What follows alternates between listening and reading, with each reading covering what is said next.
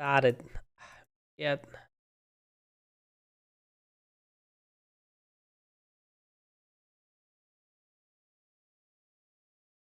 Is there gonna be an intro already? I'm not sure.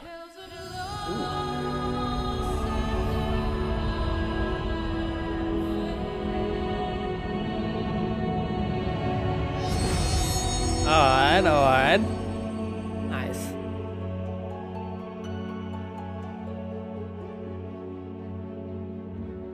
I do kinda wanna watch the intro now, maybe?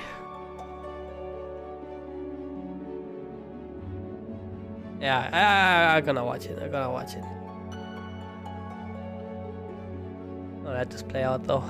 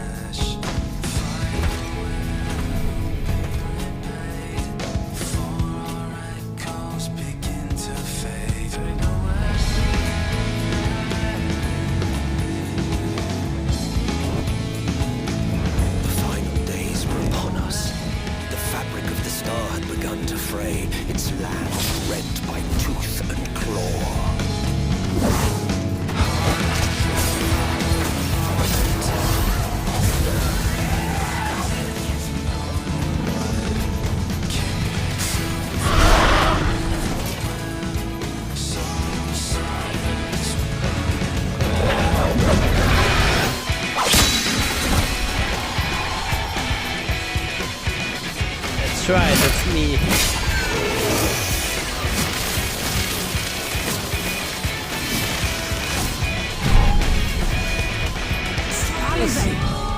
Spoilers! Are you alright? I can look after myself, you know. And I've had enough of this rabble. Come on!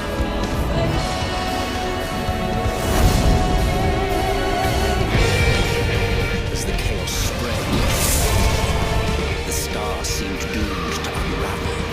And yet...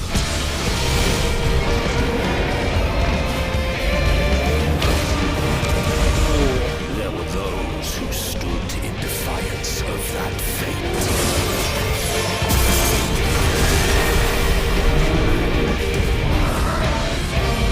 The hour is come, creature. It's all or nothing.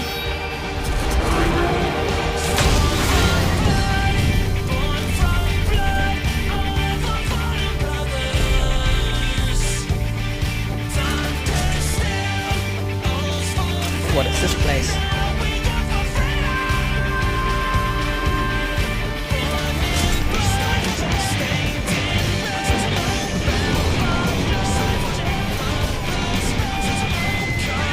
Chaos. The stage is set, but will our hero deign to play their part?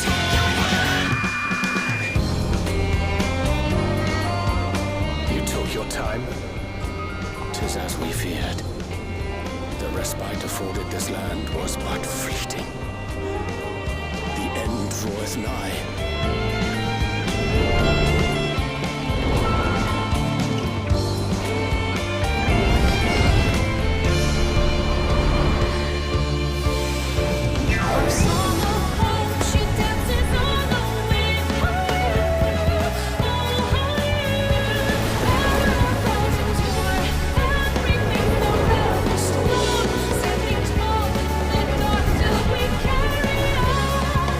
Wings of hope.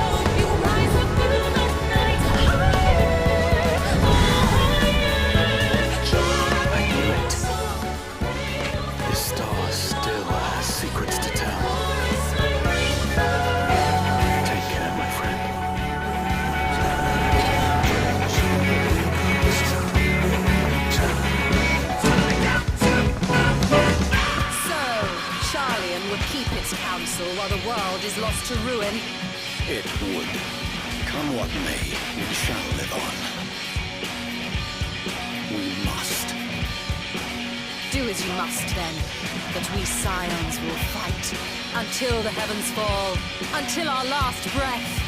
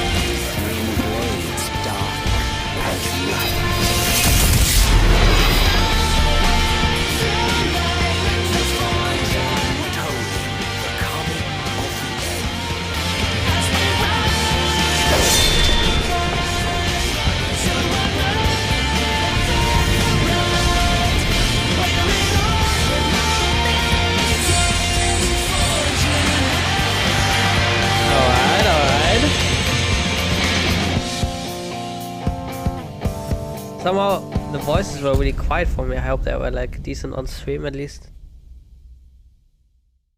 That was nice. That was nice. I like that.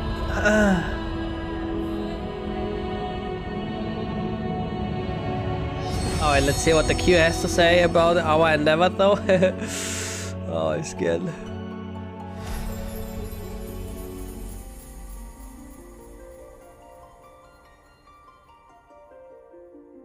Ooh. I guess I'm fucked. I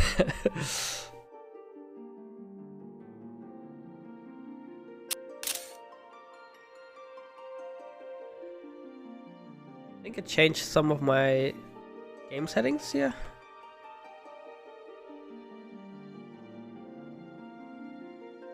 Hold on.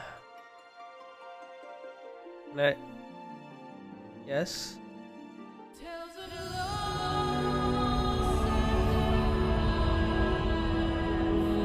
I always play in borderless and in full screen. I don't remember having those issues with tabbing out though.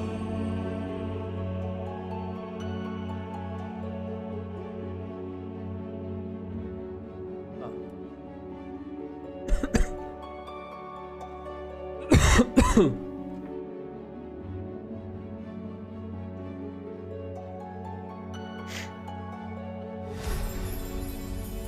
Alright, back in the queue, let's go. Easy.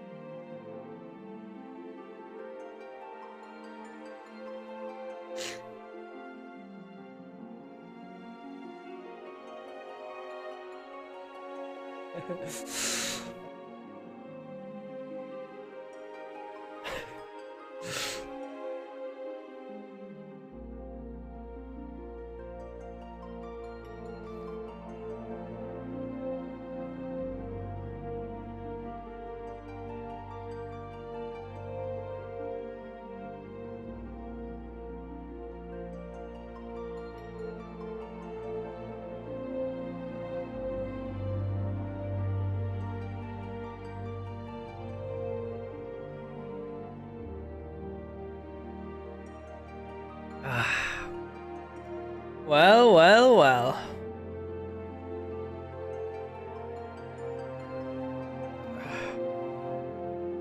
What am I gonna do in the meanwhile now, though?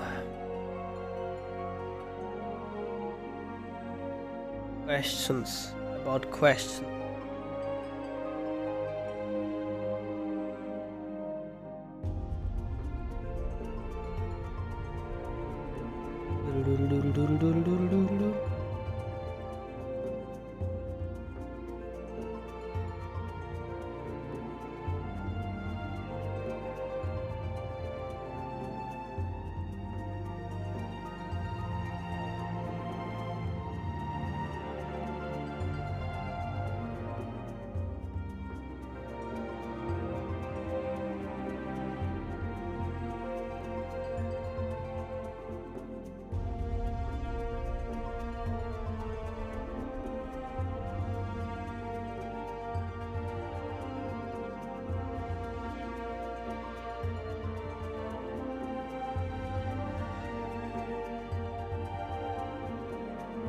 I can join Para for a bit. Probably like just playing some Genshin. He needs some company. Let me see before I join though. He's doing the hangout.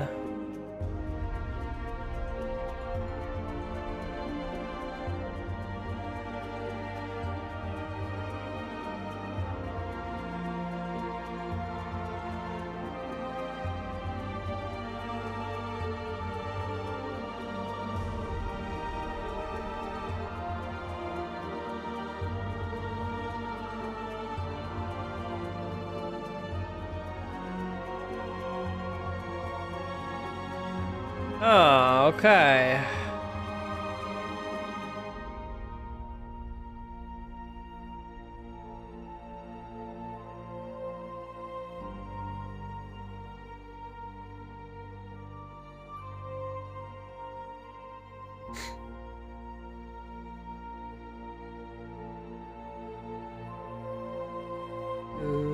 Do.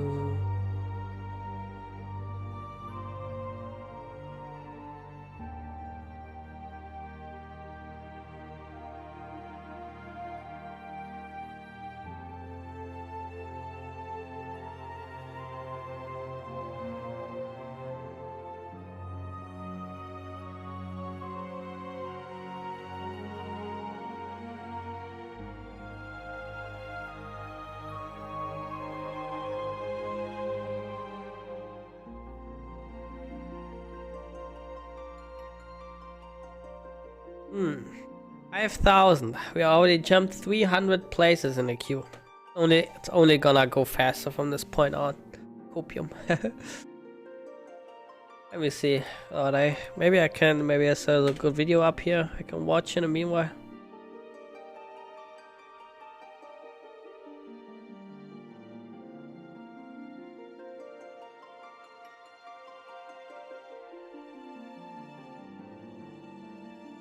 Oh, there we go. We got 2 good videos coming up. Let me just put this bad boy here for a moment. Oops. Not like this. No, not like this.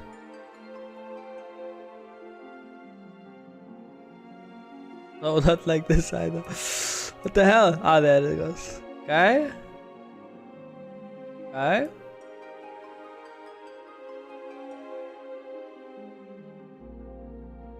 Time for React content. As long as I don't get kicked.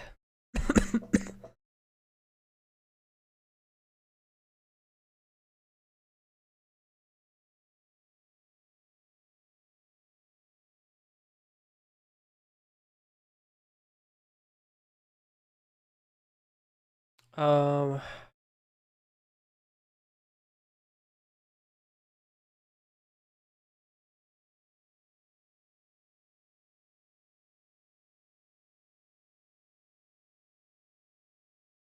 there we go.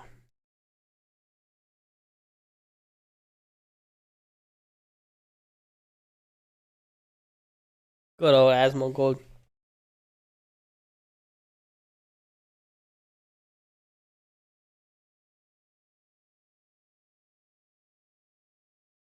Mm-hmm.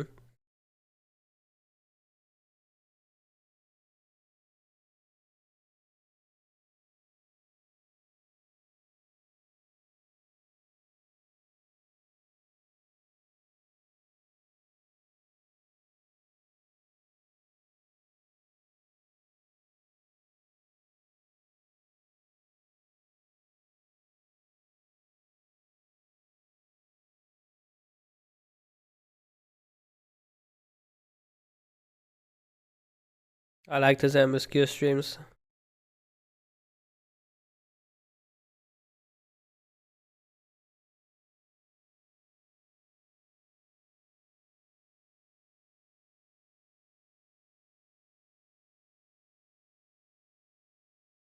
Oh.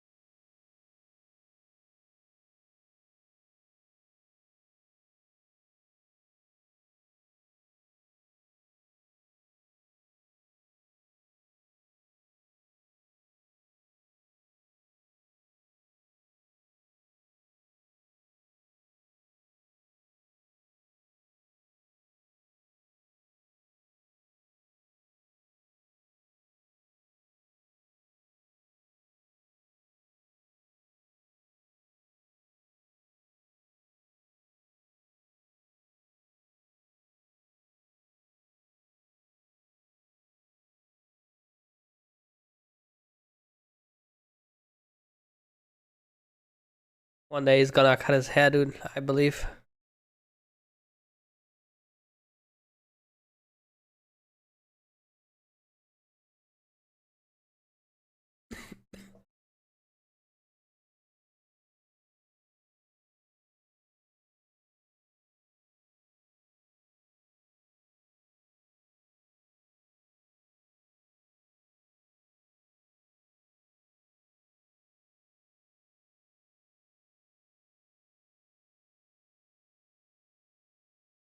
Oh, that's in a video. I thought there's a storm outside.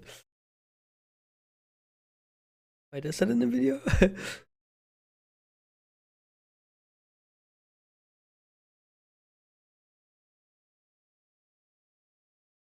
Oh, it's a plane.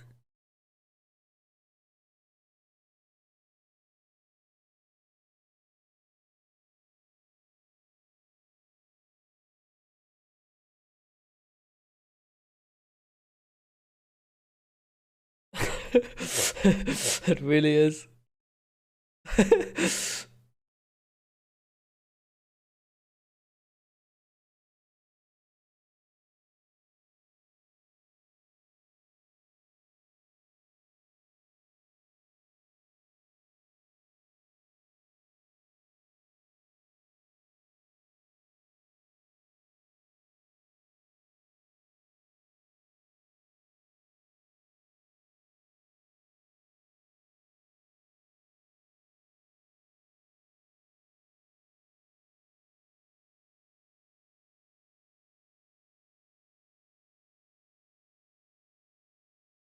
What was that? Was that fucking...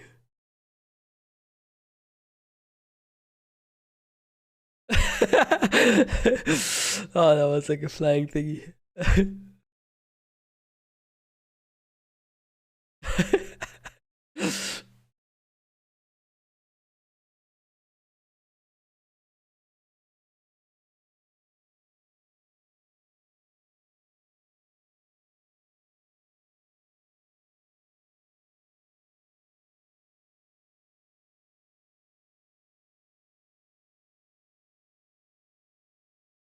Understandable.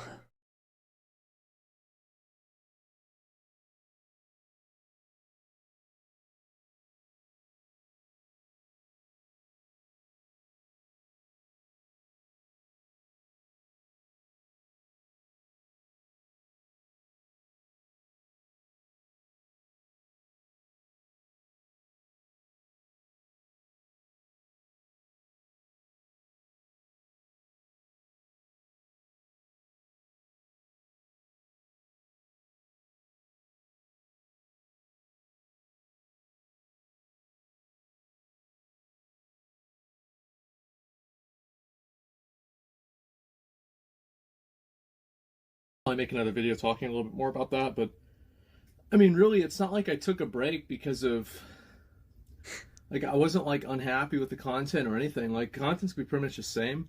Like, maybe do like a little bit more commentary, intro type stuff, but like, it's gonna be pretty much the same shit, you know? Like, that's the way I feel about it. I mean, why would I change it? It works. So that's the way I feel. And obviously, maybe trying a few different games. I think that could be fun. But other than that, I'm just pretty much chilling and enjoying myself and doing what I want to do. So that's the way that I see it, and that's what I pretty much want to do. Yeah, if it ain't broke, don't fix it. I don't know if it's really one of those situations. I think that to a degree it is. Like, yeah, sure. TBC Classic community misses me? No, it doesn't. The community fucking hates me. What do you mean? Like, the community fucking hates me. Like, the Classic community fucking hated me.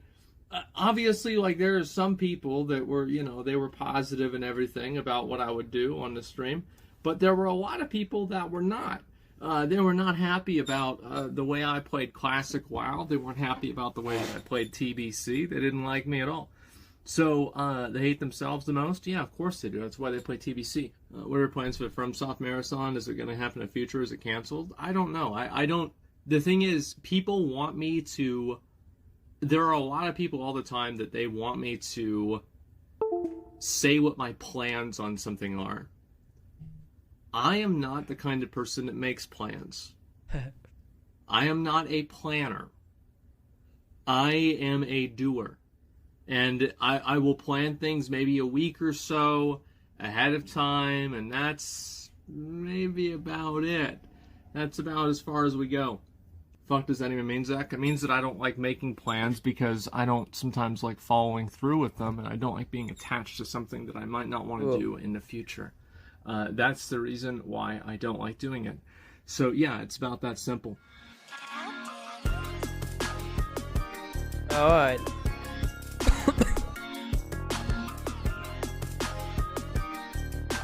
So I like this Carl Jobs video here. I kind of want to watch that as well.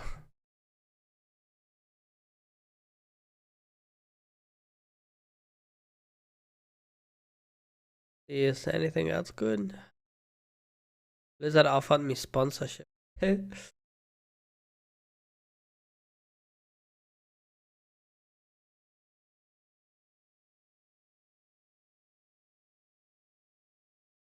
Alright.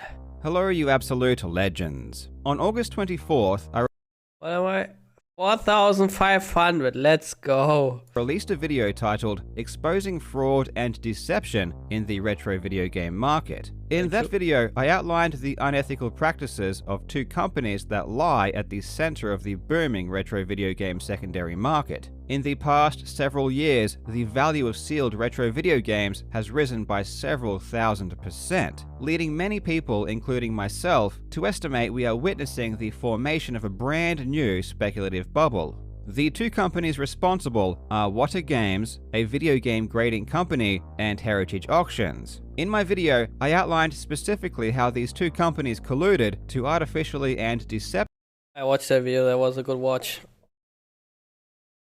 Actually, it's insane how big the scam is in that I don't want to call it market, but increase the perceived value of video games so they could both profit. I outlined how the heads of these companies abused their positions to directly manipulate the market, and not only that, but used their positions to personally gain.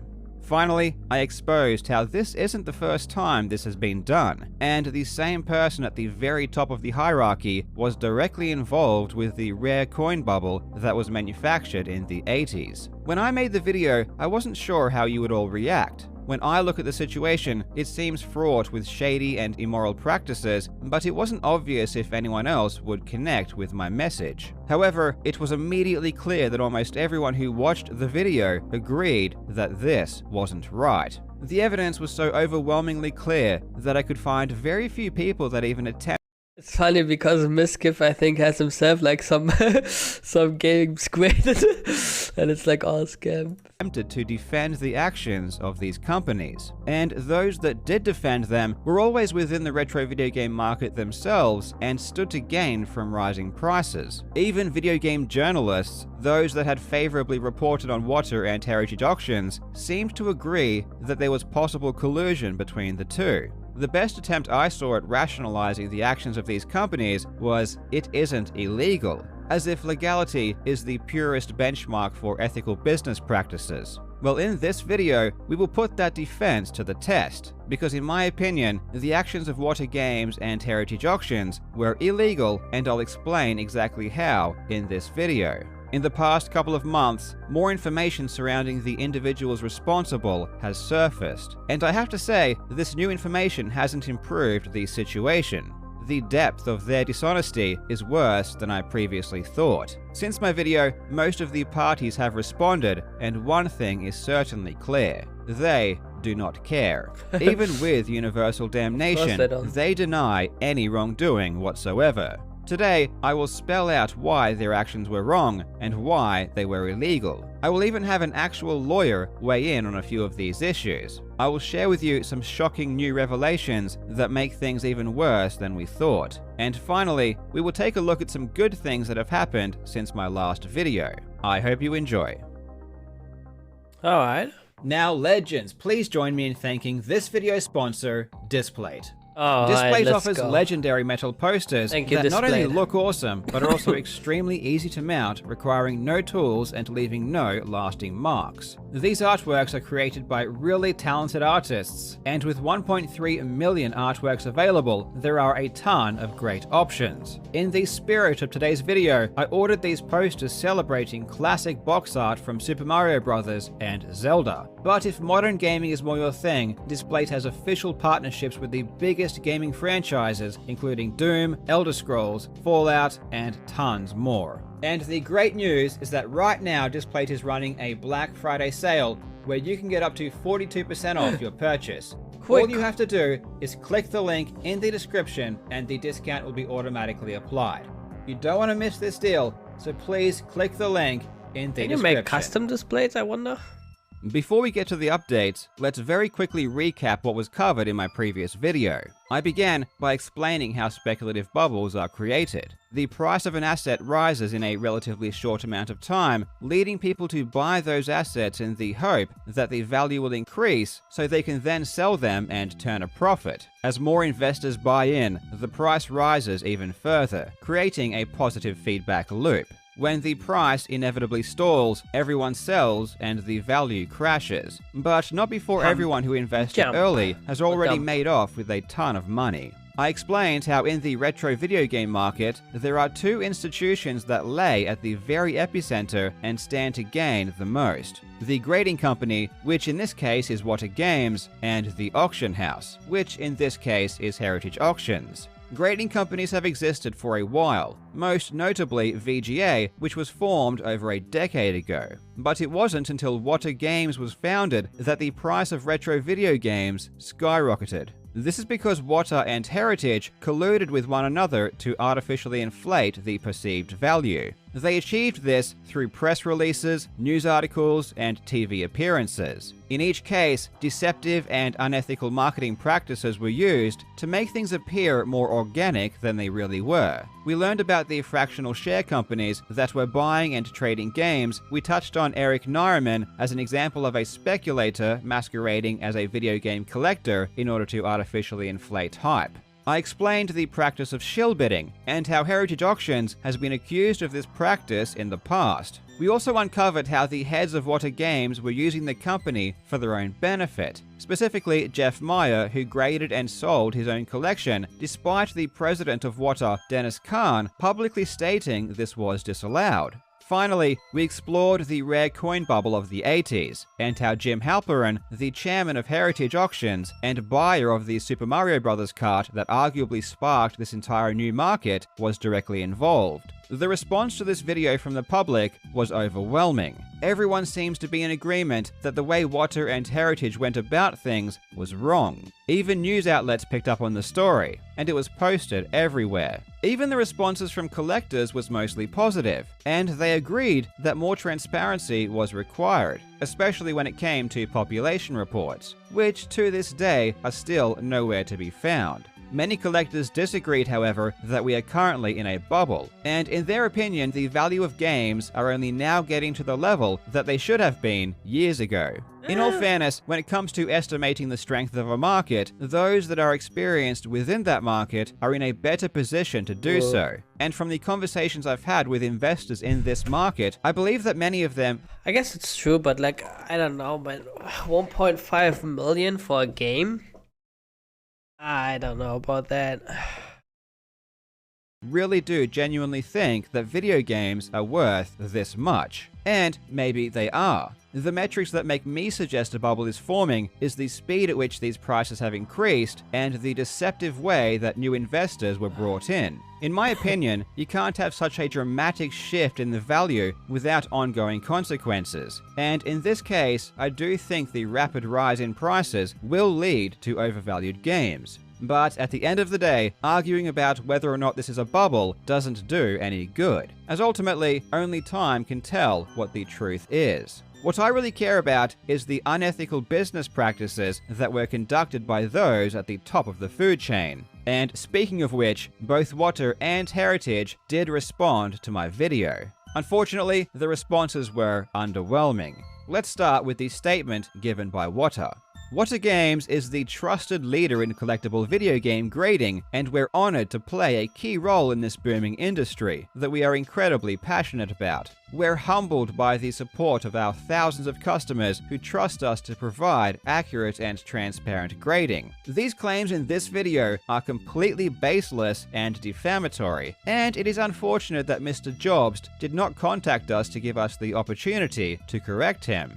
Apparently, despite my nearly hour-long video containing mountains of evidence, sources, and justification, Wada believes my claims to be baseless. They also claim that I never attempted to contact them, which is a lie. Through a mutual third party, Dennis was told directly that I wanted to speak with him, and he was well aware that I was producing a video, but he decided to not contact me. The response from Heritage Auctions was basically the same.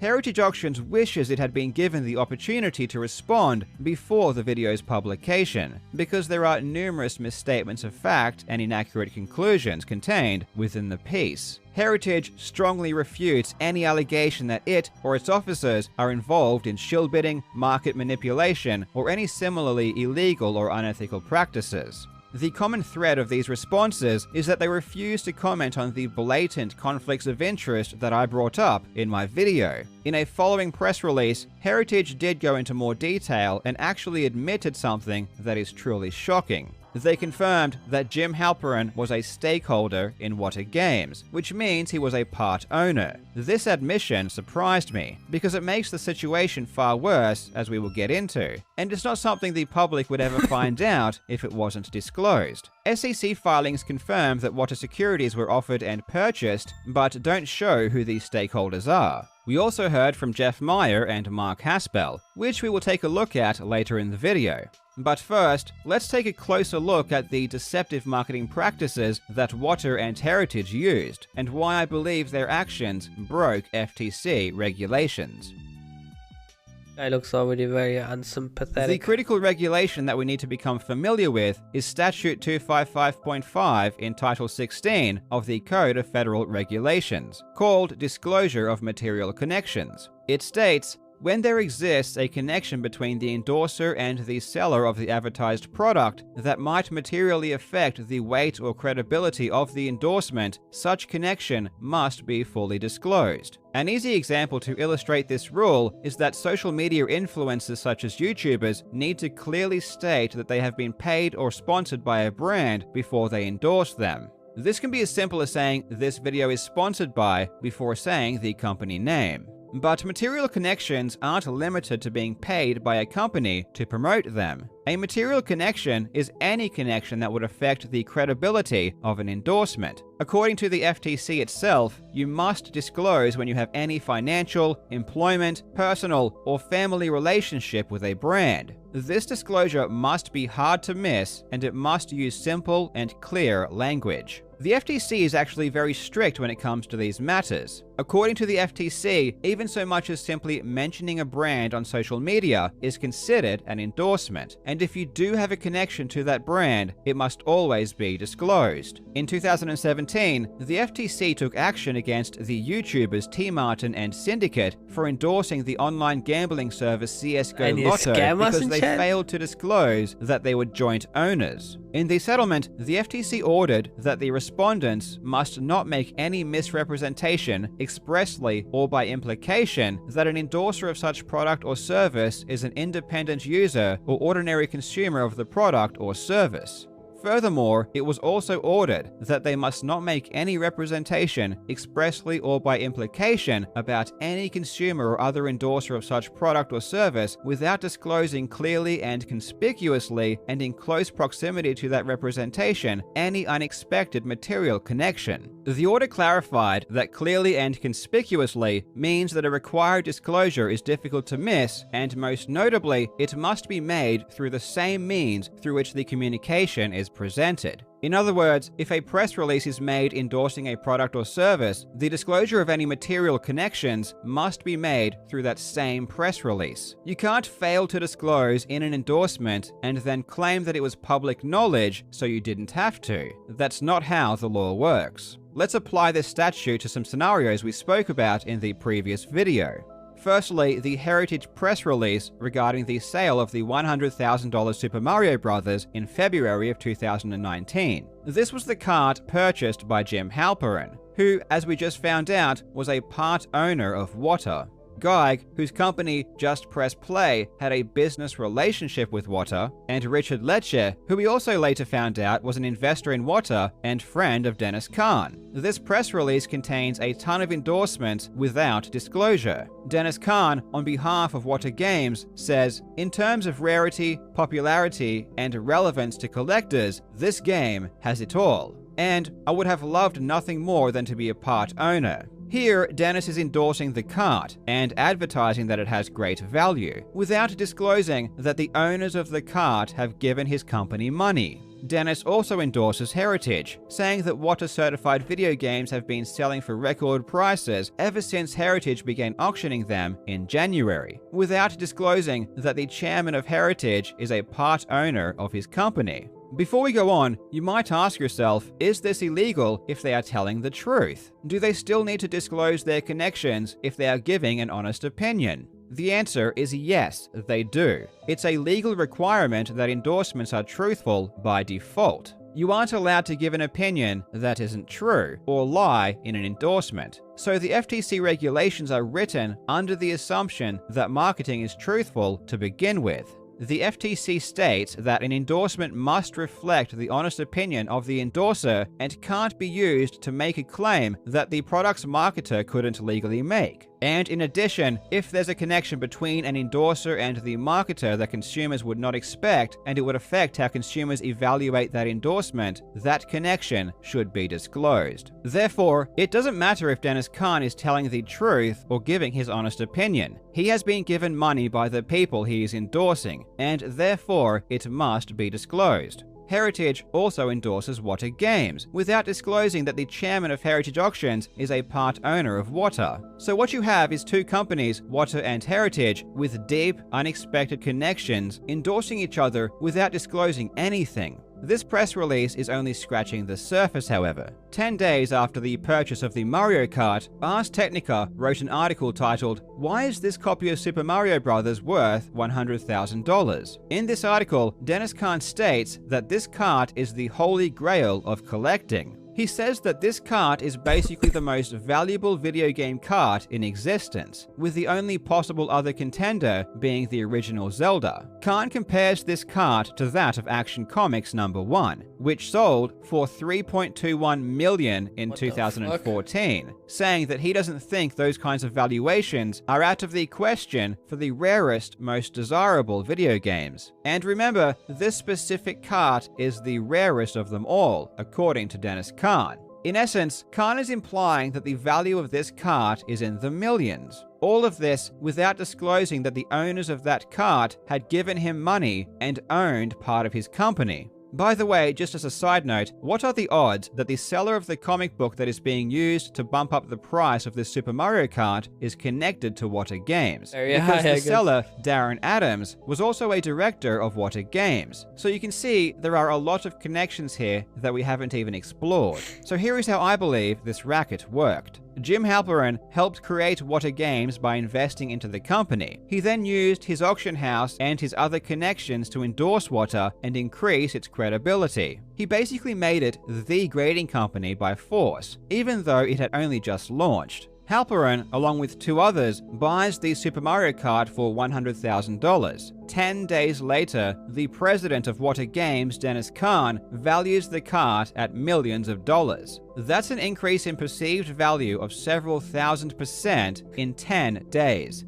They then did the same thing on Pawn Stars, where Dennis said that the value of the game has no ceiling, and that he had heard of rejected offers of at least $300,000. Again, Dennis, using his position at Wada, is increasing the perceived value of the kart without disclosing to the public that the owners of that same kart have given him money. The conflict of interest here is incredible, and Dennis Kahn was fully aware of that conflict from the beginning. In the Heritage Auctions press release, Dennis stated, "I would have loved nothing more than to be a part owner, and even though this game was already certified, I didn't want the remote perception of any conflict of interest due to my position at Wada." So Dennis admits that his position in the company is a conflict of interest, and yet keeps private the fact that the buyers of the kart were indeed also part owners of the same company. Dennis would repeat this sentiment multiple times. In a New York Times article, he states that transparency is paramount and Wada employees were not allowed to have any games graded by the company or sell those that were. And at conventions, he would tell people that due to the conflict of interest, he couldn't buy or sell games. I remember, I think it was 2 years ago, I saw Dennis at one of the conventions. Okay. I said hi to Dennis, and he said, "I want to show you something over here." And I said, "Okay." He wanted to show me the case they were using for the Game Boy games. Sure. And I said something offhand about popularity, and he said something about, I said, like, the price is going up, and he said something along the lines of, "Yeah, I mean, I wish I could, sell some of these." And I said offhandedly, I said, you can't? Because I just wasn't thinking. You weren't thinking about that. It was a convention. It was busy. We were walking around, and he looks at me and he goes, "No, of course I can't." He's like, "That would be, bad." And so if obviously, if he couldn't, what I'm getting at is if he said he couldn't do it, that would obviously extend to other people in the upper. Yes, it wasn't just for employees; it was for everyone. His statement was for everyone involved. To you personally. Yeah, that's what he said to me personally, and that so because he understood as a founder of the company and owner of the company that you can't an executive that you can't cannot do insider trading. So to speak. So Dennis was aware of that, and I mean made that very clear to me, that day. And like I said, that's an obvious thing. That's not something that should be explained to anyone. But like I said, it was busy, and I wasn't thinking. So he was like, "Yeah, I can't do that." So that does mean obviously anyone else. It's clear that Dennis knew that it was a huge conflict of interest for people within Wada Games to buy, sell, and grade games. And yet, not only did he hide the fact that his directors and co-owners were doing this, but he promoted their cards and helped them profit. In essence, it was all a lie. Dennis didn't really care about the conflicts of interest. He just wanted people to not ask questions. He wanted to fool people into thinking that, of course, nothing shady could possibly be going on behind closed doors. The owners of Wada were using the company as their personal tool to profit from the sale of games while Dennis covered it up. And there is no better example than Wada's own chief advisor, Mark Haspel. In my previous video, I spoke briefly about Mark Haspel, the chief advisor of Wada Games, and how he was intentionally going around buying up games. Specifically, he was buying the kinds of games that ended up rising in value the most. It looked like he already knew where the market was heading, and his position in Wada made those actions very suspicious. Though at the time, there was no concrete evidence of any wrongdoing. However, on September 1st, journalist Seth Abramson released a bombshell article showing that not only was Mark Haspel grading games, but he was running an entire side business selling them. Abramson discovered this after purchasing some Atari games, which showed Mark Haspel as the sender. Abramson had also been investigating the Wada heritage collusion and recognized the name. If it wasn't bad enough that the chief advisor was breaking company rules by grading and selling games, it turns out that Mark isn't just the chief advisor, but he's also an investor in Wada Games. After being exposed, Mark went to Facebook to respond, and his response is hilarious. Mark threw his hands up in the air and acted as if he had no involvement in the company. He claimed that he was only a passive investor, and that he had no oversight or made any management decisions. So even though Wada Games was plastering Mark on their website as the chief advisor, and even though Mark traveled with Wada president Dennis Kahn to conventions promoting the company, and even though Mark was listed as a founder of Wada Games, and even though Mark appeared in promotional videos alongside Dennis, when he gets caught running a business selling Wada Games, he acts as if he's not a part of the company. But Mark's apparent lies get exposed even further by Heritage Auctions. In an old school magazine article promoting the sale of Wada Games at Heritage Auctions, Heritage Vice President Barry Sandoval says something very interesting. He states, "We toyed a little bit with the idea of selling video games, but what sold us is that one of Wada's principals, Mark Haspel, used to be with CGC. That he was involved made us take it seriously."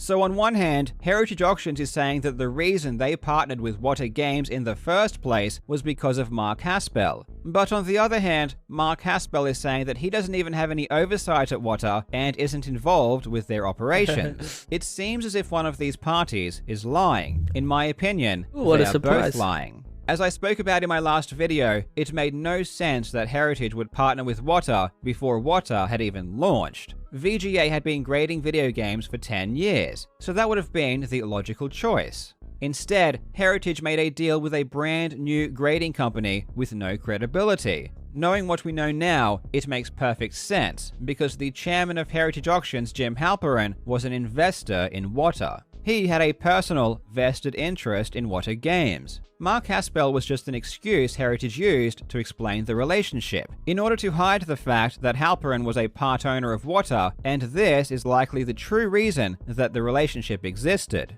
Mark Haspel, just like Heritage and Wada, believes there is nothing wrong with the founder and chief advisor of Wada running an entire business grading and selling Wada games, which is ironically in contrast to Dennis Khan's own statement that this is a conflict of interest. A common thread you'll find is that everyone involved refuses to admit that basic ethics are important, even though everyone else in the public seems to universally agree that these lies and deceptive practices are wrong. Which brings us to the Carolina Collection, which, if you remember from the last video, was one of the most complete collections of sealed Nintendo games that existed. It was owned by Dane Anderson, and was purchased by Jeff Meyer in 2019. Wada Games even released a press release about the sale, where Dennis Khan personally endorsed and promoted the collection, letting people know that not only was this extremely valuable, but it was up for sale. Of course, he also failed to mention that Jeff Meyer was a director of the company, which, and I sound like a bit of a broken record here, broke FTC guidelines. After my video was released, Jeff did respond, essentially saying that what happened was okay because he wasn't an employee. But unfortunately, not only does the FTC not agree, but the public doesn't either.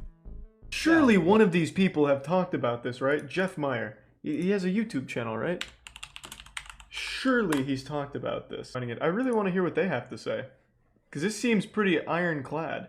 Someone said that Wada Games is going after Carl for this video. Carl is always getting targeted by the weirdest people, like fucking Billy Mitchell, and now Wada Games. Jeff Meyer's statement. No one here. I'll put it on screen. Oh, actually, this is Billy Twitter. Might see the council talk. Jeff Meyer's statement. No one at Go Collect, myself included, was consulted on any of this content. The allegations against me and Go Collect are untrue. I was never employed by Wada. I held a board position because I was a late-stage investor in the company, and I resigned from my board position in January 2020. I would welcome a live stream interview with Carl Jobst. And then Carl responds, my point here seems to be missed. I never called Jeff Meyer an employee. My point is that being a director is worse than being an employee because you have stake, control, and ownership of the company, which was never disclosed to the public. Yeah, I mean, that sounds like so irrefutable. Like, how do you even go against that? Because he was an active director of the company. Like, it's like, what do you even say? Like, no, fuck you, your dick's small, you're wrong. Like, what do you do? Like, you can't do anything. Jeff, just like the other previous owners and higher-ups at Wada, don't seem to understand or care about the obvious conflicts of interest. It makes it hard to believe there isn't something shady going on behind closed doors when the things the public can literally see themselves are provably deceptive. Now, the reason I say previous owners is because in July, Wada was purchased by Collectors Universe, which I will briefly discuss at the end of the video. Jeff also responded to my claim that he shut down the database Nintendo Age after purchasing it. His response was kind of bizarre though. Either he doesn't understand or remember what Nintendo Age was, or he is simply lying. One moment, please. My sister is messaging me.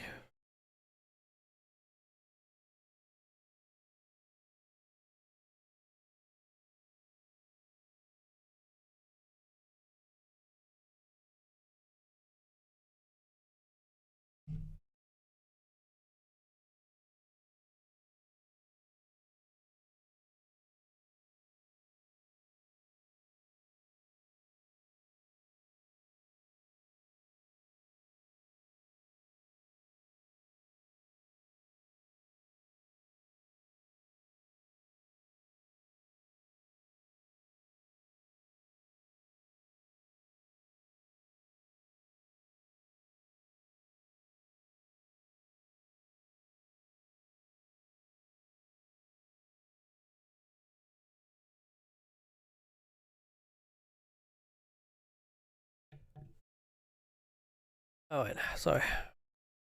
Jeff states, I did not voluntarily shut down Nintendo Age, and it was a forum, not a price guide. The Nintendo Age forums were never taken away, nor were any of the forum's information or discussions. He is correct in saying that the forums were never taken away, as they were moved to his website, Go Collect. But Nintendo Age wasn't a forum. Nintendo Age had a forum, but his description of Nintendo Age as a forum makes about as much sense as saying speedrun.com is a forum just because it has one. Nintendo Age was first and foremost a database, and its role as a database was always its primary function. You can see on the old website that the forum was merely a tiny section. The majority of the website contained information on every single Nintendo console and every game you could imagine. It was collated and created by passionate collectors over many years, and they sunk countless hours into building it. If you wanted to know information about any game, including its rarity, cost, variation, and much more, this is where you would go. This database is gone. It no longer exists on the internet except for the limited pages you can retrieve through the Wayback Machine. I find it impossible to believe that Jeff doesn't know what he bought, so my instinct is to believe that he is intentionally being deceptive about what Nintendo Age was. And it wasn't just Nintendo Age either. Jeff also bought Sega Age and PlayStation Age. Again, they were databases full of information about games. Everything is gone. Claiming that these websites were just a forum is insane, and is so obviously proven to be a lie, it's astonishing that it was said at all. With all of that said, Jeff, unlike the other people I spoke about, did reach out to me and wanted to talk. Unfortunately, we haven't yet, which to be honest is entirely my fault, but we will talk soon. Perhaps there is some misunderstanding here, and it will be interesting to hear what he has to say when we speak. Until then, it does appear as though he's still being deceptive, but I do think given his willingness to talk, that we should hold final judgment until then. I will put his full response in the description. And very quickly, I was also contacted by Dane Anderson, who was the person that sold Nintendo Age and the Carolina Collection to Jeff Meyer. Through our conversation, it really does seem like Dane, if anything, was a victim himself. He was no longer a part of Wada when the transaction occurred, and as far as he was concerned, the websites were to remain online and functional. He didn't know they would go offline, and he advised me that he wouldn't have sold it if he knew this beforehand. Now, throughout this video, you've heard me talk about FTC regulations, and I'm pretty confident in my analysis of the situation. But just to be sure, I asked an actual lawyer to take a look at a few specific instances to get a second opinion. So I would like to give a very warm welcome to Alita from the YouTube channel Legal Bites, who will share her opinion on some of these issues. Let's go. Hi there, my name's Alita, and I'm a lawyer licensed in California and DC. I run the YouTube channel Legal Bites, where we explain the law one bite at a time. Carl asked me to take a look at the situation from a legal perspective, and so I thought I would take a few minutes to highlight a few things. This situation, as Carl has described it, is obviously very concerning to say the least. But is there anything here that would lead us to believe that there might be something happening that is actually unlawful? To figure that out, we'll look at the Federal Trade Commission Act, or the FTC Act, and the FTC guidelines, which are the regulations that give guidance to courts in these kinds of situations. Then we'll apply the rules to 3 situations. First, the 2019 Heritage Auction press release. Second, the 2019 Wada Games press release about the Carolina Collection. And finally, the appearance of Dennis Kahn on Pawn Stars. For starters, the FTC Act generally makes it unlawful to carry out any acts that are either unfair methods of competition in or affecting commerce, or unfair or deceptive acts or practices, again, in or affecting commerce. To determine what kinds of acts the FTC means here, we'll look to the FTC guides. The FTC guides apply to any message that consumers are likely to believe reflects the opinions, beliefs, finding, or experiences of a party of other than the sponsoring advertiser. So this can be statements made in advertising on TV, or on social media, or through press releases. Now, what's important in this case is that the FTC guides require disclosure of any connection between the endorser and the seller of the advertised product that might materially affect the weight or credibility of the endorsement. Another way of putting this is, the FTC says that if there's some kind of connection between the person selling a product and a person endorsing a product, the presence of 2 things would require them to tell the public about their connection. Those 2 things are, first, situations where the connection between the 2 isn't reasonably expected by the audience, and second, where the public's knowledge of that connection would change how the public gives weight to that endorsement. For example, it's pretty common nowadays to see influencers reviewing certain products and then linking to those products on their platform so that viewers can go and buy them. According to FTC guidelines, if those influencers are getting paid for those reviews in any way, through affiliate marketing or through free products, they have to let the viewer know in that particular product review. And that's because that type of a connection isn't always something that would be obvious to the viewer. And at the same time, someone that has a financial incentive in the success of a product can change how much weight we're going to give to that review. Now, applying this to the 2019 Heritage Auctions press release about the infamous copy of Super Mario Bros. Sold for $100,000. In that statement, several individuals were quoted about the same transaction. You had Wada Games president Dennis Kahn and the buyers of the item, Jim Halperin, Zach Geig, and Rich Leche. If Carl's information sources are correct, all of these individuals have a financial connection of some sort to Wada Games, either as investors of Wada Games or as members of the corporate board. So applying the FTC's requirements, we first have to ask ourselves whether this kind of a connection is reasonably expected by the audience in a transaction like this. And it's reasonable to say no, that we wouldn't expect there to be a big deal made about some outrageous sale of an item between various people with financial interests common to the certifying company. So that's the first question in the analysis. Let's move on to the second one. The next one is, if the public knew about that connection between these people, would they give less weight to the endorsements made in the statement? To lay that out, it's important to understand what in this whole scenario is giving weight in the first place to the crazy valuations of these retro video games. And the thing that gives arguably more credibility than anything else here is the fact that there was an actual sale transaction that happened and that people are hearing about that sale. It's reasonable that most consumers would assume that a transaction is proof of the actual market price of an item. That is, it's a common idea that the real value of an item is the market price, or the price at which the market will support. Specifically, the point at which the buyer and the seller will agree to transfer ownership. The reasoning behind that is, of course, the buyer isn't going to buy something if they think that the item is overpriced. And likewise, on the other hand, the seller isn't going to sell something to someone if they think that they can get a better price somewhere else. So that's why when we see a really big press release about the actual transaction of a particular item, it's reasonable that most people would think that the transaction is pretty solid proof of the sale price as the actual market value of the item. But of course, that only works when we're talking about an organic market. So that leads us back to the second question. If the public actually knew about the financial connections between all of these different individuals, would that change the amount of weight that they would give to the statements made in this press release? Now, you might be ready to say yes, but let me give you just a little bit more nuance here. You see, courts that have analyzed this issue have said that when there is an undisclosed connection between the different parties, you still have to look at the substance of the communications that they made to the public. If they're the type of statements that will materially affect the weight and credibility of the endorsement, then a court may find that these statements are basically unfair or deceptive trade practices. For example, looking to a little bit of case law on the subject, take a roofing certification company that gives something called a Master Elite certification for certain roofing companies.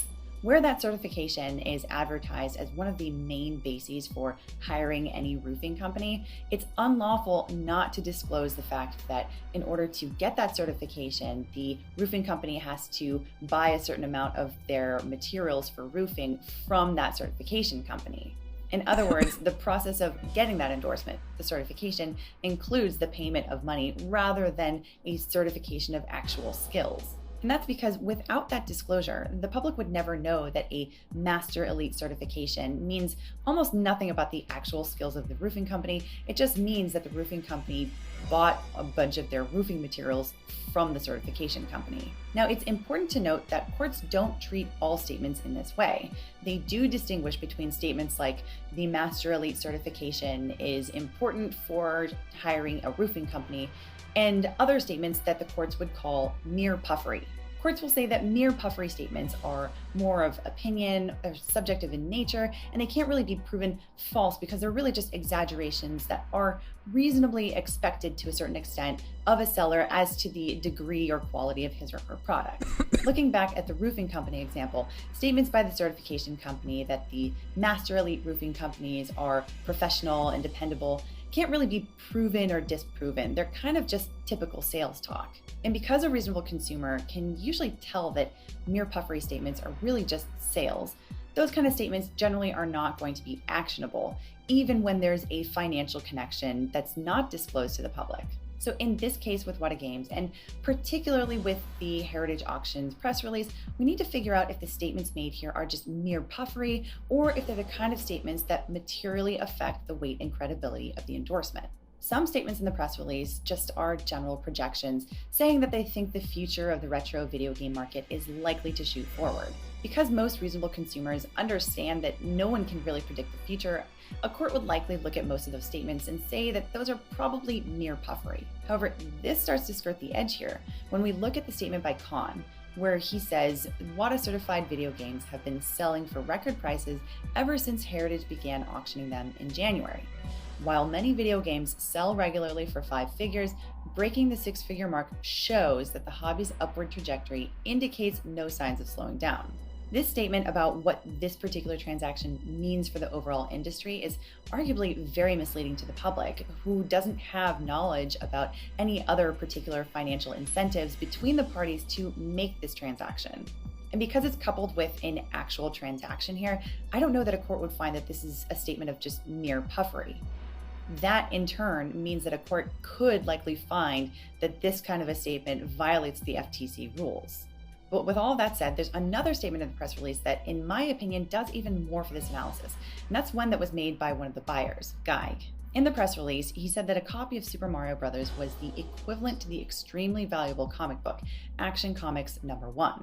He then went on to say, "This is first appearance of Superman of video games.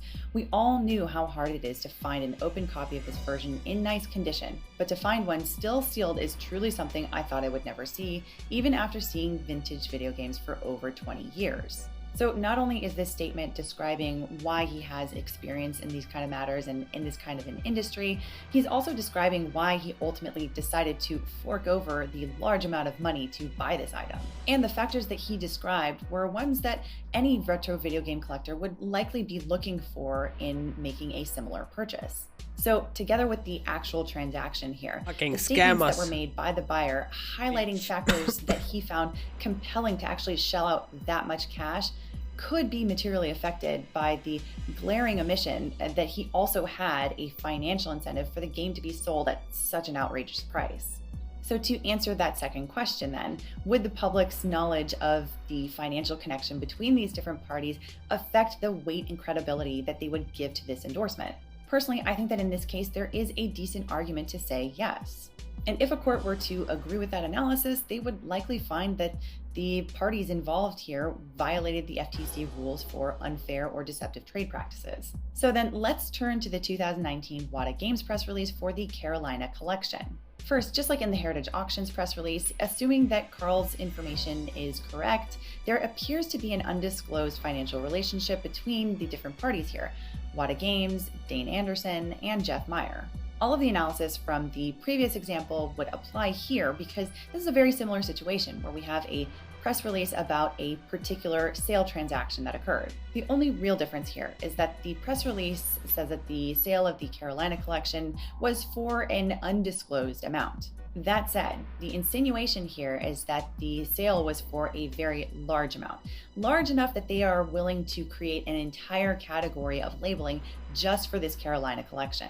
The extra labeling for these items gives them a special designation so that people can track its provenance like a historical piece of art. So let's look at the two questions in the analysis again.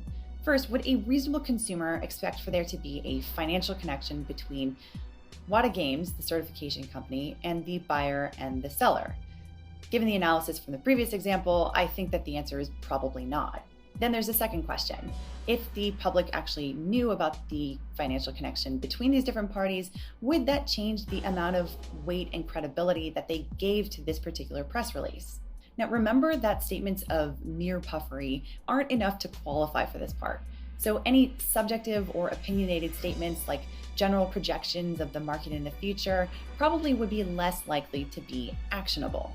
But the statements about why the Carolina collection is so special start to sound a little bit like the Master Elite Roofing certification from the hypothetical I gave earlier. That is, the Carolina collection labeling is marketed in this press release as a potentially important basis for future collections to spend money on these items above retro video games that are certified by Wada outside of this collection that are otherwise exactly the same.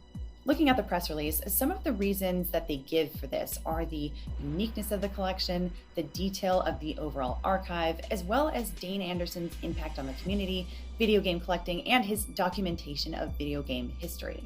So all of these are statements that sell to the average consumer why this collection is particularly unique and valuable. And it at the very least implies that a game that's coming out of this particular collection is much more valuable than a similar game that has all of the same features and attributes that just doesn't happen to be in this collection. So stupid, dude. So this is actually very similar to the Master Elite roofing certification situation, because you have a special designation that's given by a certification company without any disclosure of other reasons why that certification may have been given, aside from the actual value of those items.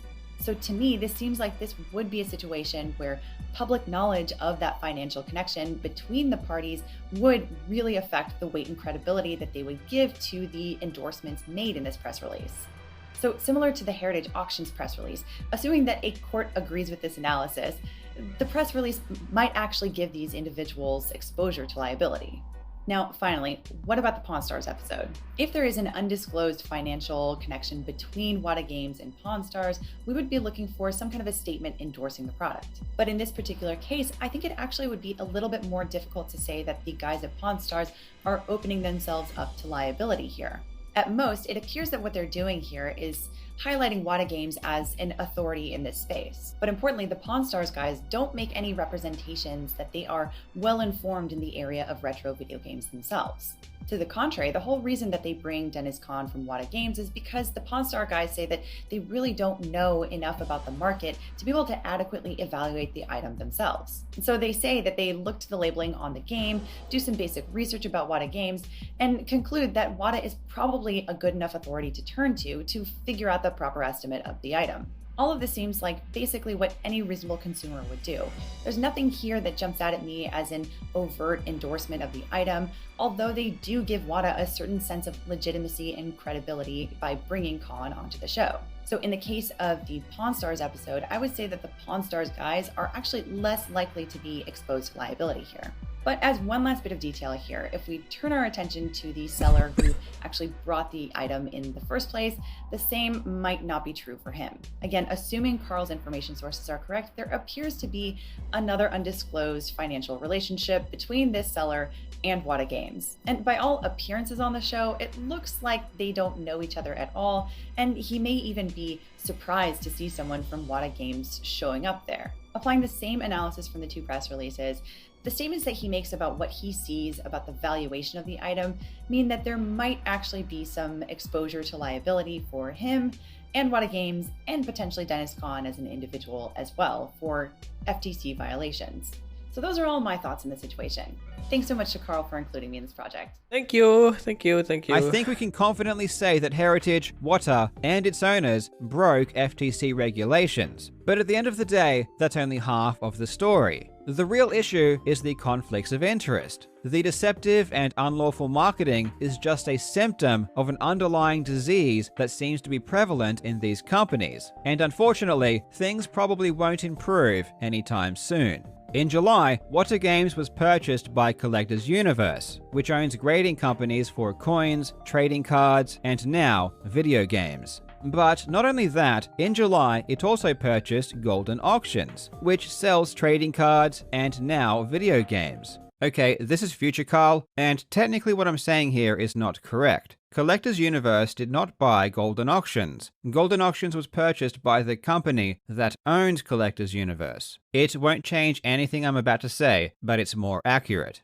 So you have the same company that owns both the grading companies and the auction house they are sold through. If you thought Heritage Auctions and Wada were colluding before, this is taking things to the next level. They are now literally owned by the same entity. So if the price of games or other collectibles go up, they make money both through the grading companies and the auction house through which they are sold. the obvious conflict of interest again arises, because if games are graded higher, they sell for more. Therefore, there is a direct profit incentive for overgrading games. Does this mean it will definitely happen? Not necessarily, but in my opinion, if you open the door for fraud, it eventually accepts the invitation and creeps in.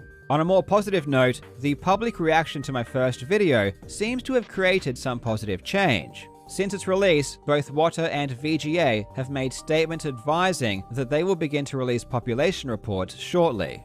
Hello, it's Future Carl again. Literally today, Wada released some data on NES games. It's really incomplete, but at least something is starting to come out. The pushback from the public against their deceptive practices does seem to have some kind of effect, even if it is slow. The word seems to be getting out that people will no longer tolerate it. It really seems as though more and more people are becoming aware of what the people in control are doing. On September 19, a sealed copy of Sonic the Hedgehog was sold through Golden Auctions for $430,000. The creator of Sonic, Yuji Naka, retweeted the sale asking if it was a scam, and the responses from the public were hilarious. Even gaming journalists picked up the story. And what's great is that in these articles they reference my video calling out the unethical practices of Wada. These days, you can't mention Wada without having to call attention to its shady past, and Wada only has itself to blame. This Sonic sale is also another perfect example of how the Wada rating system is completely broken. This particular game received a rating of 9.4 for the box and A for the seal. According to the Wada rating scale, an A rating indicates a seal that exhibits some light to medium scuffing or other detracting marks, as well as no more than a few minuscule holes, usually seen at the corner edges. But people were very quick to point out that the seal on this copy of Sonic had a massive tear that spread across more than half of the box. This gash is huge. Realistically, if Wada's grading scale meant anything, this seal deserves a rating of C+ because it contains a single major detraction. Imagine paying $430,000 for a game that's supposed to have an A rating, but when you get it, it contains a massive hole in the seal. At the end of the day, the hole doesn't even matter. People aren't buying the game, they are buying the fact that Wada says it's a 9.4 A, and the reality of the actual condition of the product is completely meaningless. There is no better example than Super Mario 64. The original sale of $1.5 million for a Super Mario 64 was what made me investigate this market to begin with, and it only seems fitting that I end on this note. Alongside Sonic, Golden Auctions also auctioned a 9.8 A++ Super Mario 64. The exact same game and rating that Heritage sold for $1.5 million back in July. This time, it sold for $799,000, half of the price just 2 months earlier. But the far more interesting sale to me was another Super Mario 64, only this one was graded by VGA. It was a mint 95, which collectors would generally consider to be as good, if not better quality, than a 9.8 A++ Wada graded game. This one sold for $240,000. So despite the condition of the game being comparable, if not better, it only sold for a fraction of the cost. It's blatantly obvious that people aren't spending so much money because they want the game, they are simply buying the rating. Jim Halperin and Dennis Kahn executed their plan perfectly, and it worked. Wada is king, and the people involved are much richer than they were before. Makes so but in much saying money off that, that, dude. not every collector in this market is evil, nor do they behave like the owners of Wada. I've spoken with collectors, and as I said at the beginning of the video, they generally agree that many of the things that were done weren't ethical. If rich people want to spend hundreds of thousands or even millions of dollars on video games, so be it. But don't lie to the public. Don't deceive or trick people. I think we can all agree on that. And even if the current video game market isn't a scam and these games really are worth that much, the way it was created was wrong and some responsibility needs to be taken.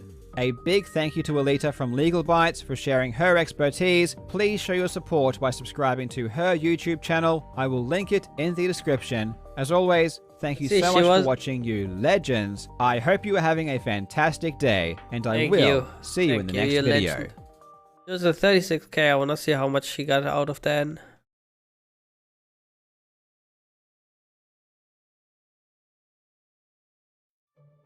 38. Oh, okay. I thought more. Well, I'll be right back. I'll make it snack to eat. Ah, still 1300. We're almost there though.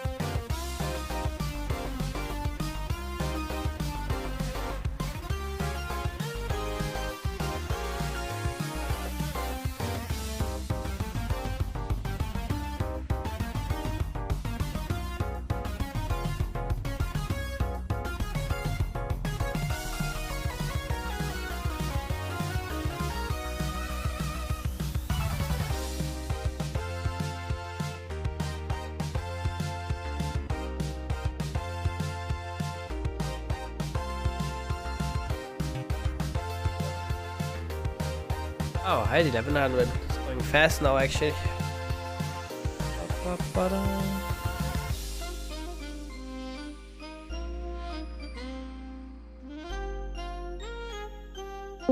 don't know if it's like... Hello? This guy?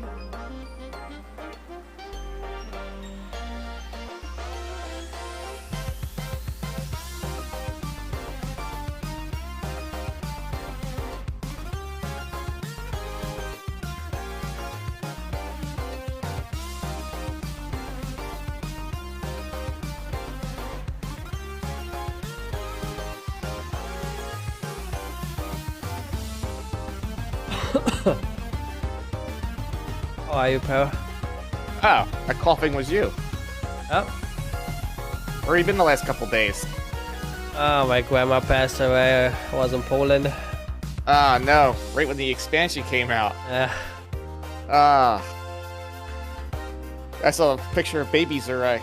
9-year-old Zerai. I was staying there at my grandparents' house. Had to take a picture of it. Ah, that sucks. I'm sitting in queue and waiting. Classic MMO experience. Well, you could be in the New World dumpster fire. That is very true. How big's the queue? Well, I was at 5,500 and now I'm at place 983. So almost there. 5,000 people ahead of you at one point? Yeah. What's the estimated wait time? There's none. Ah, you just gotta... Yeah, you just gotta wait it out here. They're not gonna lie to you. Yeah. Well, I'm sitting in the queue since 1.5 hours. Oh. Good React content though. Oh, React time. React anytime.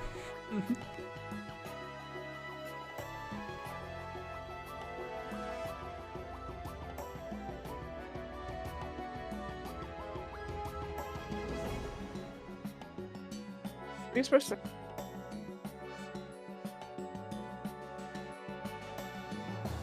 What are you doing in Genshin? Trying to... There's like an old achievement. Collect these books. And like I realized I don't have it. I'm missing like one book. You get in? No, I'm just shocked that you're such a disgrace for not having that achievement. Well, apparently you gotta like this guy, like it's like NPC. You gotta like talk to this guy or something. Yeah, I guess I gotta listen to all his stories or something. There we go. There it is.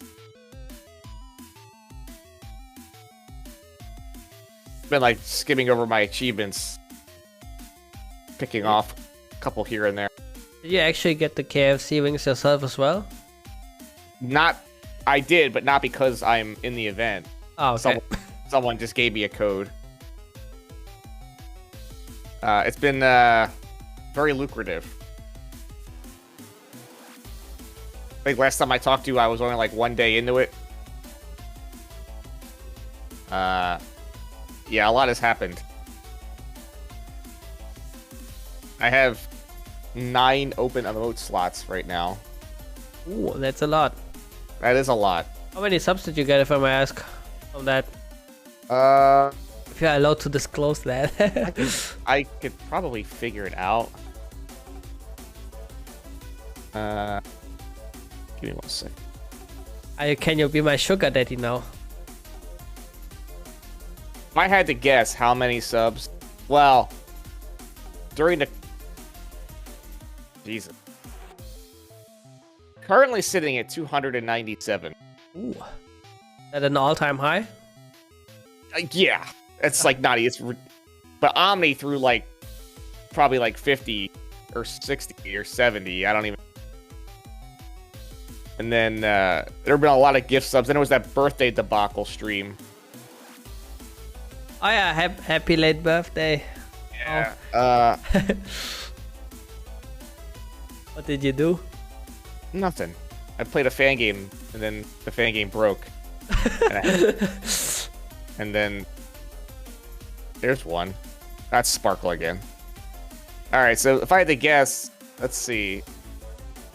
47,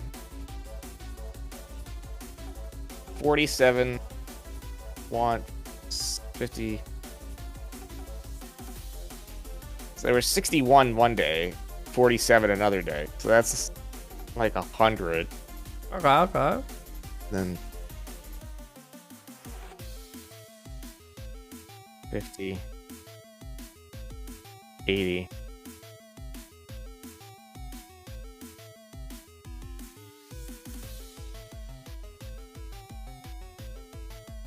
Oh, 230? Oh, I'm guessing. It's hard to say how many of these would have been. I mean, they're nowhere near that. Like my sub count's usually not that high. Then 300 maybe unlock another sub emote now? Oh, when's the next slot?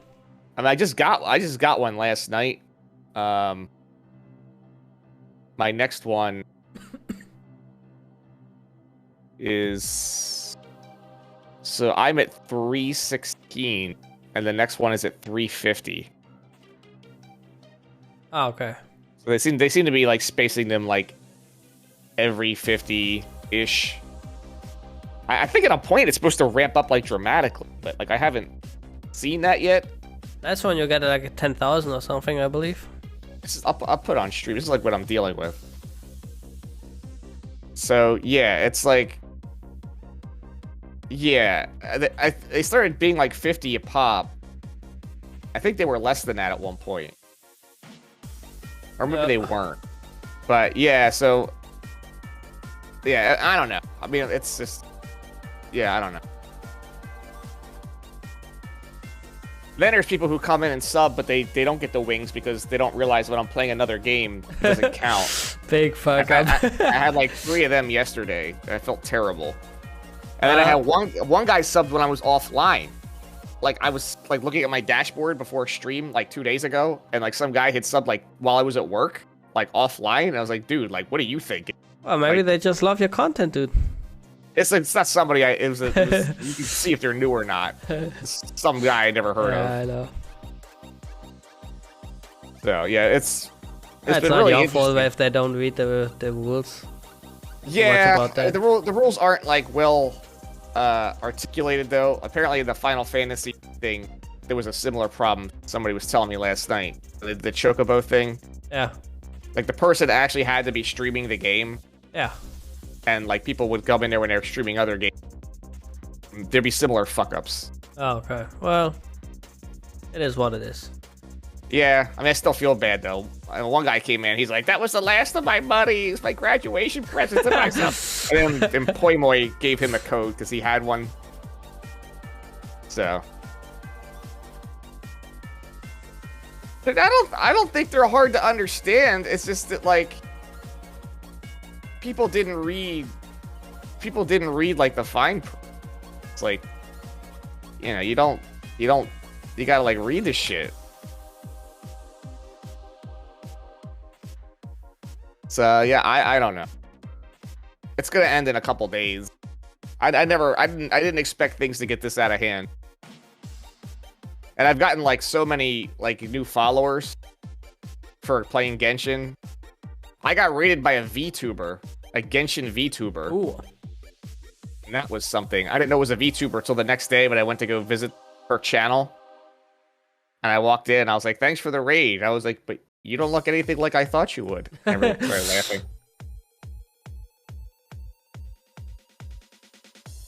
I also have an achievement if I can master 2 more recipes or 3 recipes more than what I have or something.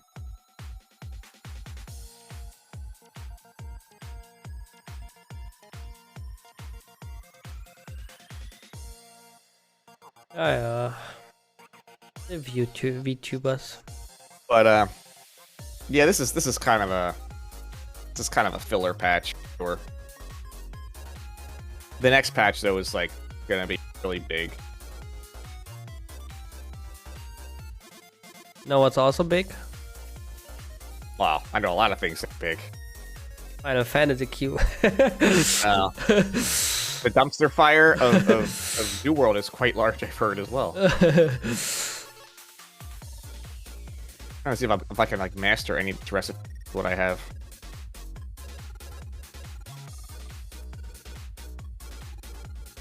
A missing ingredient.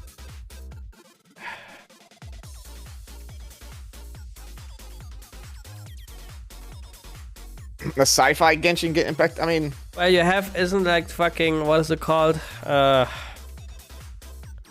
It's like big sci-fi MMO thing, like which is in alpha still. Fuck, no, I forgot the name. Alpha sci-fi game.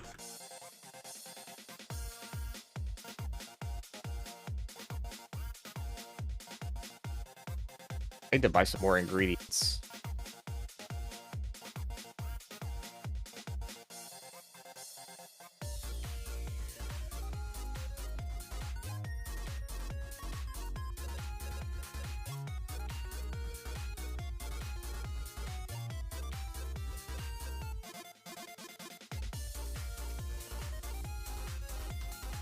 Do you have any emote ideas? Scam Citizen, exactly. Thank you. I couldn't find it. Like that game, like it's an alpha or something, I believe, and they already like sell like fucking loot boxes or something and some ships. That's kind of fucked. That's really fucked up. The game is like an alpha since like I don't know how many years. Yeah.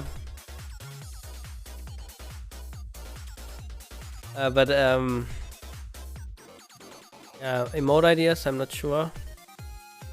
I'm not opposed to having a Yep one or a Copium one just because people who don't have BT TV and I have like a million fucking slots now.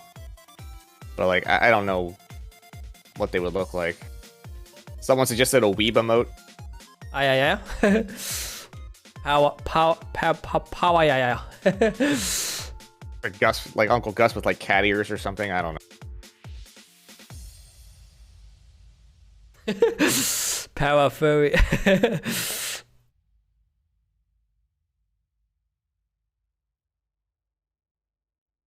Alright, yeah. Power, yeah.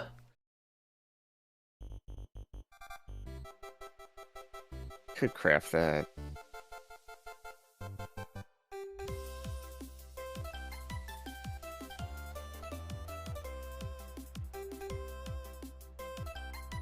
Enough You still have the that. choke mode? Yeah. I'm not happy about it, but yeah. Never glad to see it.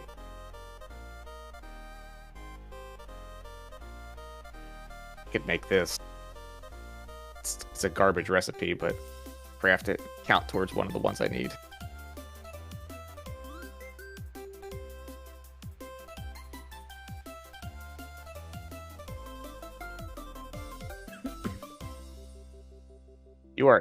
You're not Rona, are you?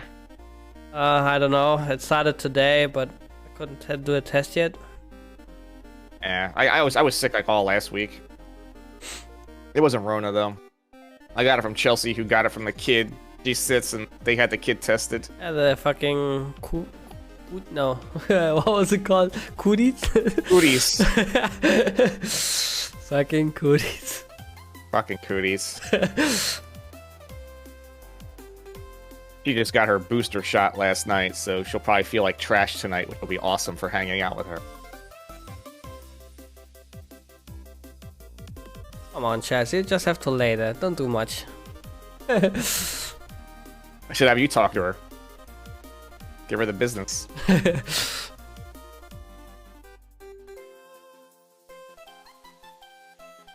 Bubek.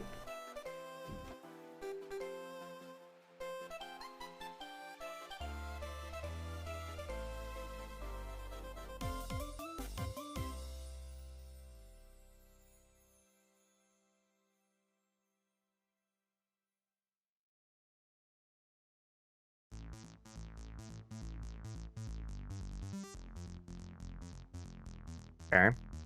I gotta do 2 more now.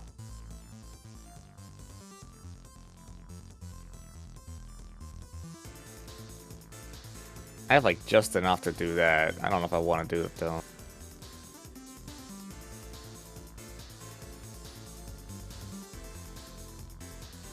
I could do this. We gotta do 5 of these.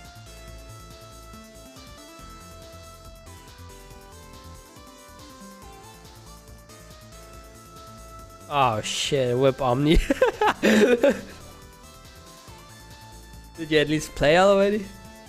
Not yet. Dude, that's a really big fucking queue, dude. Jesus Christ. Oh, I'm in!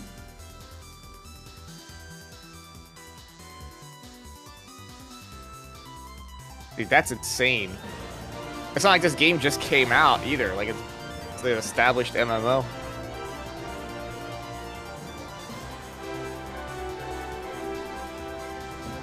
I could 5 it.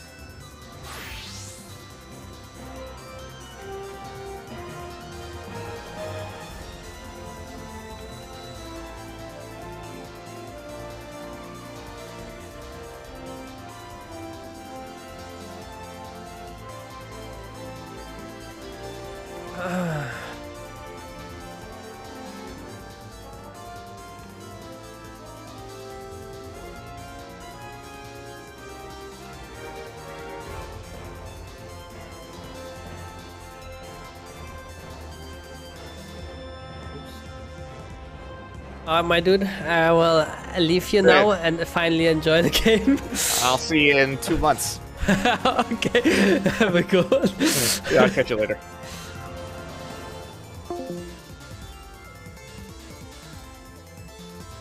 Alright, we made it.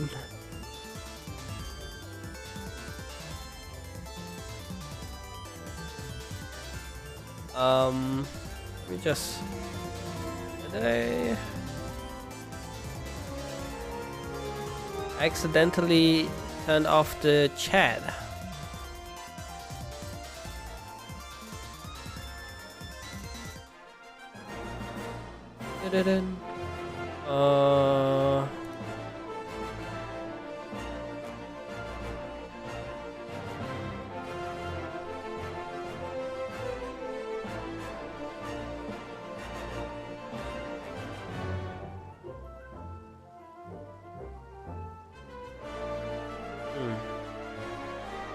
I have no idea where it went. Give me a moment. I mean, I kind of don't want to see the chat because I'm scared of people spoiling crap.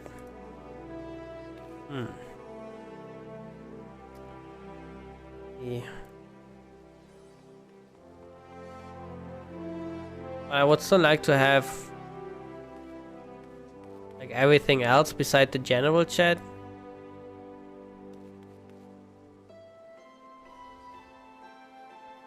Character configuration. We're just gonna leave it like this. Fuck it. Just have like some noodles on the stove right now, so I have to quickly finish that up. I didn't think I would come in that fast. I'll be right back.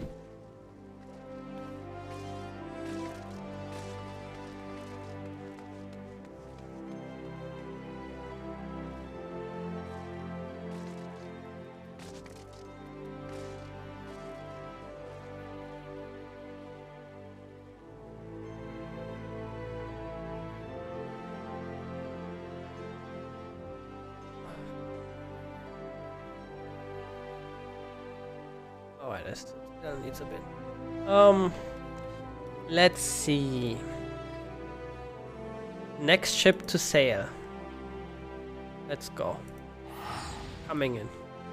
Please don't be congested or anything. But I hope people are already like a bit further into the story, so I won't run into that issue at all.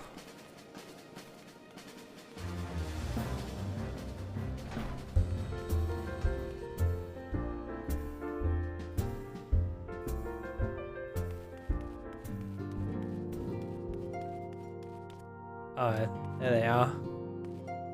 Everyone chilling like a villain. Lost chestnut weapon coffer. Alright, do you have some time to talk? I do. I would like to gather everyone in Dawn's respite and together assess the situation in which we find ourselves.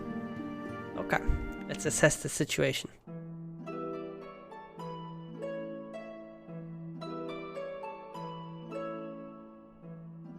Let us take stock of the facts, shall we? The crisis at hand began with the sudden appearance of ominous towers in a multitude of locations throughout the world.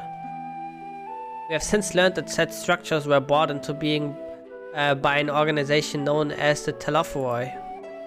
The Telephoroi's stated purpose is to recreate the final days of eons past, an apocalyptic event that would result in the destruction of all we hold dear. Already have these two towers of theirs been the cause of untold suffering. Countless innocents kidnapped and imprisoned, their faith perverted for primal summonings. And unless we find a way to deal with the corruptive aura surrounding the spires, we can't even get close enough to rescue anyone. Those shielded with the blessing of light seem able to resist being tempered at least. But after what happened to Aronwald and Fadola, we need to be very, very careful about how we proceed. Yet while these threats close to home are a paramount concern, we mustn't lose sight of the situation in Garlemald.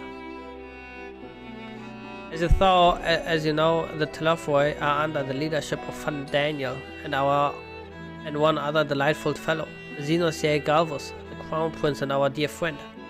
Today he's reclaimed his old body, murdered Emperor Varys, and plunged Garlemald into an even deeper pit of chaos. The capital has probably seen the worst of it. For a good while there, saw the bloodiest fighting in the War of Succession, but that has since changed, and in troubling ways. Aye, during our reconnaissance, the air was not once rent by the barking of cannons or the cries of discord. It was an eerie fog of silence which did blanket that ruined city. The inhabitants appear to have been tempered, and with nary a word spoken did they labor to transform the palace into a soaring edifice born of nightmares.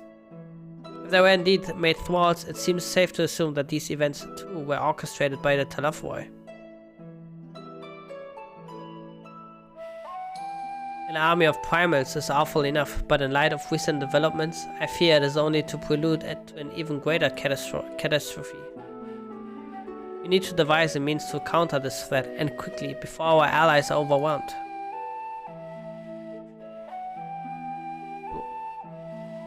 We'll find a way in Shalane, I'm sure of it. Master Fortune all comments regarding the final days were curious to say the least. The foam knows more than it is letting on.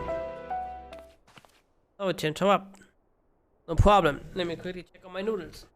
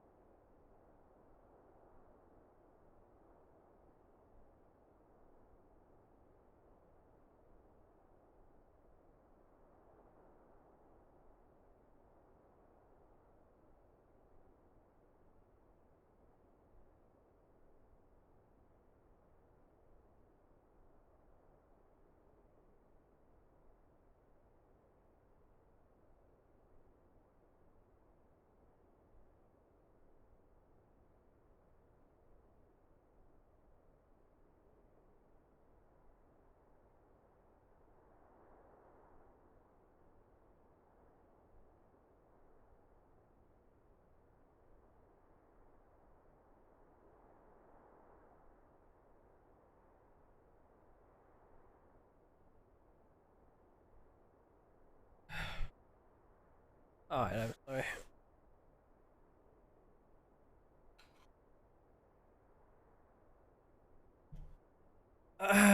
Sorry to interrupt. Just received word from Mistress Quire. She says that arrangements for your visit have been finalized. You're to head to Limsa Luminsa and board the next ship bound for Shalane. And on arrival, present yourself as associates of the students of Baldesian. Come to assist with the orders of restoration.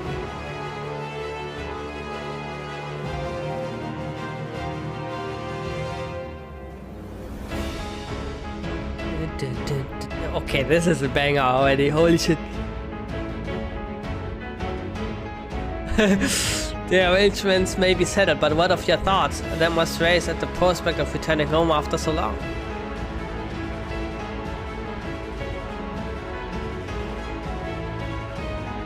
I'm eager to see it, of course. We should set off at once.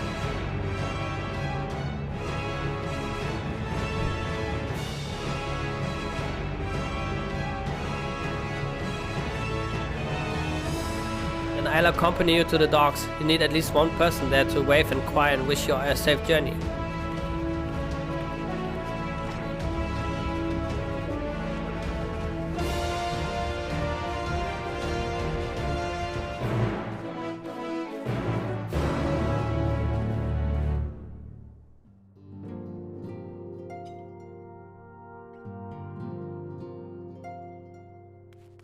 Alright, let's go. Limsa Schmominsa.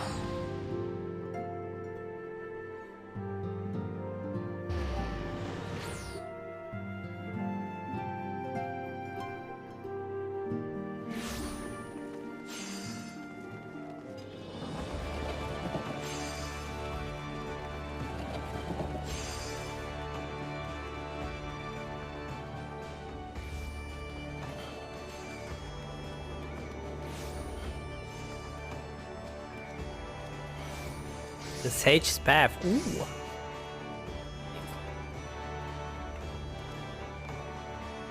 Oh, that's also new. Okay, I like this. I like this. Can I also use this to teleport? Ooh. The technology is there. That's big.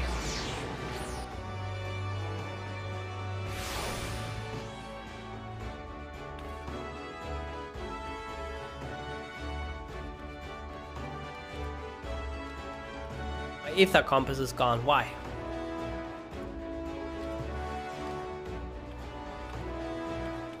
Everyone's here, which is good because I've already paid for your passage and the fee is non-refundable. And the ship for Cheyenne should be pulling into port soon, so please follow me and have your luggage close at hand.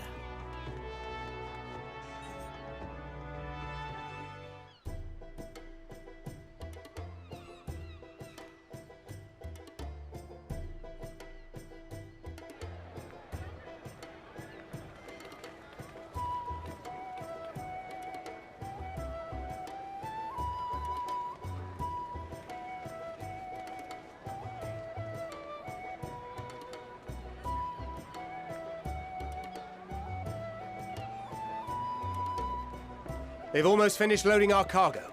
We should be ready to depart right on schedule. Or so Nice. I'm told. Excellent. 'Tis nice to have a smooth beginning to one's journey, at the very least. It's funny.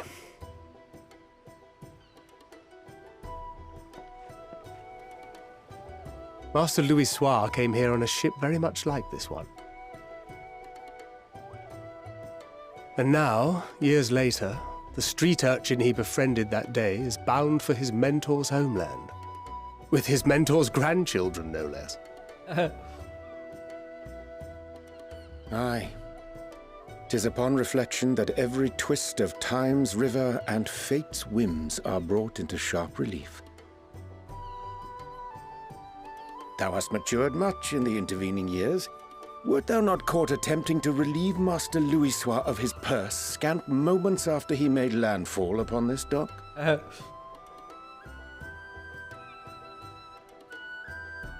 Oh, really? Now that's a tale I'd like to hear.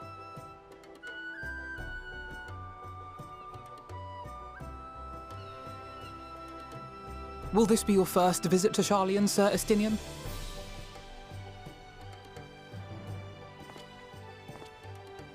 Sir Estinian?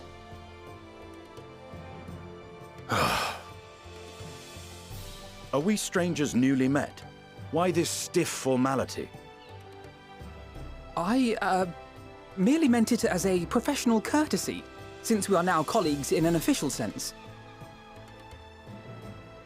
I'd rather you dispense with the sirs, especially in private company. Or I'll be forced to respond in kind, little Lord Alphino. You've made your point, Estinian. Painfully well. Better.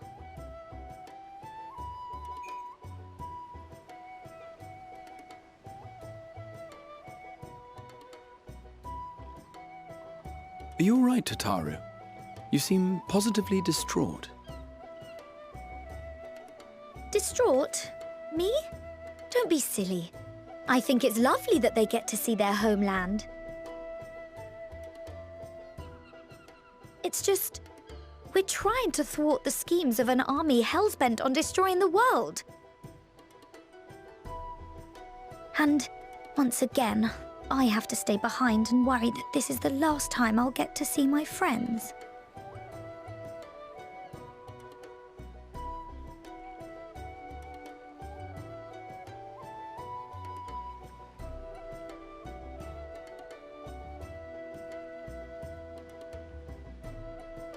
I'll hold you to that. No problem. Ah, good. You're still here. Hori! Kultine! What brings you all this way? We're to assist the Maelstrom and the Kobolds with a lunar primal operation, so we thought we'd see you off before heading to the tower. Flamine and the others wish you all a safe journey and promise that they'll look after things here until you return. We will too, of course. Aye, we, your fellow Scions of the Seventh Dawn, will do our part to ensure the end of the world won't happen on our watch.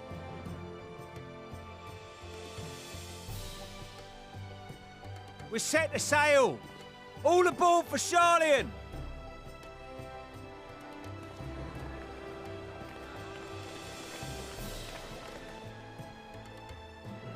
It's time. Then we must delay no longer. We will contact you the moment we learn aught of value. Wish us luck.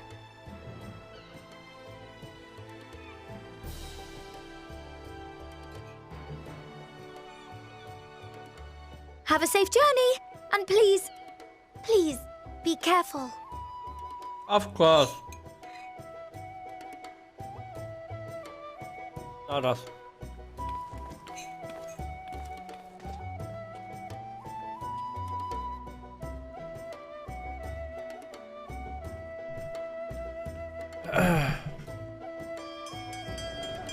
Ding, ding, ding.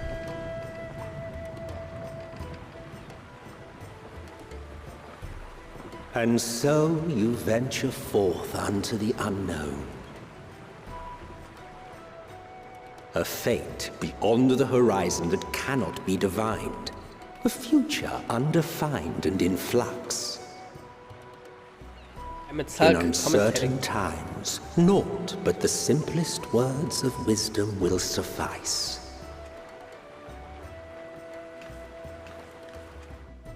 That which lives is destined to die. Love leads to loss. Every beginning has an end.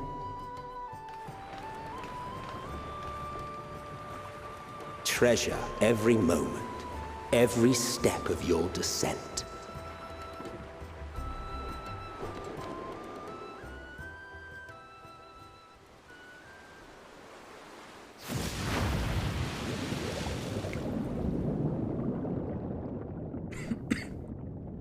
And there, in the depths where souls and stars rest, find your truth.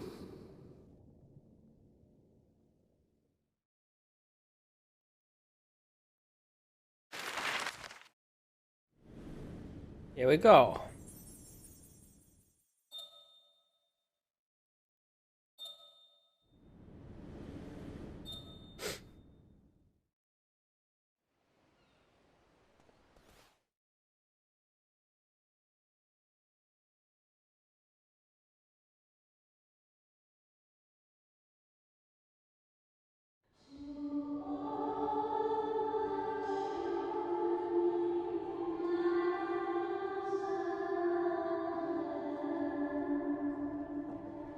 Here.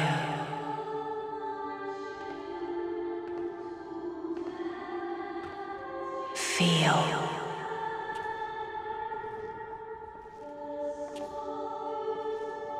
Think.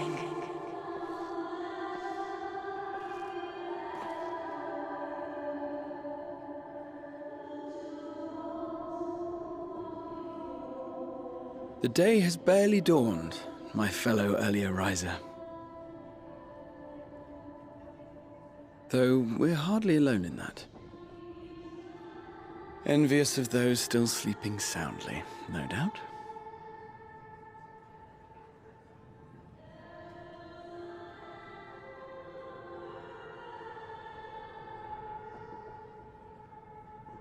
Called out to you, you say?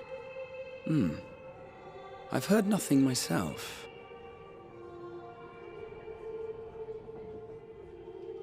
In any case, I dare say the sea air will do you good. Why not join the others on deck? Charlian should be coming into view at any moment.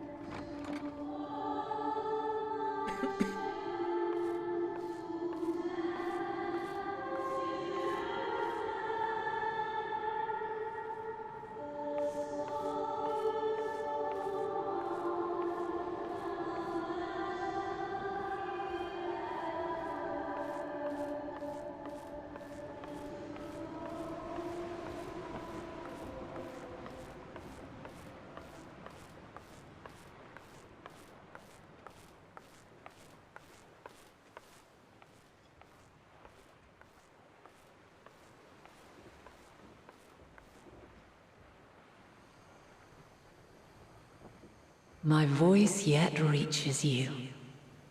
I am glad. Hear, feel, think. And thus do we meet face to face at last. my warrior of light, guided by the crystal.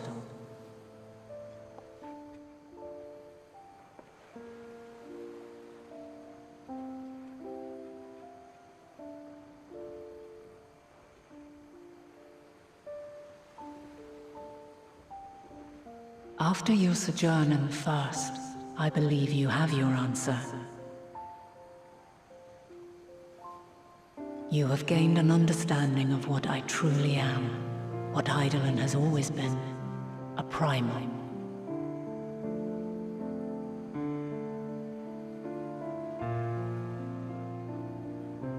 Zodiac was created to forestall the apocalypse which threatened the ancient world, and I was brought forth to bind him.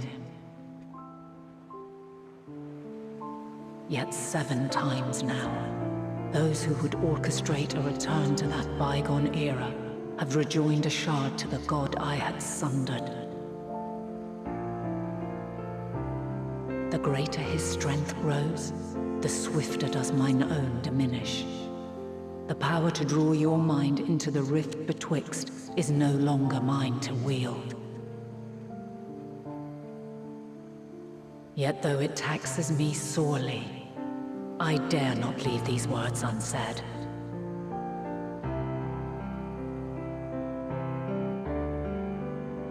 Even bereft of my guidance, you and your companions have accepted the burden of this star's troubled past.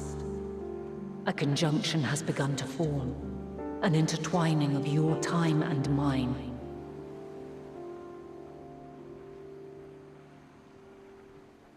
Wheels shudder and turn. Conflict looms. Monumental. Which will decide the fate of this world and all life upon it.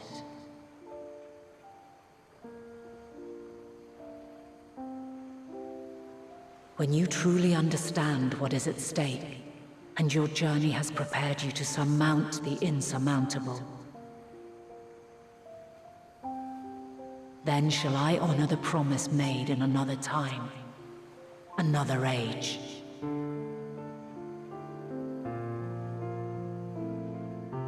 Cast your peepers to the fore, folks. Sharlayan's just over yonder. I will not keep you further. Your traveler's heart must yearn to behold this unfamiliar land. We shall meet again, and soon.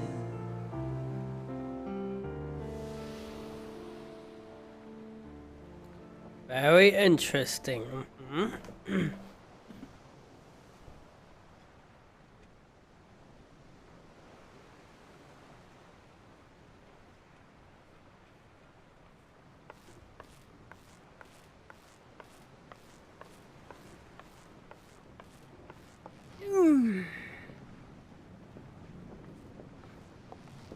Oh, what a fine morning.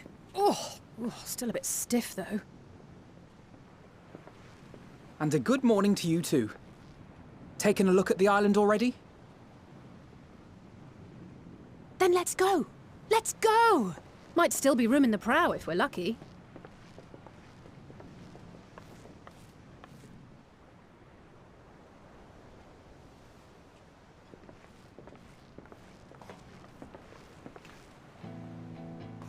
Ah, the sleepers have arisen. There she is.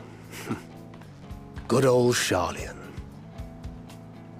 Oh, I see it.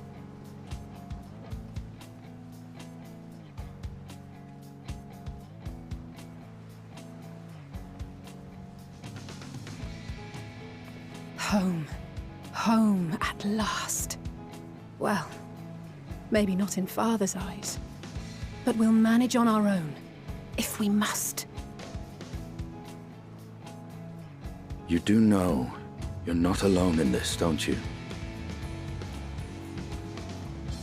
Indeed, 'tis as Sir Estinian saith. Forget not the comrades who boarded this ship at your side, I prithee.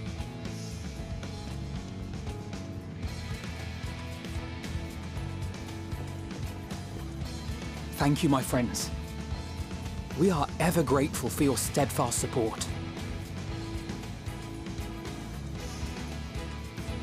Upon arrival, we will be disembarking into the heart of Sharlayan proper.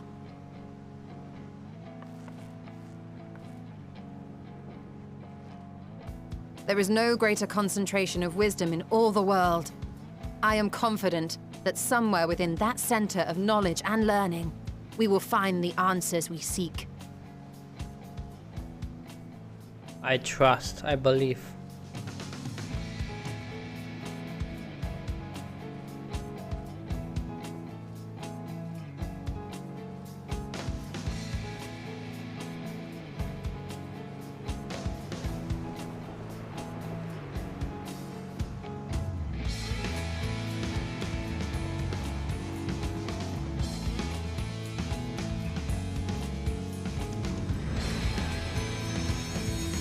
There it is.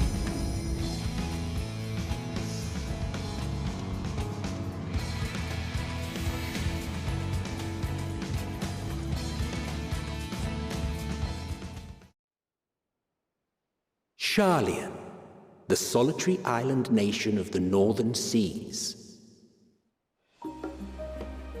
Where under the watchful gaze of Thaliak, patron deity of scholars, academics hoard all manner of knowledge and secrets.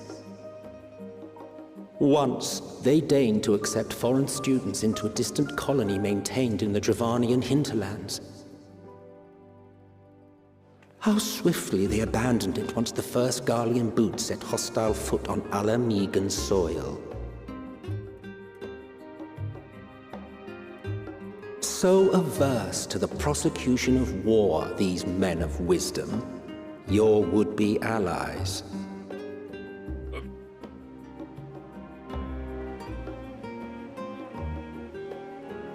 And Salk knows they're all idiots. But trust them, it's Salk on that one. I thought they'd never let us off the ship. What's next then? Entry applications? Hopefully they find no cause to deny us.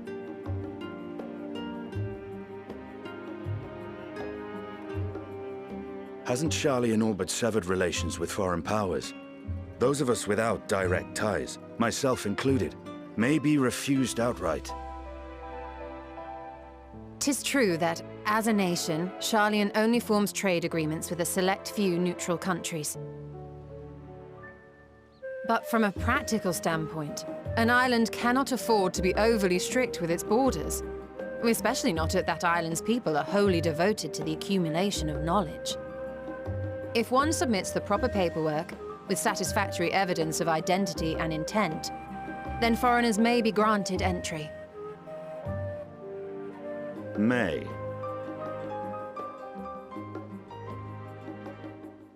Quite. So let us be absolutely clear on these points before we proceed. The immigration officer will ask for your affiliation and your purpose of visit. Considering Sharlayan's views on intervention, I strongly suggest we avoid any mention of the Scions. Kral has laid the groundwork for us to act as associates of the students of Baldessian, and our ostensible reason for being here is to aid in their order's restoration. Alright, alright. We're lying, basically, our way in. Brahatir, it might expedite our progress should an actual student be seen at the head of our little group. Would you mind leading the way? Of course. The immigration officers were this way, as I recall. Shall we?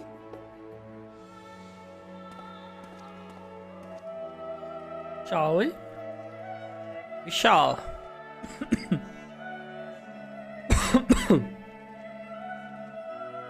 Greetings. We've just arrived and are eager to make our way into the city. Would you be so kind as to process our entry applications? Certainly. I see by your mark you are an Archon. I am. Brahatir of the Students of Baldessian at your service. I was assigned to an Eorzean survey team, but have returned to assist with the reformation of my order. My associates here will provide additional support.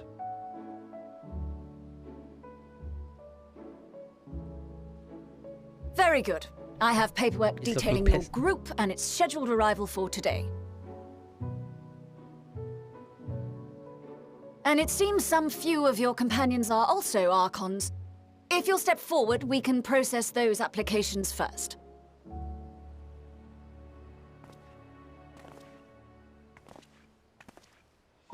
Ishtola rule.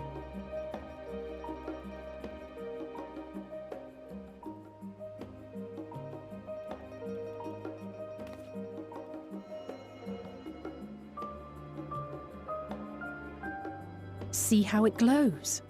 That list is etherically linked with the citizen registry kept in the main repository.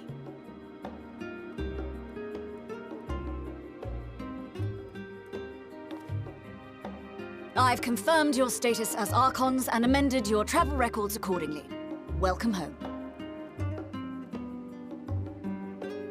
Now, who do we have here?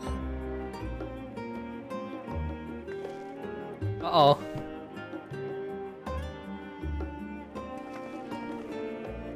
Are they gonna mention the last name? Alphino Leveilleur. He does. And Alize Leveilleur. Oh, they got kicked out of the family. Your applications have also been approved. notes. The streets are abuzz with talk of how... Thanks for the weight power. I had to turn the follower mode on because otherwise people are coming in with like spoiler shit. I'm sorry. And I have to while like, you such know, personal circumstances constitute no I have to, reason to like, deny you entry, deny that. I urge you to avoid exacerbating your present come. situation. Times are Yeah, quite I'm not a fan of troubled enough follower mode, already. but I don't wanna get spoiled on the story. It's like the best part of this. Emote only. Okay, let's not overdo it. Yeah, I'm getting them also like almost daily.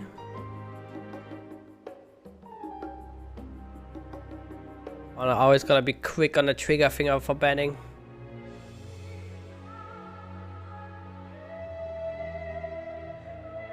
I love me.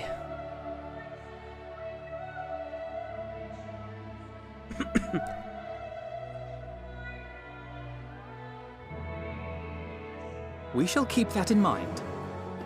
We shall keep that in mind. These last two are not Sharlayan natives, but you will find their credentials are in order. An application was made in advance.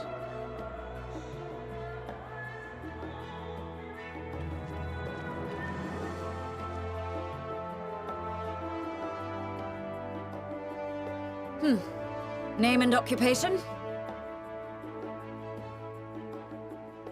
Zoai Zuzu, a legend. Adventurer by trade, champion of... I'm an adventurer. I think if you log in fast enough... Adventurer. Well, I suppose that is considered a valid calling in your native Eorzea. And it does indeed match the profile provided. You may enter. Alright. Yeah, I hear that if you And log in you, fast sir? enough, then you should be like good with your Justinian spot. Barlino, formerly of the Order of the Knights Dragoon in Ishgard. Formally, at least. And what, pray tell, is your profession now? Yeah, tell us, Estinian.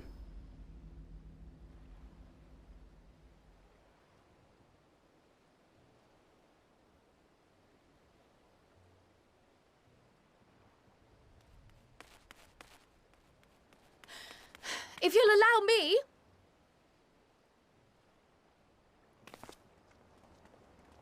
What up, Choir? You little rascal. My associate is a mercenary, hired for his strength at arms. Surely you are aware of the dangers we often face on our forays into the wilderness. Mistress Baldessian, if you insist on sponsoring his entry, then so be it. But while I appreciate that desperate times call for desperate measures, I find your choice of company concerning. Be advised that even a single misstep may have severe repercussions for your organization. Damn, dude.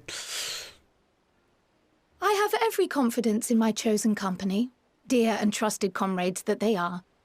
But I thank you for your concern.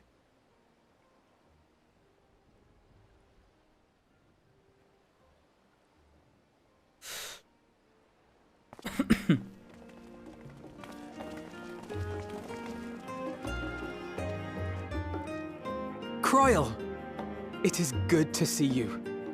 True. Finally, Lala Likewise. fell at my side again. Long voyage notwithstanding, you will seem none the worse for wear. There is much to discuss, but this is hardly the place. Let's be on our way, shall we? Okay.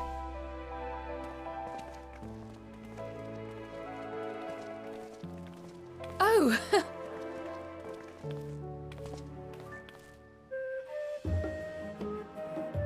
Welcome, friends, to Sharlayan. As your mercenary, I should hope my welcome includes a generous salary. Well, I had to say something, Sir Taciturn. The whole gang is there. It's like the tower, I guess. Alright. A lot of people chilling here. I'm glad I spotted your ship coming into port. The officers are born bureaucrats and sticklers for detail. In any case, you may relax and take a moment to get your land legs back. Thank you, Choir. Ooh, I already get a big dig weapon here.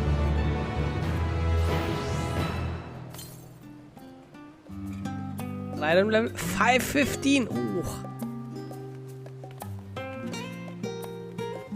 Big damage. Big damage.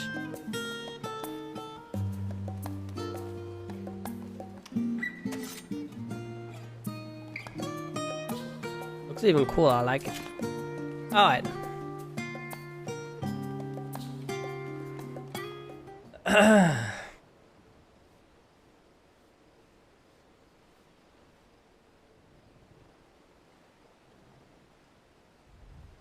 I had thought to launch directly into an explanation of what I've learned and how we might proceed. Smiley face. But this is Zoya and Stinian's first time in Sharlayan, and for the rest of you, a homecoming that was long overdue. You must have places you wish to visit and people you're dying to see. Therefore, I propose we postpone our agenda so that you all have made sufficient time to recover from your journey and get your bearings in the city. Once you've settled in, we can reconvene at the Baldesian Annex. How does that sound? Sounds wonderful, Choir. It is a fine suggestion.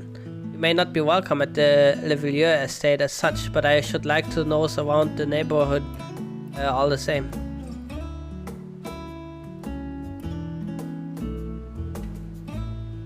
I'm equally untethered, as it were. There's no particular place that my kin call home. Still, I would not pass up the opportunity to reacquaint myself with the city. Likewise, a quick tour of our old haunts might even yield some useful gossip. The annex was west of the Aetherwhite Plaza, wasn't it? I shall join you there anon. Yes, we see you there.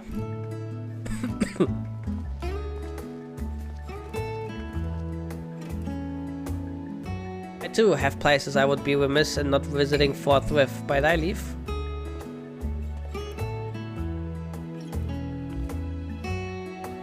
What of you, Stinian? My services as a guide are yours for the asking. That won't be necessary. Until we reconvene, I prefer to wander as the wind takes me. He's just chilling. Oh, but I could... Oh.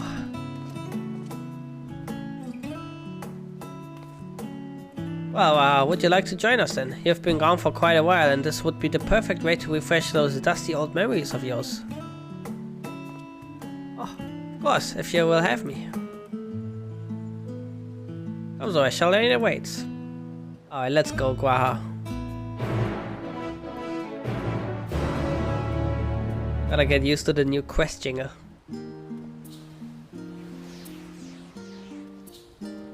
After you, my friend. I'm more than content to follow your lead. Alright, follow me. Guahatia is now accompanying you. Keep him at your side in order to proceed with the quest objective. You can leave Guahatia behind by entering a different area, using the Ethernet, or by putting too much distance between you. Okay? You can also speak with Guahatia and select the option to part ways. If you wish to have Guahatia accompany you again, return and speak with him at the original location. If Guahatia is accompanying you, next try speaking with Quiet. Oh. Alright. New quest technology is there. Follow NPCs following me. Big pog. All set, then let us be on our way. Our first stop, amusingly enough, will be the last stand. It's a cafe on the west side of the harbor. Quiet is also accompanying you. Lead your two companions to the last stand and speak with Quiet at the designated location. While you are accompanied, you may encounter conversation points along the way which offer additional topics of discussion. Enter the glowing area and speak with your quest companions to initiate these bonus conversations. Enjoy exploring your surroundings together. Nice. A bit of lore here, I like it. Oh, I like these thingies here. Interesting.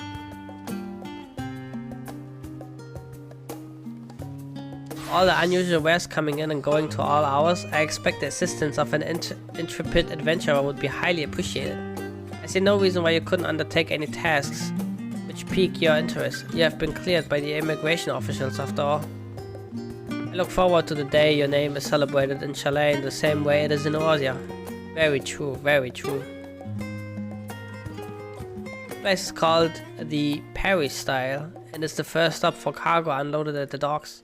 You find the unusual necessities for daily living and other imports vital to running an island nation, but also supplies with further Chalane's pursuit of knowledge, namely large quantities of books, specimens, and samples. Loading the stacks certainly seems to keep the attendants busy.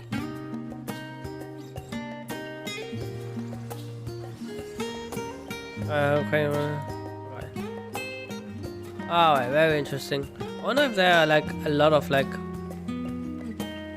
random places I could go to, or if it's just like everything like between me and the actual quest point.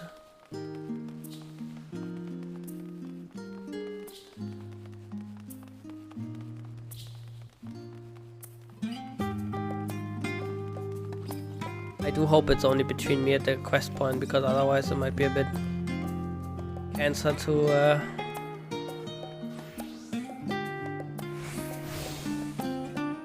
tune to the ether, right?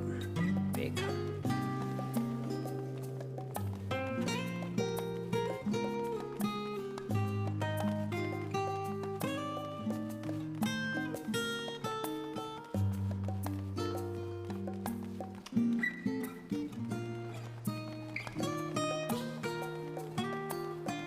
Chill song.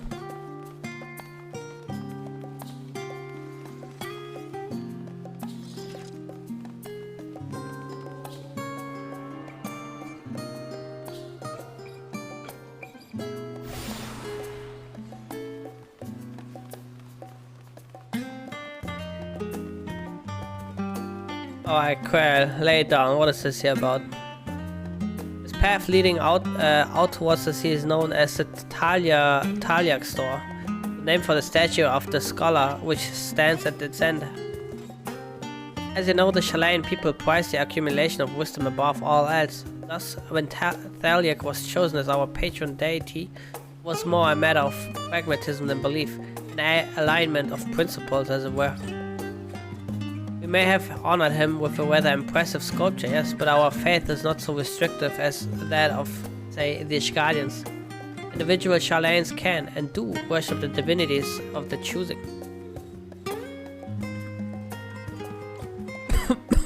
that is a sight one could hardly forget, the great statue of Taliak.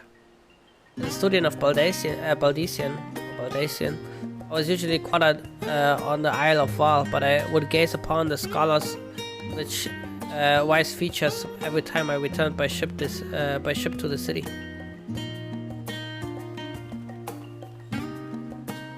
Very interesting. Alright, here we go. And here we are, the last stand. I may have mentioned this before, but although our research into nutrition and food preparation is quite extensive, the average Chilean tends to regard seasoning and flavor with a certain indifference. How can I put this? The food is, it's bland. As encapsulated by our famous Archon loaf, the prevailing sentiment towards cuisine is dietary value first and taste a distant second. There was one pupil at the studium, however, who could stomach the school's insipid meals no longer. So he quit his lessons and put all his savings into building a proper eatery. And so the last stand came to be. It is, as the name implies, the sole dedicated outpost of fine dining in Chilean, the one and only bastion of culinary arts in an isle of otherwise mediocre fare. I seem to recall the burger being hailed as one of the most impressive items on the menu. Not that I ever had the pleasure of eating one myself. Because you were a typical Chilean when it came to cheap and convenient, Raha. But surely Tataru has since taught you how to appreciate a well-prepared dish. You should all stop in. Bless you. You should all stop in when time permits and sample the cafe's delights. Shall we press on? The stairs on the side of the cafe there will take us up to the Etherwhite Plaza. Alright.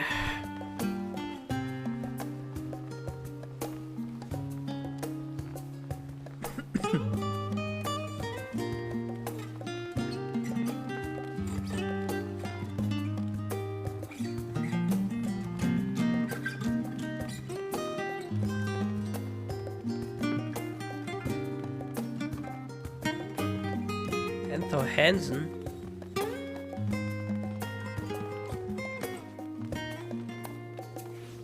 Alright, quiet. Lay it down. An unusual shape, isn't it? I assure you, however, that it's perfectly that it's a perfectly functioning etherite. Remember to attune yourself before we move on. Now, being the diligent tour guide that I am, I should make mention of the Confluence, a research facility located to this very plaza. Its much vaunted discoveries are the reason Chilean stands at the forefront of teleportation technology. In deciphering the underlying principles of elegant etherites, it allowed us to understand and reconstruct what was essentially a lost art. And off we go to our next destination. Our path leads northeast to the Agora Chilean's largest marketplace. Alright, let's go.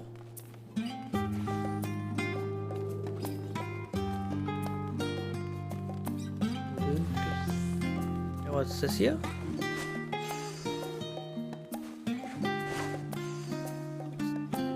These little open air bookstores are so uniquely Chilean. I'd always thought them a common sight until I visited other nations. You mind if I browse the shelves for a moment? There might be some hidden gems I've yet to read. Only a moment? How optimistic. Feel free to browse all you like, but we won't wait around for you. Perhaps I'll return here later then.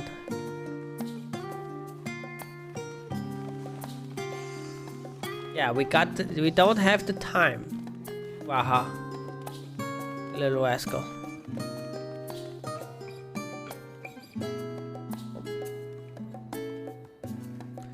Welcome to the Agora, where you can find wares made in Chilean, as well as a wide selection of imported goods. They also used to sell questionable prototypes from the various research institutes, but I think that practice has thankfully died out for the most part. Otherwise, I can think of no better place to stock up for your next big adventure. Am I overselling it? On a more serious note, the next stop on our tour is one which has particular relevance to our ultimate purpose here. Must head back to the Etherwhite Plaza, follow the path north, then climb the stairs up to that imposing building at the very top. Alright. Gonna do as you say.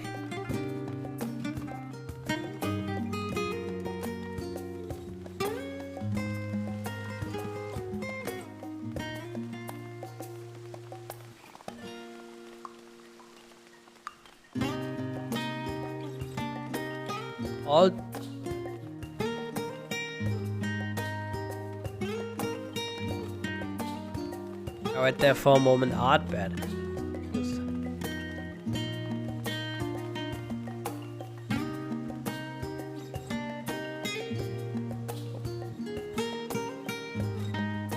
This is the Nymphaeum, an area dedicated to the blessings of water. Shalaine's water represents more than a life-sustaining liquid.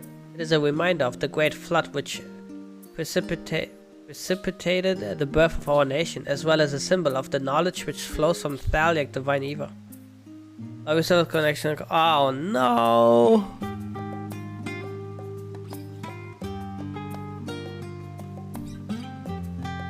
I'm surprised to get that often. I didn't get it once. And I started at like 5,000 or something.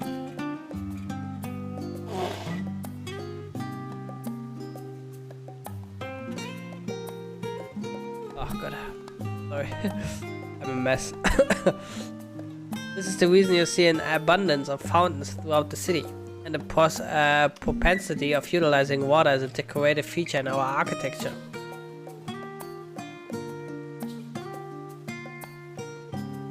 I wonder if it's like internet issues or server issues. These little decorative features are typical of Shalain architecture. Aside from the research wing, our headquarters on the Isle of Val were rather simple and rustic by comparison.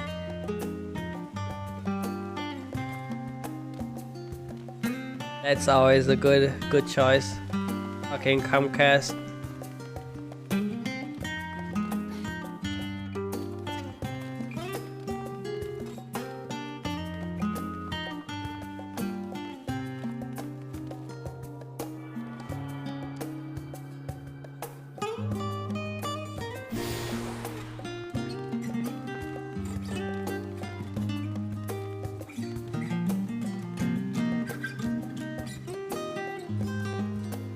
This grand structure before you is the Vostra.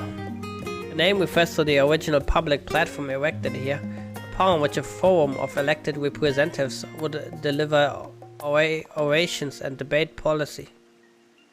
Although the stage has since evolved into council chambers, the nature of the forum and the duties of its members remain largely unchanged.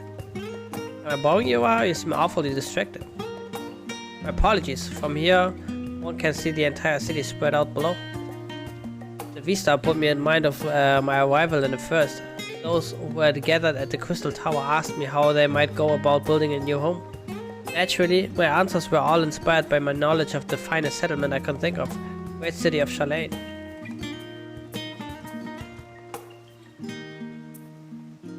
Save your spot in queue, big park. And bit by bit, those few buildings grew into a town, a community, the Crystarium. I can almost see its echo. I see, feel free to come up here whenever you wish. I don't think the councillors would object you to simply enjoying the view. Such memories should be treasured. For now, however, the tour must go on. Our spectacle of sightseeing concludes with the fittingly named Journey's End. Walk down the stairs to the end to the east and continue straight ahead.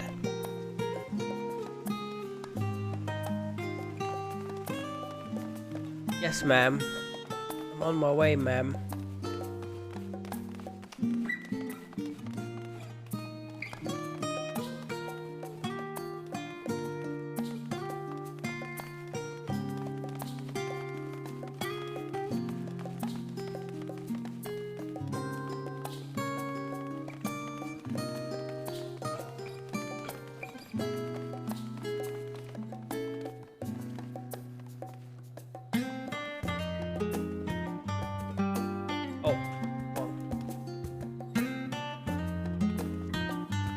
We've arrived at Journey's End. History tells us that this was where those who put ashore with Archon Nunquab built their first home. In the present day, it serves as the residential district for the most important officials and the oldest Shalain families. You see that one mansion is clearly larger than its neighbors. That estate belongs to our friends from House de Villiers. All things considered, we should probably keep our distance for the time being. And with that, we bring our little Shalain tour to a close. I hope it has proven to be an entertaining and enlightening experience. Now, shall we head directly to the Baldician Annex? Remember the way, don't you, Waha? Let me think. We head down towards the harbor, cross the bridge to our right, and follow the path below the Etherite Plaza? Correct. After you, Zoe. Okay, I'm just gonna follow the orange marker on my map. Don't mind me.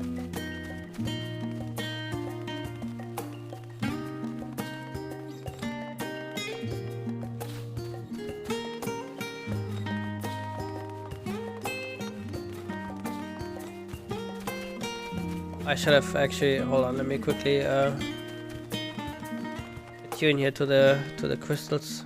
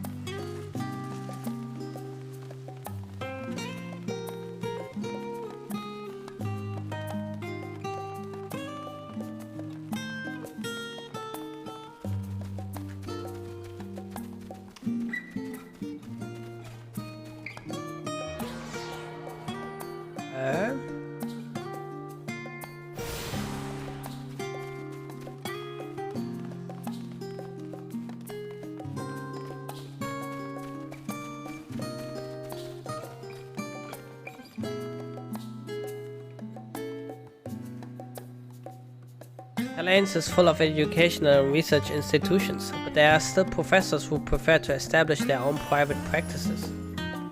Not that I ever attended the exclusive schools they run in these residences. Perhaps the twins could tell you more about them. Right, we cross this bridge here, as I recall. Stick to the path and be careful to not end up back in the Etherite Plaza. I will be careful, Gwaha. Don't worry. I do want to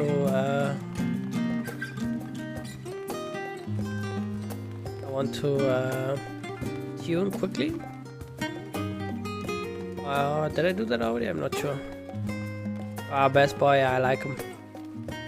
I like this story in Shadowbringers.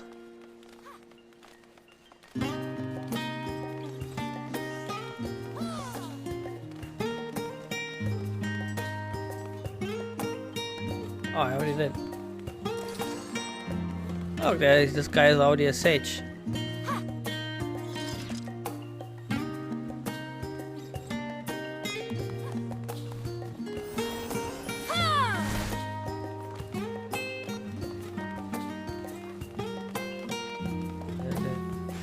Motherfucker patted me, dude. I knew what he was doing. Tried to run away. Bitch ass.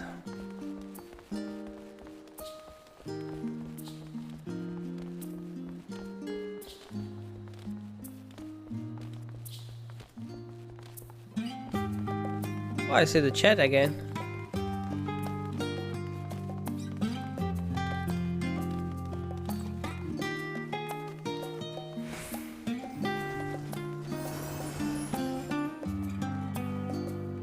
As the joyous look on Waha's face has undoubtedly informed you, this is the Baldician Annex. If you continue up the hill, you'll arrive on the doorstep of Phenomenon. But I think we've explored enough for one day. We can take you there another time. Inside with you then. Yes, ma'am.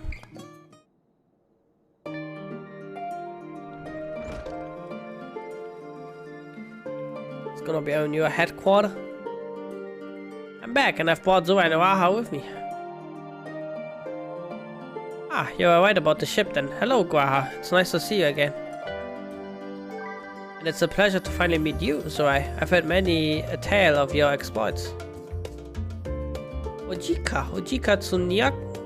Ojika Tsujika. It has been an age. Allow me to introduce Ojika Tsunjika, Administration Officer of the Students of Baldician. He oversees the day-to-day business of the Annex. You may recall meetings his cousin, Ejika. I recall something. I think the dude was like really full of himself or something. Oh yes, Eureka. I've heard the initial reports. Oh yeah, there was the Eureka quest. Right. Quite a shock to hear what's become of the Isle. Do take care if you have the opportunity to rejoin the expedition. I still have to go there. This place is like a second home for the students. The Isle of Val served as our main headquarters, of course, but we often had occasion to visit Charlene. We were to make use of the city's research facilities, attend conferences, or procure supplies from distant shores. The annex here was built to provide lodgings for our members while we engage in such activities.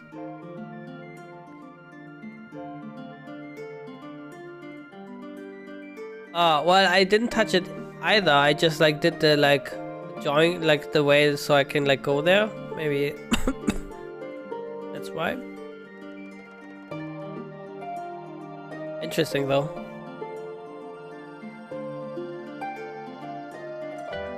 Ever since our former headquarters, along with the isle itself, vanished, the annex has served as our base of operations. And yet it feels so empty. With so many lost to us, our organization is a shell of its former self. The day will come when we will see the students rise again. I'm still not entirely sure what the students of Baldician are. Like, I remember they got wiped out because of something blew up the city. I don't even remember what it was. Was it Bahamut maybe? I think it was something in the ARR.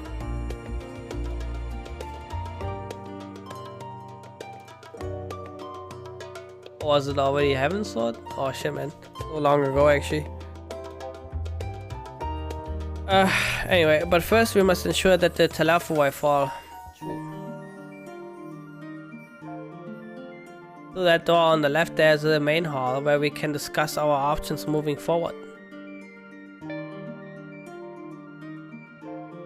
Once everyone arrives, that is. We probably have time to rest before our discussion begins in earnest.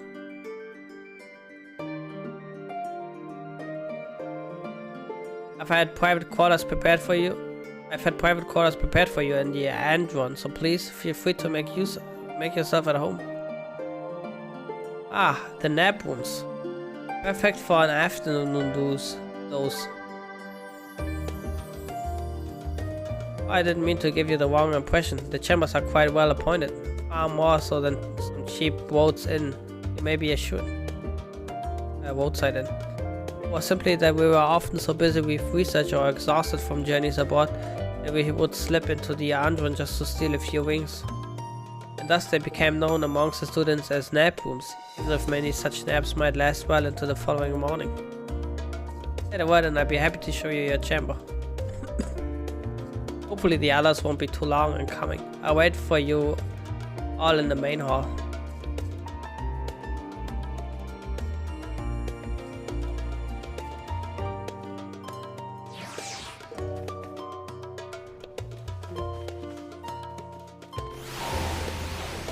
Oh Jesus Christ.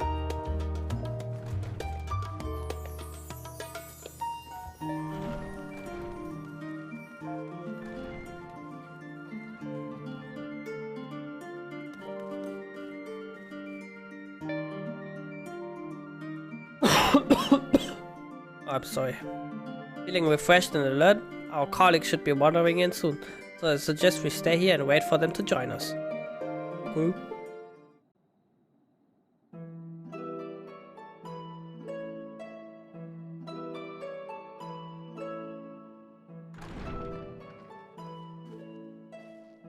Pray forgive me. I was delayed. Ah, no problem, Uber Danger. It's fine, Urianger. We're all here now. Let's get down to business then, shall we?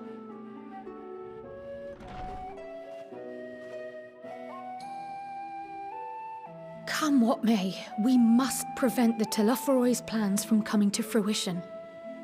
At present, I see two paths for gathering the information which may aid us in achieving that goal. The first involves an investigation into the change which has come over Charlian, not to mention the recent inscrutable behavior of the Forum. As most of you know, The 99 members of the Forum are elected from the general populace.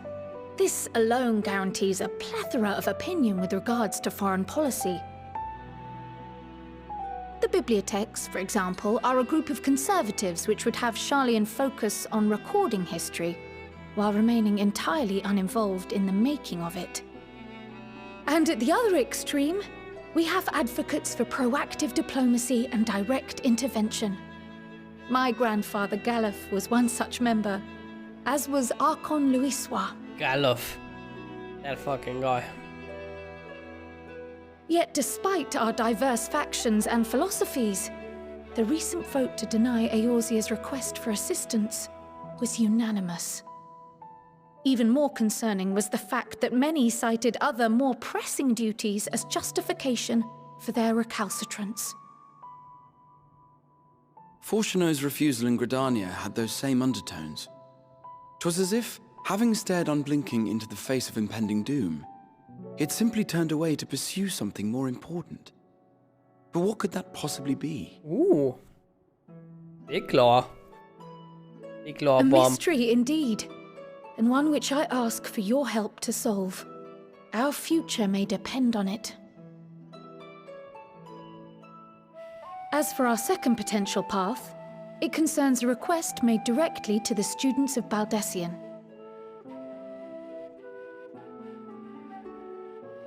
Our organization was founded primarily to study strange and unexplained phenomena the world over.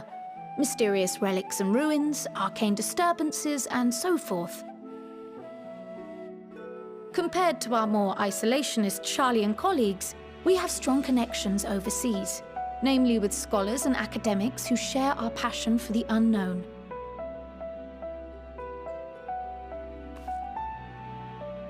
The request in question comes from one such acquaintance, Nidana, an alchemist residing in distant Thavnair. Her missive describes the sudden appearance of a tower, and the subsequent summoning of what I can only assume is a lunar primal. Uh-oh.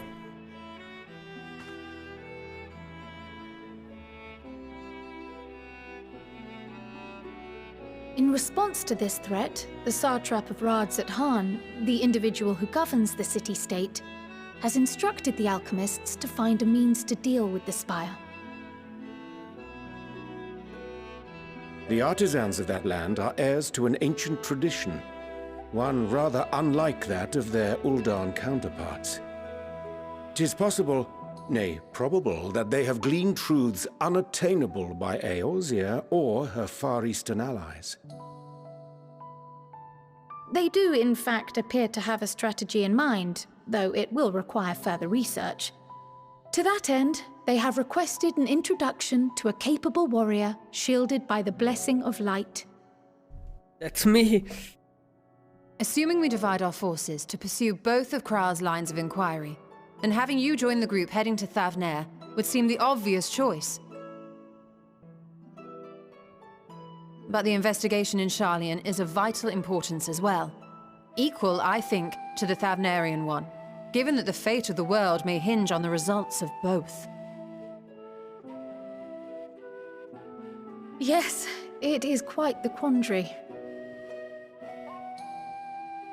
Though it is a great imposition and an altogether too common one, our efforts would be more likely to succeed were you to lead the charge on both fronts.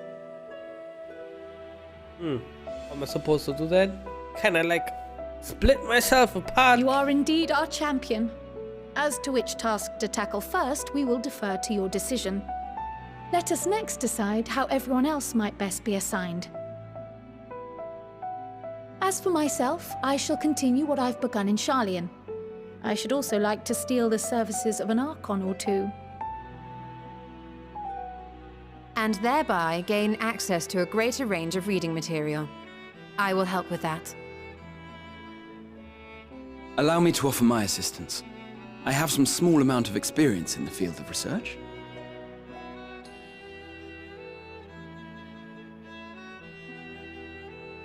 Alize and I would also like to help, if you would have us.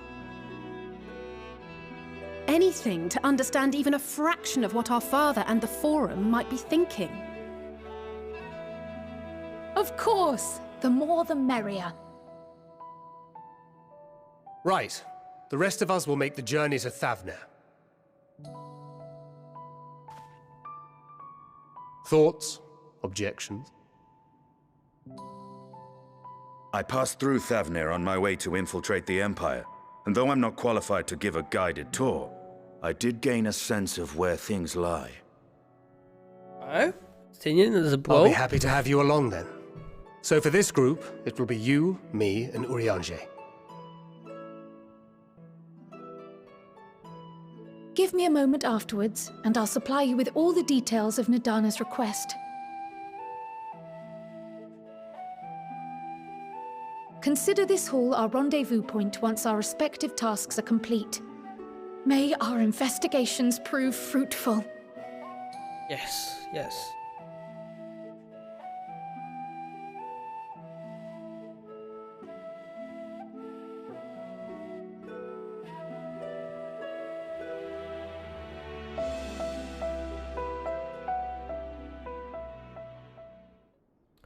Armor.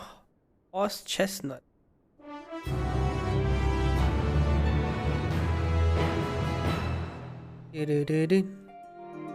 Alright, Omni, what did you do first? The thankword part or the quiet part?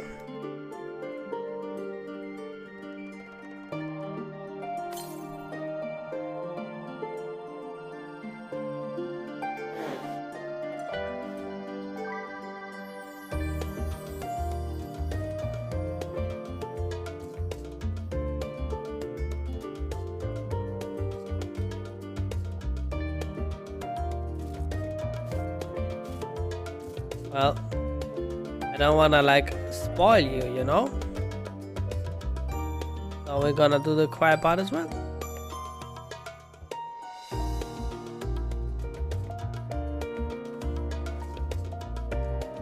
An unsettling change has come over Shalane, but together we will divine the underlying cause for the foam's callousness.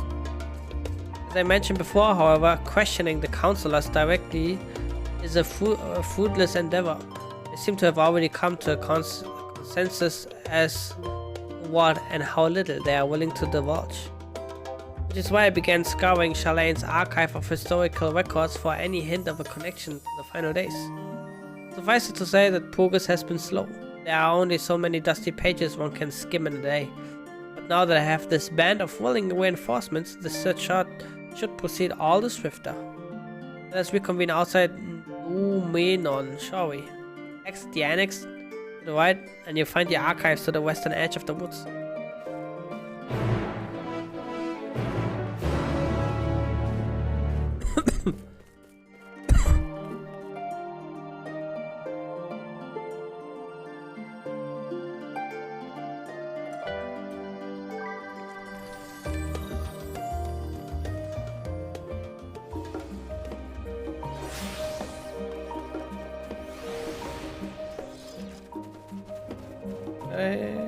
I didn't tune yet.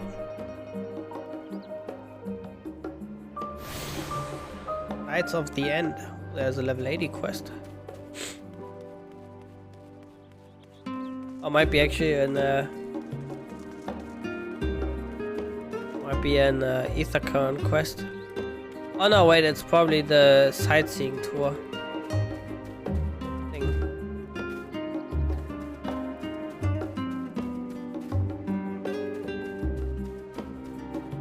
Unlock that, I guess. For the moment, at least.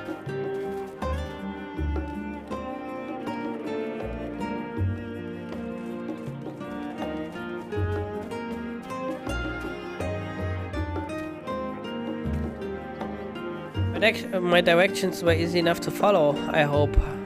In any case, you stand now before the doors of Numenor, Shalane's grandest collection of books and tomes. This building is actually only an entrance, and one of many at that. But the archives of Numenor extend deep beneath the surface like the roots of a tree. Vast halls of the great Guba library pale in comparison to Numenor's endless maze of subterranean chambers. Any citizen of Shalane is free to enter and peruse its shelves. Well, most of its shelves. Only Archons are afforded access to certain restricted vaults. I've dispatched Stola and Waha to investigate those. Meanwhile, Alize and Alfino will help me to continue my search for the stacks open to the general public. Statues present more of a problem. As a non-citizen, you are only permitted to browse the first floor here at the entrance. Even so, there should be a number of books which touch upon Shalayan history or foreign policy. Your task will be to find and study the relevant publications. I promise you, a working knowledge of those subjects will make it far easier to spot the sort of clues we're looking for. Let us be about it, shall we? I've told the others to meet us at the stone benches over there once they found some promising tomes. Happy reading. Yay, studying. Was that a bunny boy? Shit. First one I see.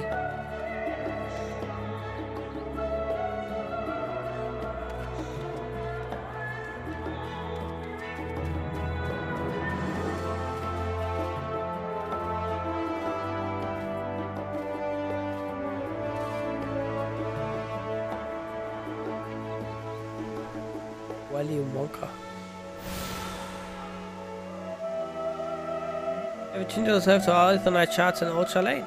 Yay! Let me quickly get that blue quest there out of the way.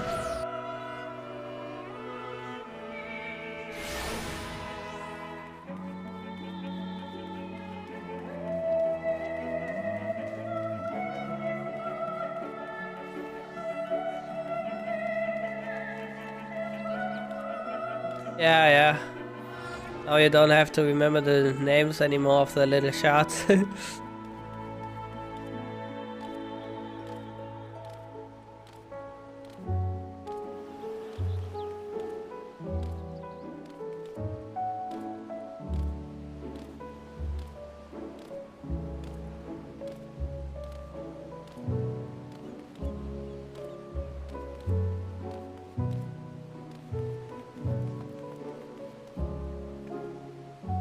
Pardon, good madam. I could scarce help but notice that sightseeing log on your person.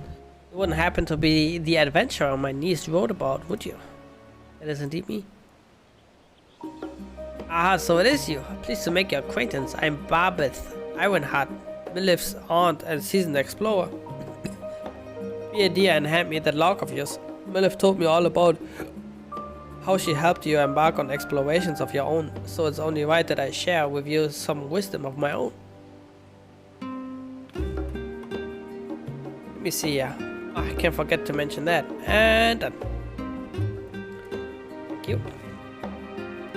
Be all set, dear. I've jotted down everything I've heard about the most remarkable vistas the realm has to offer. Of course, a few notes I've shared are not more than rumors, some describing locals. Fantastical that I can barely believe they exist. But as I always say, the true joy of exploration lies not in the destination, but in the journey. So go forth, dear, and see what sort of journey these hints take you on. Sightseeing log of yours won't fill itself, you know. Yay, big. And walker entries have been added to your sightseeing log. Once you level 80, travel to the location. Okay. Okay.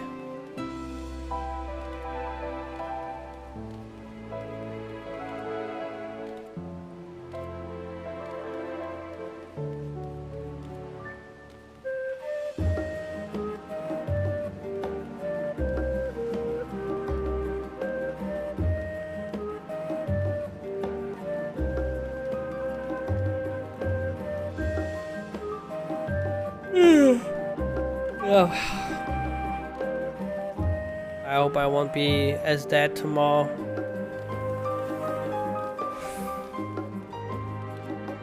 Hey, Poke, what up? Yeah, PogChamp.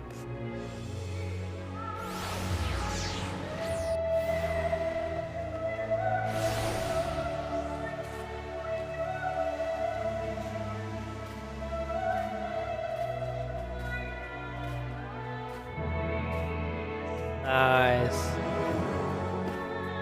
I was like in a I started like the stream at like 5,500 Q. Like 1.5 hours or something to get through it.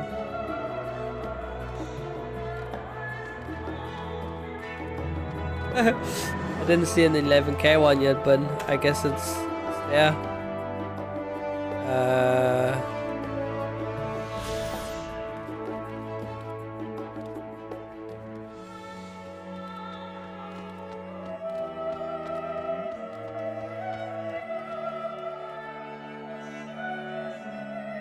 The title on the spine reads The Story of Shalane. Read the book.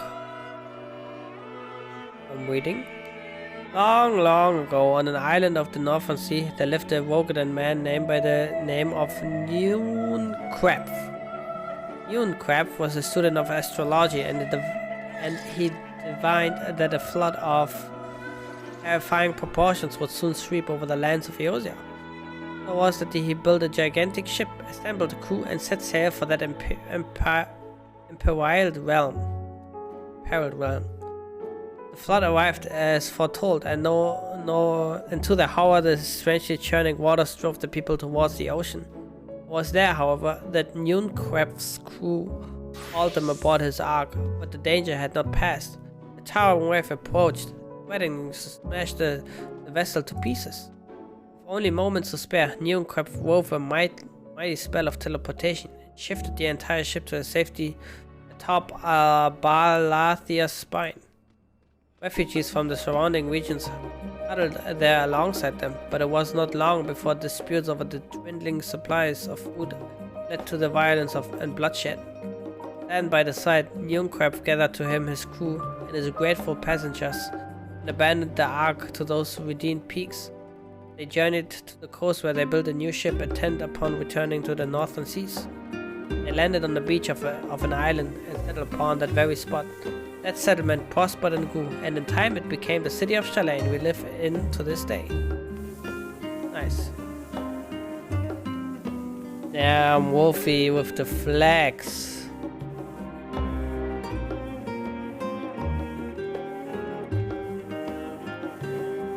Many years ago, on the banks of the Thaliac in the Dravanian hinterlands, a Shalane colony once thrived. Settlement was originally established as a mere outpost to study the ethereal sea in the year 1311 of the 6th Astral Era. Scholars dispatched to Eosia found the facilities wanting, and their demands encouraged gradual expansion in structure and services. As rumors spread of a growing community of academics, the area was further inundated with Eosian students hoping to share in the renowned wisdom of the Shalanes. 50 years later, the Forum passed a motion to recognize what had become a flourishing town as an official Shalane colony. Eosian residents took the calling to the colony itself Shalane, which led to no small amount of confusion when discussing turned to the subject of the motherland. In response, some Shalane inhabitants, if pressed for a name, would simply refer to it as Emporium. Following the Great Exodus, however, goblins and treasure hunters claimed for themselves a corner of the abandoned colony and gave it another name, Idleshire. The following chapters go on to introduce the most prominent features of Idleshire. This book does not appear to contain a dictionary on the form to cover the description. Okay.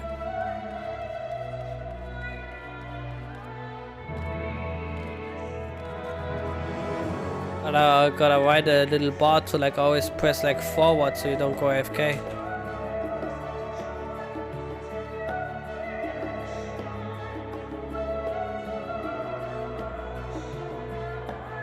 The years which followed the founding of Shalane, civic policy and other matters of import were decided at the Ecclesia, a public forum at which every citizen was eligible to speak. As the city's population grew, however, this format became increasingly impractical. A larger number of participants gave rise to ever longer debates, resulting in significant delays of vital resolutions. Various measures were introduced in an attempt to curtail protracted discussions, and in the year 201 of the 6th Astral Era, it was ultimately decreed that Shalane would transition to a new form of governance. The nation would now be led by a body of 99 members, citizens chosen amongst the peers by means of a nationwide vote. Thus was the Forum as we know it today conceived and created.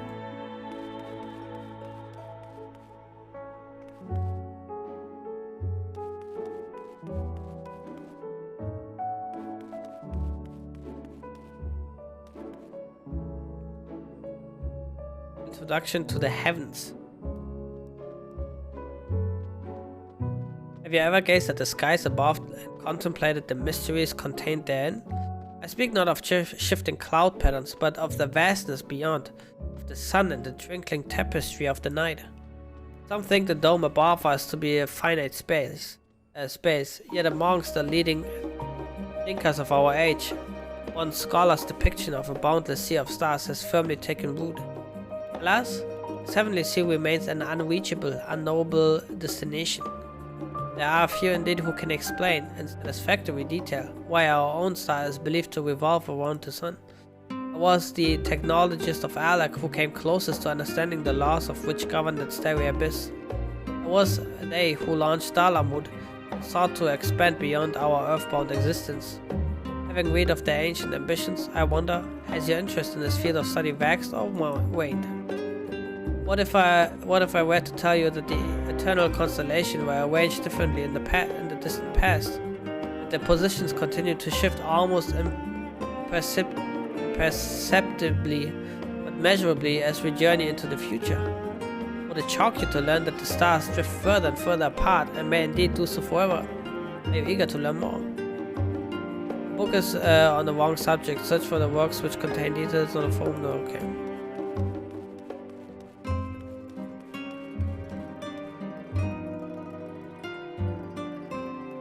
However, 20 summers.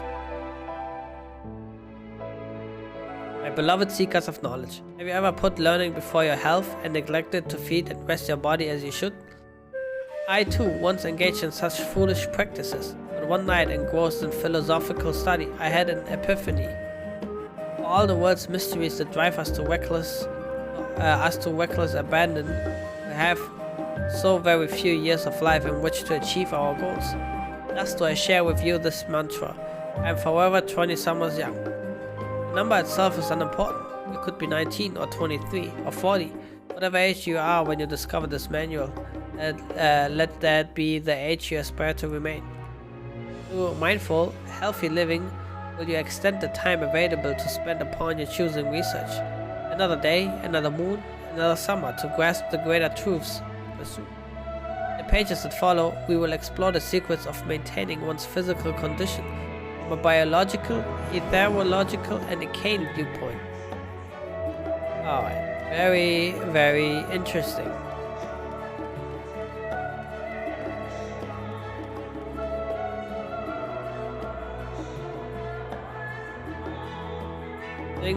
During the chaos of the Sixth Umbral Calamity, Archon Yumkrep, founder of Shalane, bore witness to the madness and savagery of man brought to the brink of despair.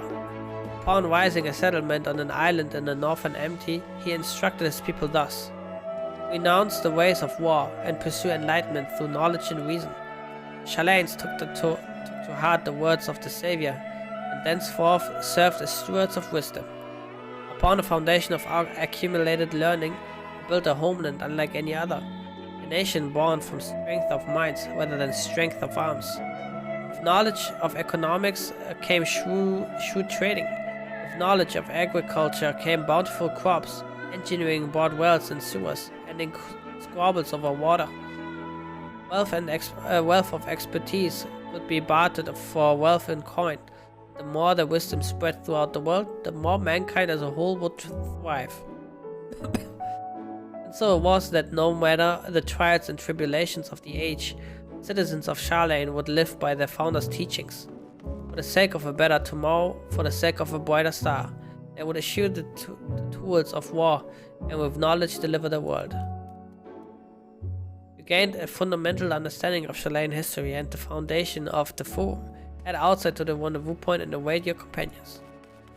Okay.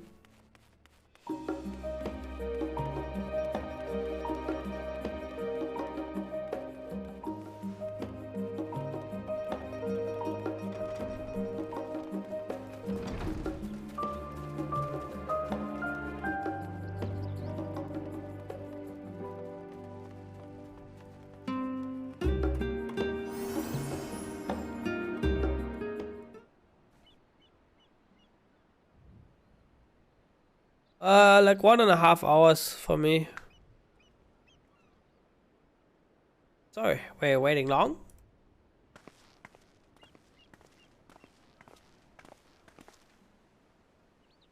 I wanted to make sure I borrowed at least a few promising volumes. Athena and Choir should also be along shortly. I was delayed in similar fashion. As far as I could see, no titles in the Archon stacks mentioned the final day specifically. So I have no choice but to start with the tangentially relevant tomes. At present, the plan is to skim through as quickly as we dare and share our discoveries as we make them. It would be nice to invite everyone in to the estate, plenty of comfortable places to eat, and a ready supply of hot tea. Oh, I was always quite fond of reading outside. But it's not about the little pleasures, is it? You miss your home. Been difficult. After our arrival, we managed to speak with one of the family servants and ask how things were. Seems our dear father has instructed the staff that even Alphino and I were to return to Shalane. We will not be allowed across the threshold. To me, my knights! Raid! Thank you for the raid! To me, my knights! I'm sorry I have follower mode on, but I'm scared of like people like coming in and spoiling the story or something, so everyone from Fate's raid, I really appreciate it that you're here. Welcome everyone. I'm sorry that you cannot talk probably. Thank you. I just started, so I'm still like really fresh in it. Hope you're having fun as well, everyone.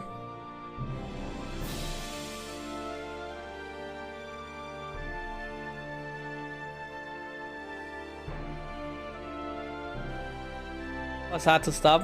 Was your day? Was today also your first day of playing it? Or were you already yesterday, like deep into it? Second day, okay. Yeah. Damn, you're going ham. I'm 2 hours in.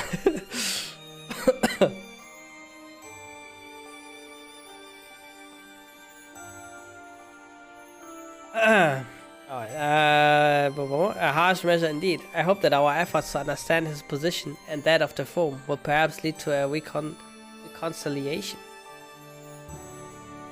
I meant this swift one day, I'm certain of it. What of you, Gorha? Have you been to visit your family, or do they not live here in the city?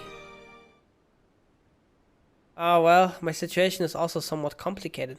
I was raised in Shalane, yes, but I was born rather further away. In the southern region of Ilzabad, in fact. For generations, my people have dwelt in Corvus, the coastal region opposite the island of Tevner. The Allegans founded the city in that fertile land, and by ship brought in the subjugated tribes of the Mikoti to serve as laborers. Of course, the massive earthquakes of the Fourth Umbral Calamity brought an end to the Empire's reign. When the fifth calamity froze the sea solid, many of the tribes still living in Corvus braved the journey back to Eorzea. My ancestors, however, chose to remain, that they might prevent the remnants of elegant technology from being misused. Isn't Corvus under Gallian rule? For the past 50 years, yes. Some semblance of local culture remains, as the case for most imperial provinces. But Garlemald renamed the region Locus Amonis. When I was a boy, a nearby town came under the jurisdiction of an illustrious imperial family, the nobles of House Darnus.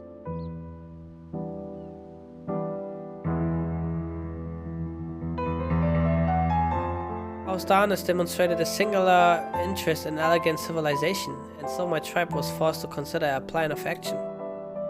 For some time already, voices had been raised in favor of abandoning our ancient customs.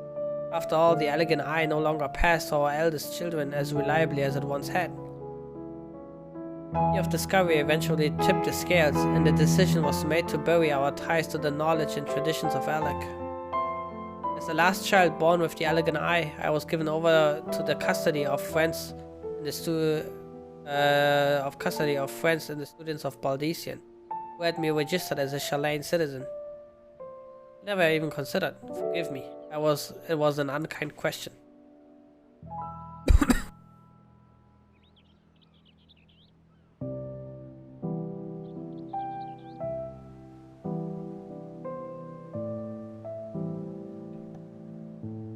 Even Thancred was taken in by Archon as well, was he not? Stories of adopted waifus and rescued orphans are more common among Shalans than you might think. Yet, regardless of our origins, we are all provided with an equal opportunity to learn, and with sufficient perspicacity, we outsiders can even earn the vaunted title of Archon. It is exactly why I have such love for this country, and why I wish to remain a nation of which its citizens can be proud. Here, another good reason to get to the bottom of the forum's stubbornness, aside from the trifling matter of our impending doom. Excuse us while we try to make some headway into these books, Zoe. More company should be arriving any moment now. Alright.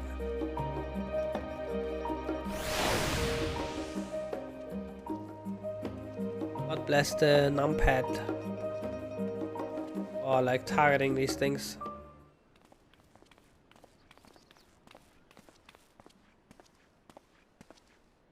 We've returned with our selections.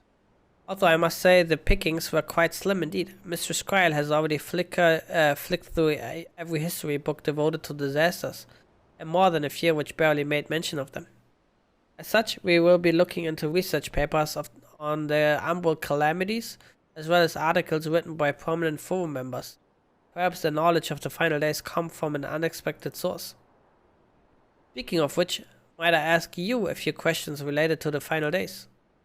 I'm the only one here who didn't witness the events of Amarod firsthand, and yeah, I may be overlooking critical details. My thanks. Now where to begin? First things first, what kind of phenomena did the ancients encounter as the final days drew nigh? Completeness of creation magics, primals of unrivaled power summoned from the ether, the worst kind of phenomena you can imagine. I think this, right? Where like some fucking monsters and shit. I believe Heideling and so summoned after the final days had arrived quite deliberately. Oh, never mind. If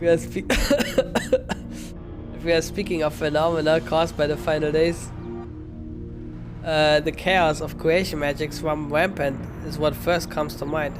Yeah, despair. I mean, he meant like the monsters which appeared, and not like the primals.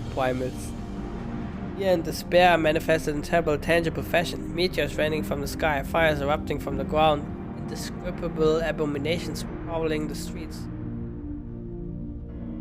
That more or less aligns with my understanding. If only the arts of creation had survived until the present day, we might have had something substantial to analyze.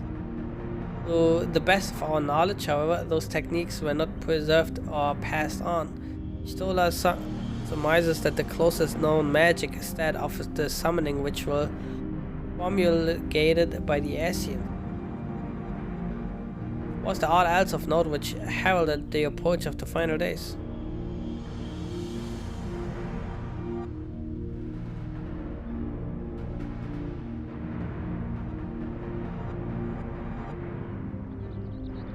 I think there were floods and shit, right?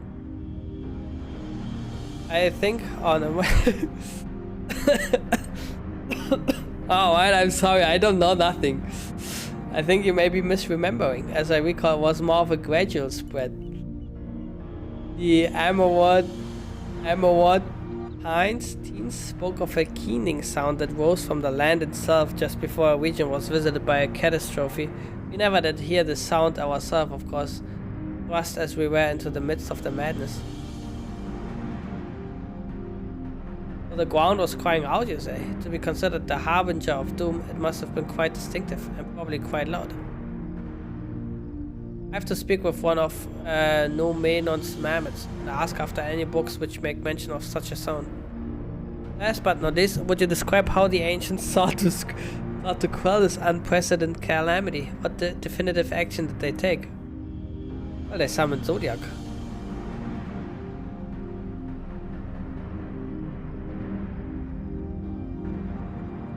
Yay!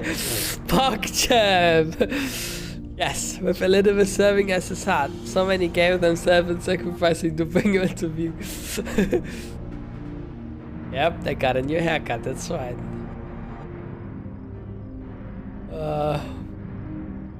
I wanted to make an extra Endwalker drip, but I didn't have the time, sadly.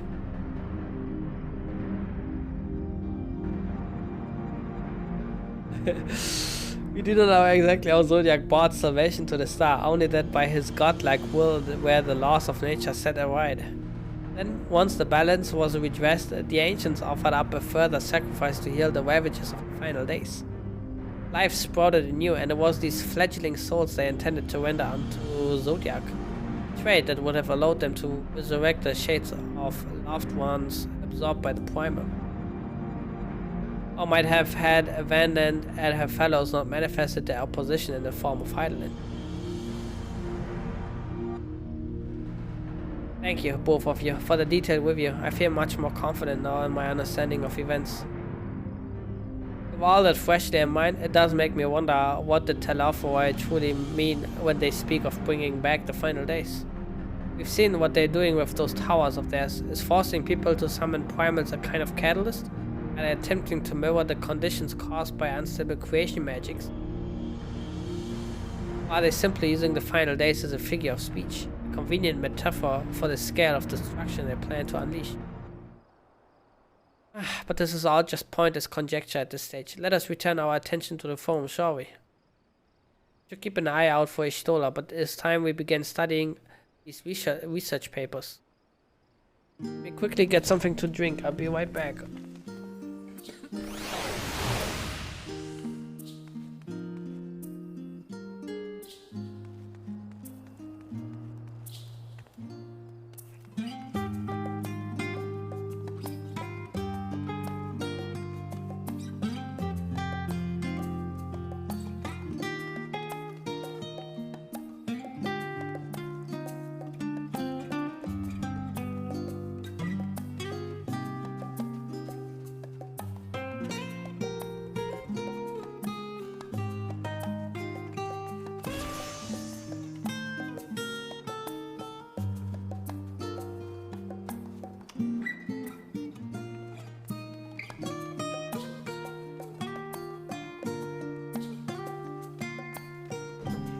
It's quite dark outside. It's snowing outside, and the snow actually stays. That's really rare in my city, actually.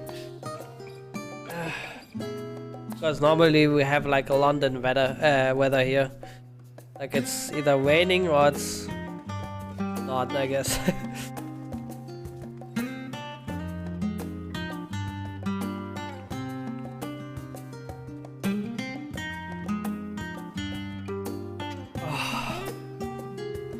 Yeah, I like the song so far.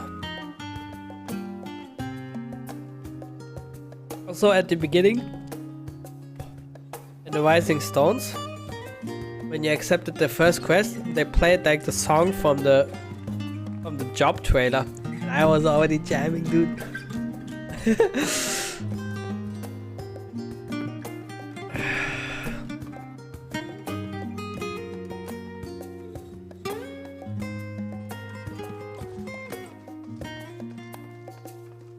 It is a bop.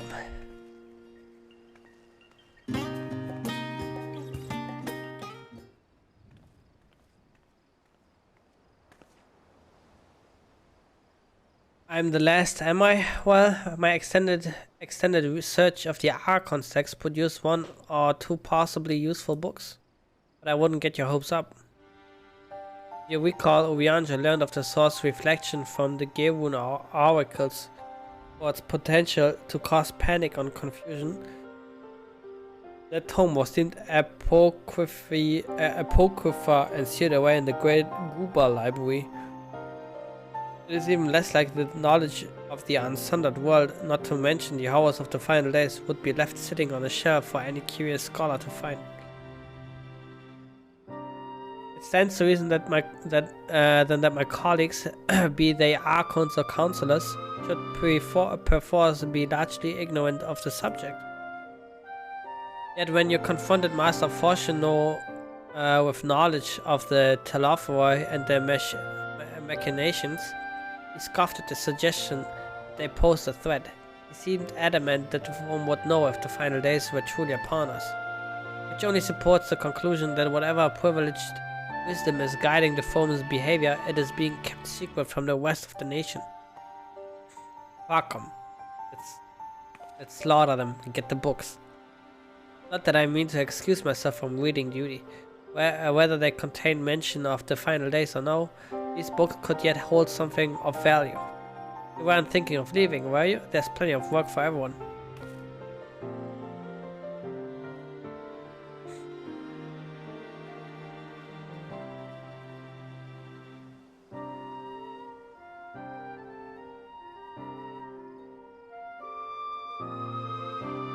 You labor for what feels like an age at the Stoller's research research assistant. That's a hard chain of words.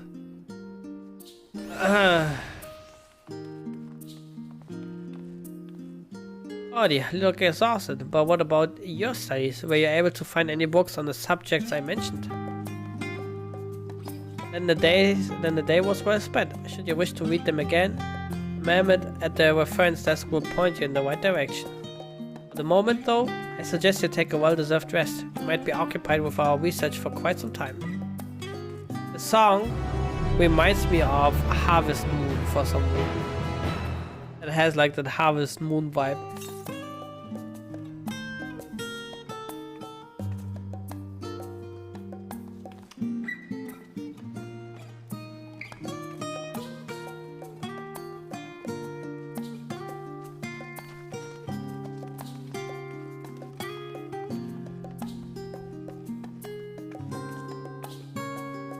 Ready for a tea break, Zoe? I know I am. Honestly, my neck and shoulders are going to calcify if I don't stretch my legs and walk around for a bit. Or calcify, I don't know. You know the last stand down in the harbor, don't you? Come and meet me near the outside table, and I treat you to the coffee. Quite good. Alright.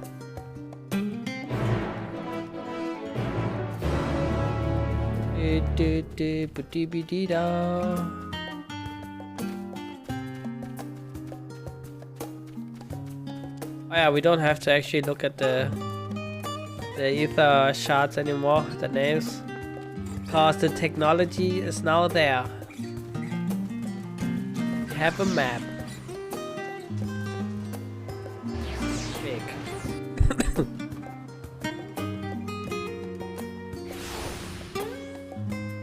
Levels of Old Charlene.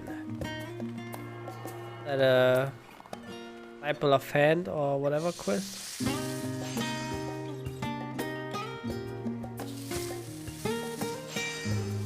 Oh yeah. One day I will actually level a crafting job. One day. But that day is certainly not today.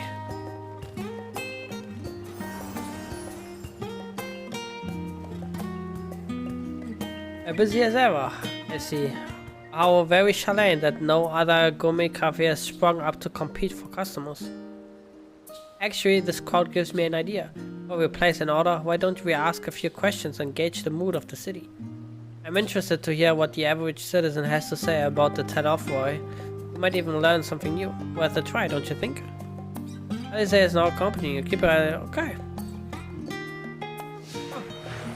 Oh, come.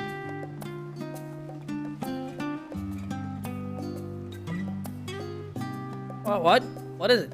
Can a man not enjoy a moment of private respite? If you're looking to share a table, then I respectfully request that you look elsewhere. You misunderstand, sir. We were simply wondering if you knew of the Telophoroi. These enemies of peace have promised to end all we hold dear and... Wait, you're the house level girl, aren't you? And this woman with you is obviously a foreigner. I heard you were disowned for helping outsiders indulge their barbaric whims, and here you are giving truth to the rumor. I thank you to leave me be. I have naught to say to the likes of you. Well, I must apologize. It was foolish of me to expect an ounce of civility from one so enlightened. Comes away. fuck. Alright, you know, have a good night. Take your rest and a lot of fun tomorrow in your next 15-hour session.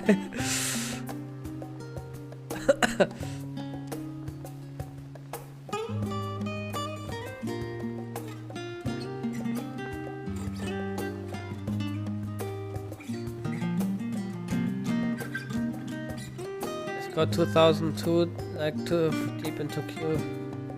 Oh shit, but if you log in fast enough, you get like back on the same spot.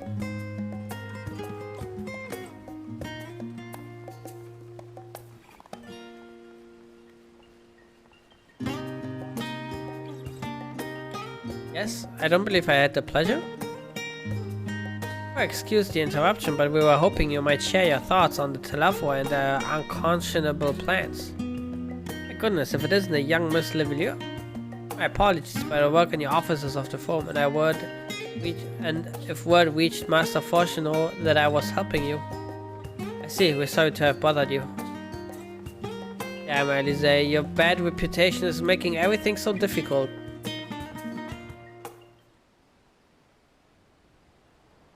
Welcome, madam. What can I offer you today? Wait, is that Mistress Elise I see there? My word, how long has it been? Ah, too long.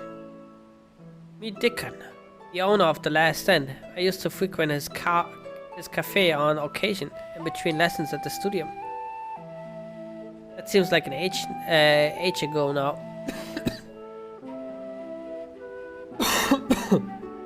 I remember hearing that you and Master Alphonor had set sail for Eosia, but then you never came back. Lately there's been gossip about your father disowning the pair of you. Everything alright at home?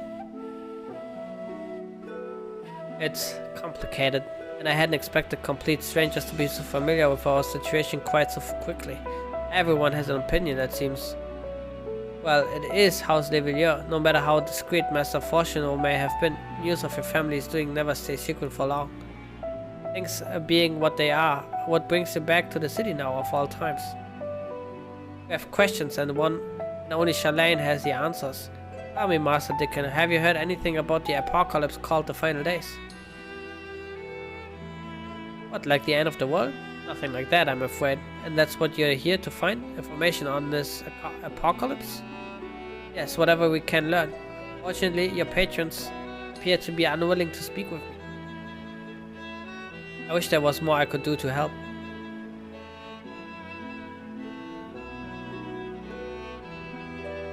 But maybe there is. You're a visitor to Shalane, aren't you? Then few will know your face. We should be able to pass your officer's server with none the wiser. You just finished preparing a few orders. Strike up some friendly conversation while you're setting down the food, and you might just get the answers you're looking for.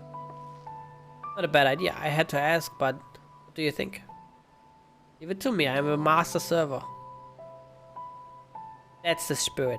Pay attention now, and I explain where each of these dishes needs to go. Oh shit. The tea set is for the chatty group sitting by the water's edge. The omelette, okay. Tea, water, okay. The omelette is for one of our regulars, a Highlander by the name of Gisela. Omelette to Gisela, okay. He's sitting at an outside table with a friend of hers. Behind them you should see a Mikoti gentleman. He ordered the oven-baked lobster. Alright, lobster to catboy. Got all that? If you're not sure, just ask, I explain. Good luck. Alright. I have to activate my 500 not existing IQ brain.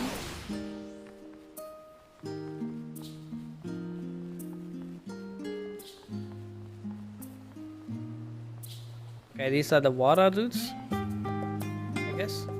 And the water dudes wanted the tea. Oh, my tea set. Lovely, thank you.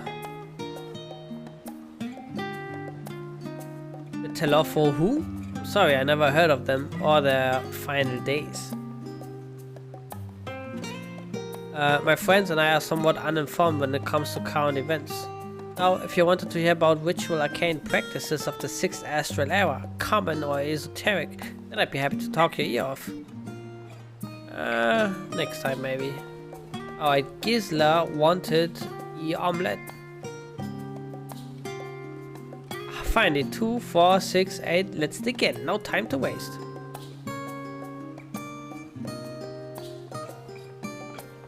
What? Telefoy? Ah, yes, I remember seeing the name in the latest Gazette. That and some grand claim about the end of days. Same old senseless warmongering. When will these fools grow tired of spilling each other's blood? Let's stay out of it, I say. The forum made the right choice, and I fully support our decision to remain neutral.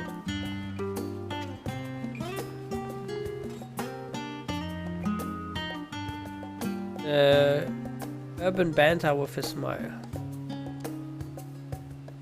Alas, the oven-baked lobster is mine. You have no idea how long I've skimmed and saved and suffered to afford this heavenly dish.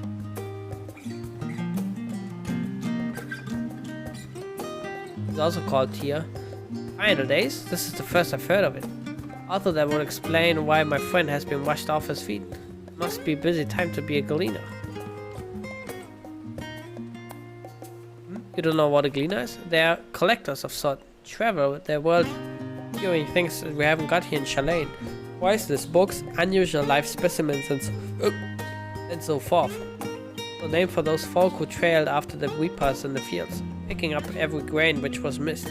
Aye, by all accounts, gleaning is the most meticulous and demanding profession. If these Telafoi make good on their audacious threats, then many uncatalogued rarities could be lost forever. Why else would the gleaners be buzzing about in such a frenzy? Watch the harbor and you'll see what I mean. They're carting loads in from the docks all day. It's never been this hectic before, not like this. Yeah, I can imagine.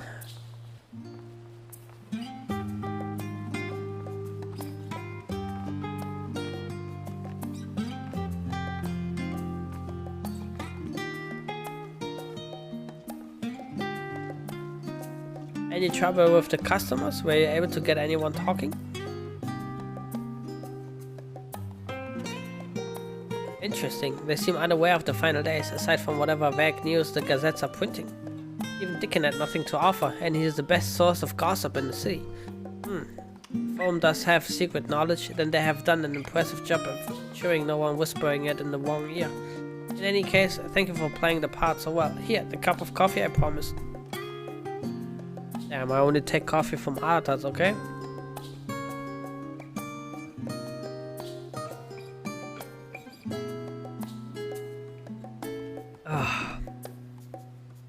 Let's enjoy our drink somewhere else, shall we?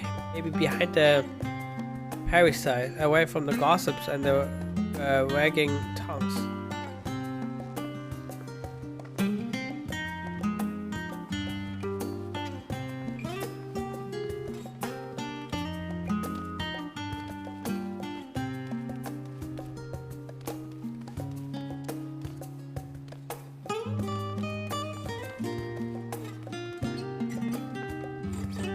Oh, look, is that a sage? There's 2 robots. Oh, I know these are the minions.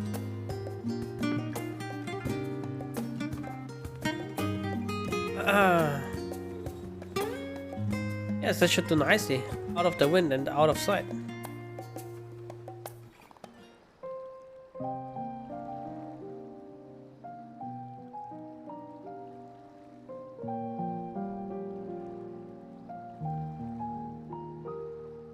Starbucks coffee.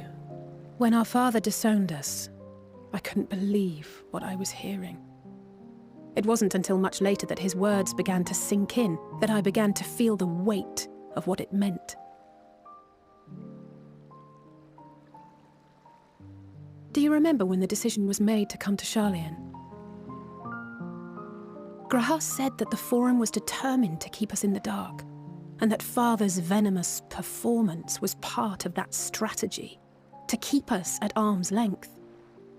Perhaps it was. Father argued with Grandfather on many occasions, but never with Good night, such Fate. Thank you for the wait again. dismissive Appreciate it. I wish you a restful night, so you can like game tomorrow again.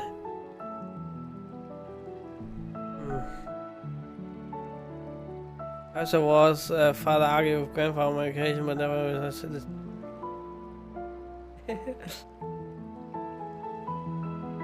And when he demanded what justifies the sacrifices we make in war, I honestly didn't know what to say. Neither did Alpha know, I know, but never for one moment did I believe we had made the wrong choice. So all I could do was fume silently. Impossible! It was only afterwards that I realized how childish I had been. How being stubborn and self-righteous must run in the family. If I could have just mustered a civil response, then things might have turned out differently. Lots. A few.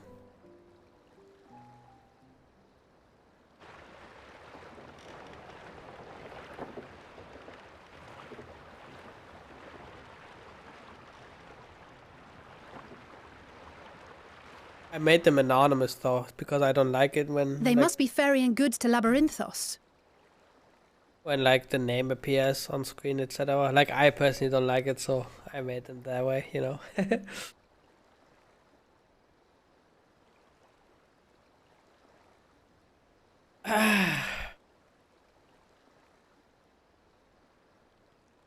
A vast complex beneath the island. Sharlayan is famous for archiving knowledge from around the world. Well, that knowledge is not preserved exclusively in dusty tomes and desiccated samples. Our living library, comprised of all manner of flora and fauna, is housed and studied within that underground facility. Still, that did seem to be an unusually large shipment. When I lived here, it was rare to even see such cargo transported by boat.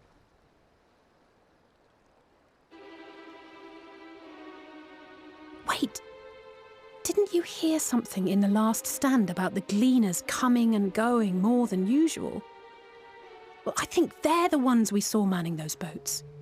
And gleaners answer to the Forum. If the appearance of the Telophoroi prompted this sudden burst of activity, then Labyrinthos may hold a clue as to what the Forum is planning.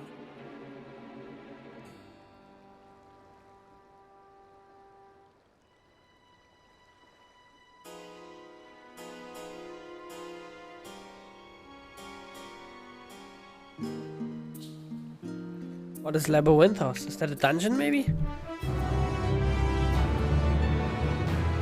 Back in the queue of players in Q1. That's a big POG.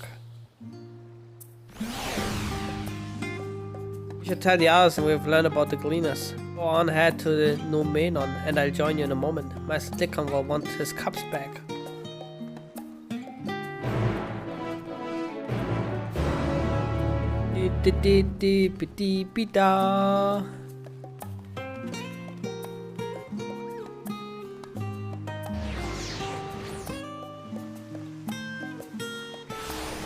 My lips are like they're so dry and they hurt from all this sniffing and cleaning my nose, man. It's awful. Keep like licking my upper lip. I'm a mess. Over. Yeah, I should get some, but it's sadly like weekend.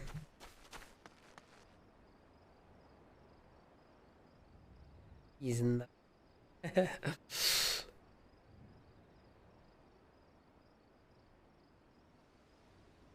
Not exactly. Shit, I didn't read the first sentence. We did some impromptu investigating and turned up information on the cleaners.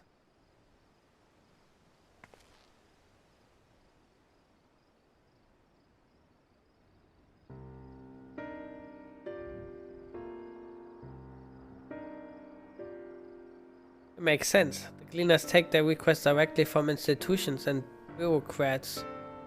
But as you say, they ultimately answer to the Forum. A sudden and significant increase in cleaner traffic and in cargo certainly gives the impression of an overarching plan being put into motion. Let us see what theory we can build from the facts. As Stola observed earlier, Numenon's archives appear to contain no information concerning the final days. Coupled with what Zoa and Alize learned at the last strand, we can be reasonably sure that most Chaldeans know nothing of the particular period of ancient history. Yet my father and his colleagues are not familiar with the final days, but are also somehow certain that the destruction being perpetrated by the Telophoi is wholly unlike these apocalyptic events. Moreover, the Forum claims to be so occupied by a duty of such pressing importance that they saw fit to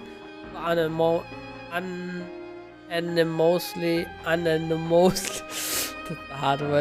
deny Eosin's request for aid.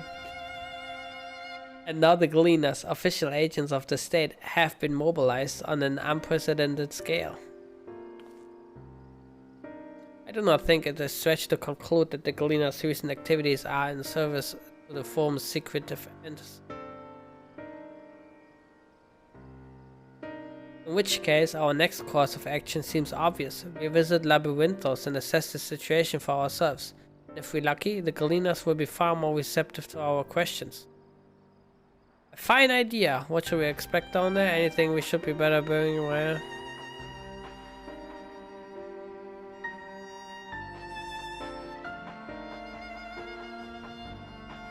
Oh, I would hate to spoil the surprise.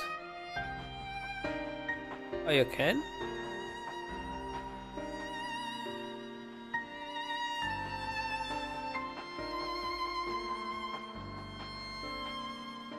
Oh, but that's not from the chat. Not from the text, though.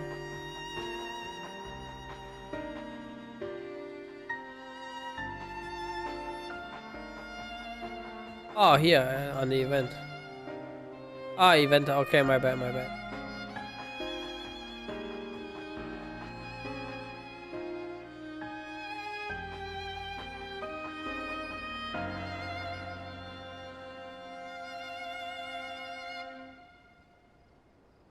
Let's see. That's good to know. Thank you, Omni.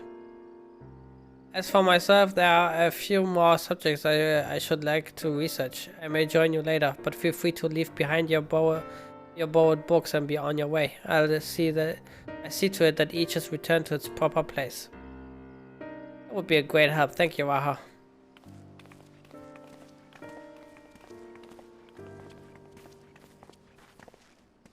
Let's head down the stairs over there and I'll show you where the entrance is.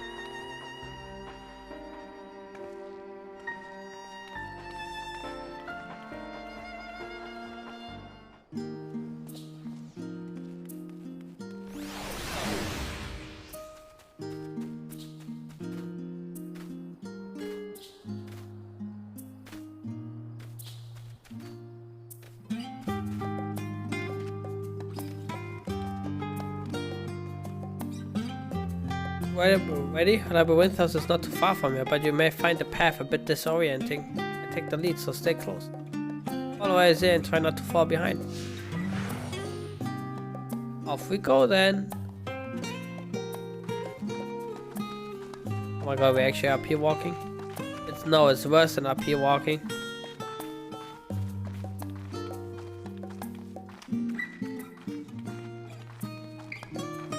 Pleasant here amongst these trees. Very true.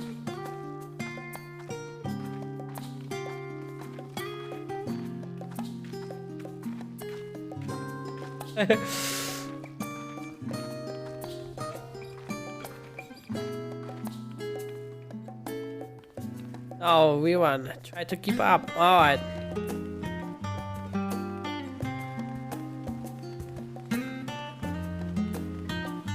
Keep the path straight ahead.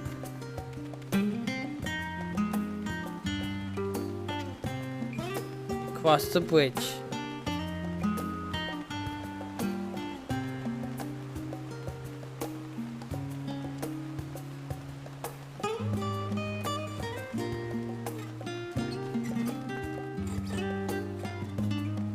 Up here. Yeah.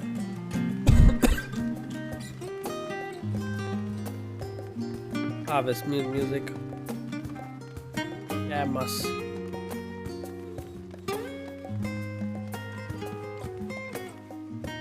The Vostra, not far now.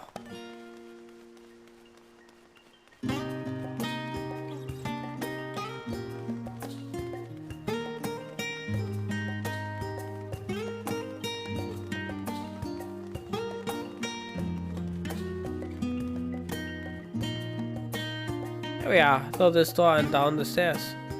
You did remember to return to the shard back there, didn't you? It will make your life much easier if you need to come back in a hurry. Otherwise, you should be moving. I did attune. Don't worry about that. 360 and 720.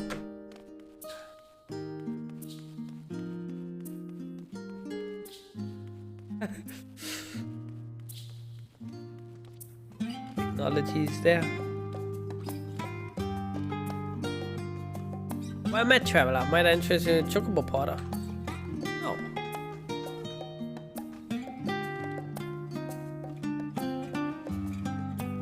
We are all here now, yes? I've taken the liberty of securing permission for our group's descent. Right, everyone, onto the lift and down we go.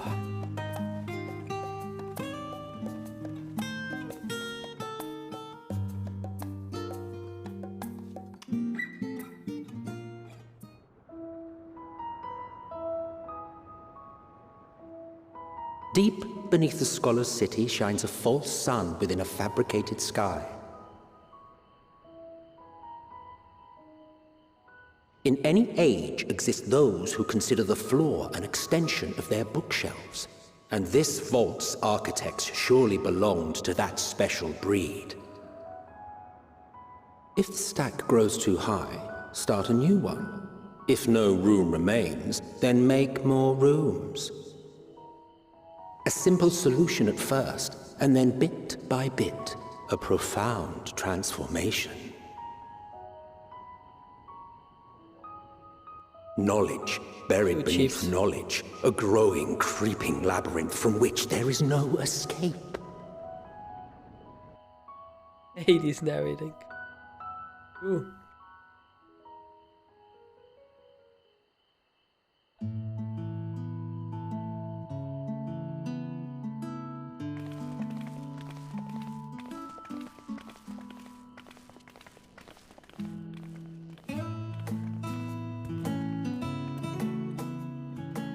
Not what you expected. I must admit, the artifice is very convincing. But I assure you that we are beneath Sharlayan itself. The breeze you feel, the flowing waters you hear, all created by the hand of man. Crazy. Sharlayans are the crazy. island is volcanic, you see, and once upon a time this great hollow must have been a reservoir for magma. Very interesting. It was discovered some 400 years ago, at which point it was repurposed as a storage facility for scrolls and samples and such. Renovations have continued, with nigh on no interruption to this day, with the lower levels still undergoing expansion. Aren't those people gleaners?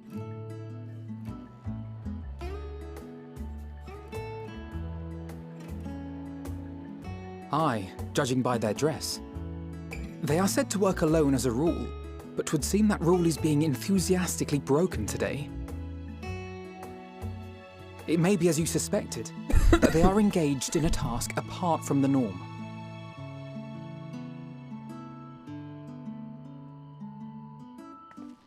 Let's spread out and get some answers then.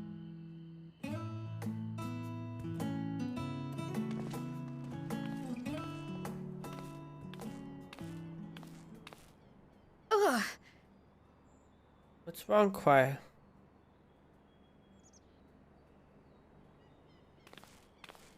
Did you call to me just now?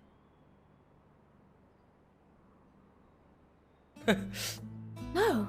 Shut up. How odd. I must be a bit dizzy from the descent. I'll be fine, I'm sure. Let's get to work, shall we?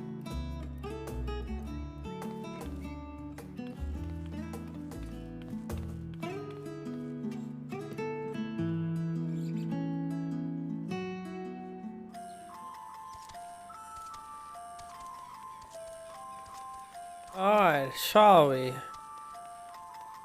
I guess we shall.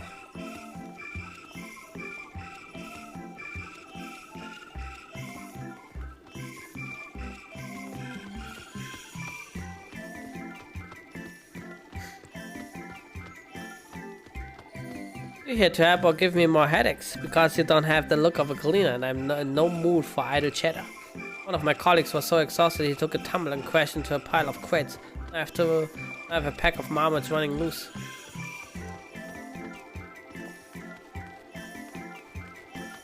Well, that is quite unfortunate. Let me think. The receipts should be item 1058.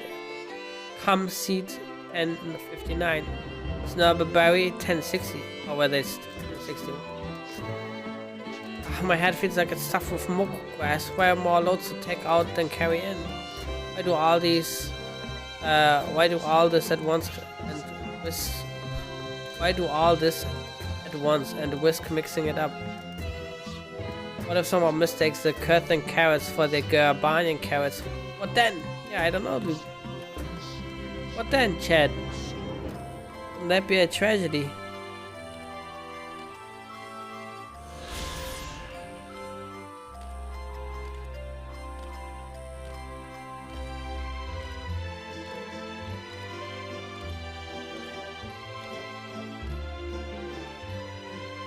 You want to know what I'm doing? Hauling books, Noah and fauna. If it needs hauling, I haul it. Every day, every decade or so, they take stock and labyrinthos, you know? Sort and tidy up the inventory. Never seen an operation like this before, though. We just did one a few summers ago even. Then, with no warning at all, this mess gets dropped in our laps. Orders from on high. Damned if I know the reason. That they're changing their layout, preparing for the next big expansion. The exchange with Dobin has taught you about taking stock and labyrinthos.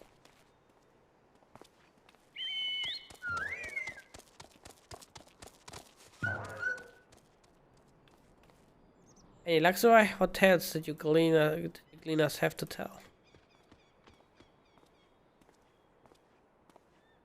Big infos. This grand operation began without warning, and for every item they bring, they are sending more inventory somewhere else. That would explain the haggard faces I've been seeing. We were right, the foam is definitely up to something, and they're turning labyrinthos upside down in the process.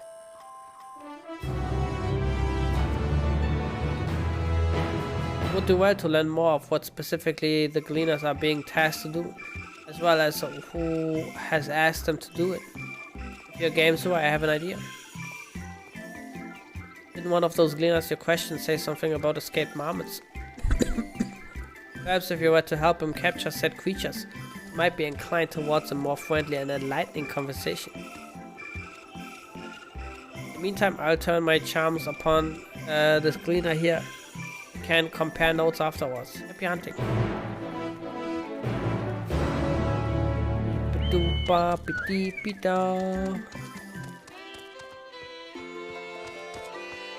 I feel some things.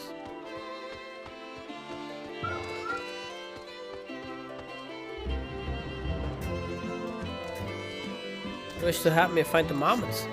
I have nothing suitable to pay you for your service, but if you're offering out of goodness of your heart, I welcome you the assistance.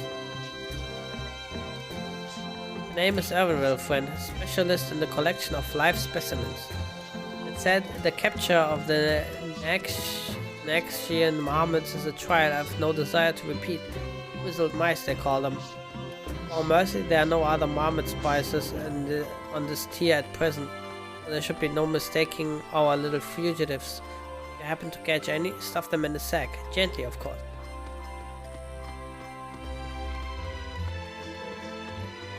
Is that a new job? Where to begin, you wonder? I've not seen any scampering around here, so we need to widen our search into the surrounding forest. You're on your guard. There are beasts out there that won't hesitate to prey on a marmot or you. Search the trees to the west. The eastern part of the forest is all yours. Good luck. Ah, okay. Cool. Alright guys, it is happening. I am playing since 3 hours, 2.5 hours, and we finally will have our first fight. This is the moment we have waited for. Big boy.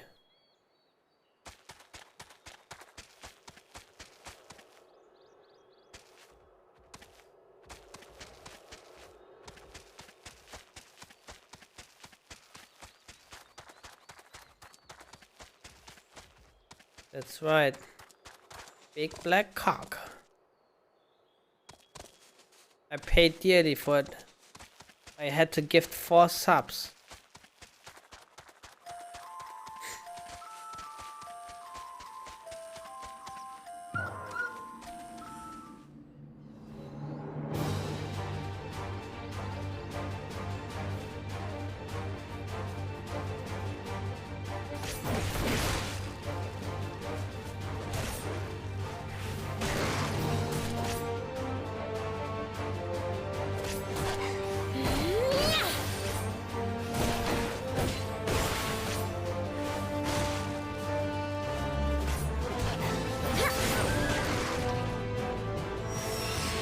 Okay, I have to remove these here.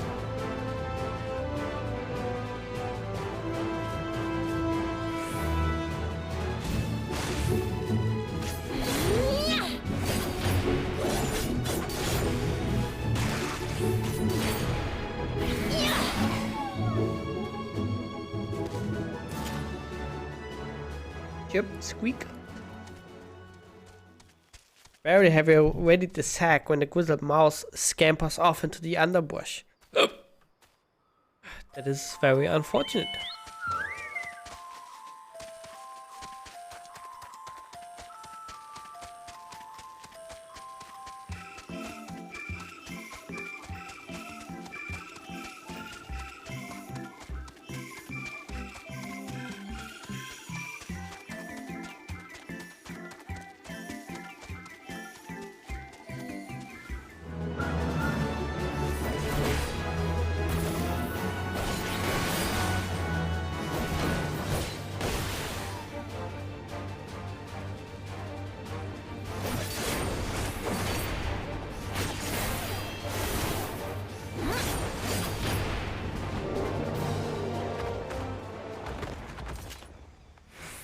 Squeak.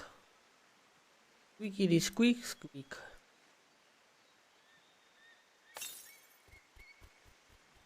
Bitch ass. The Wada nimbly evades your grasp before once more disappearing into the trees. Back.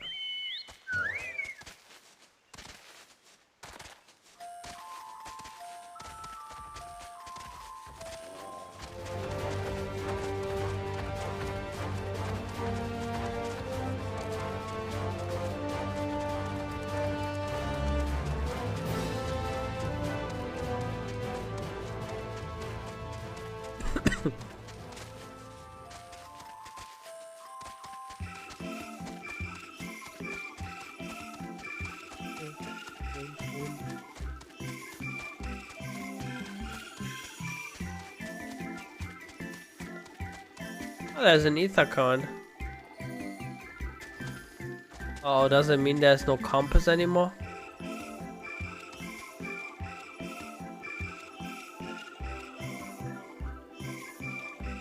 Yes. Oh, okay. Ah. Thank you.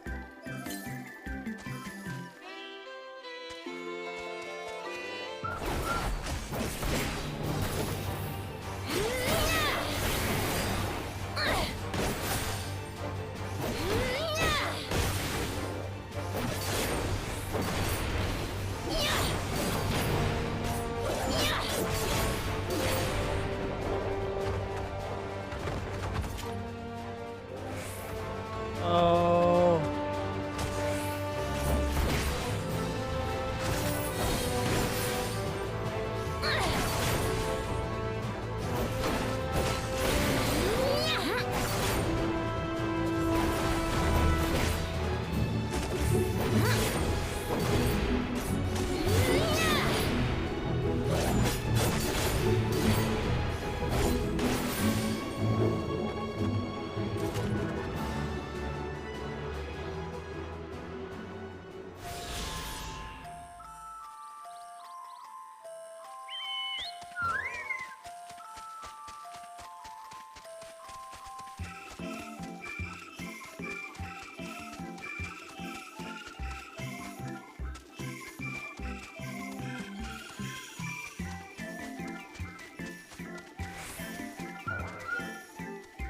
Yep.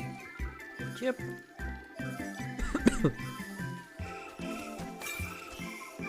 Squeak, squeak. More prepared for its speed this time. You succeed in closing the sack over your elusive quarry. Damn. I did it.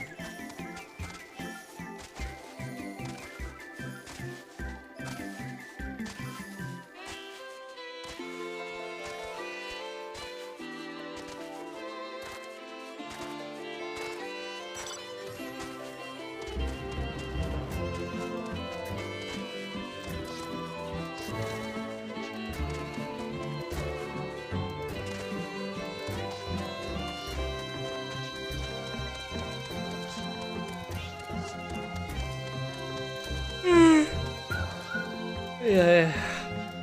How did you fare? I tracked down 3 of the pack, which leaves 1 unaccounted for.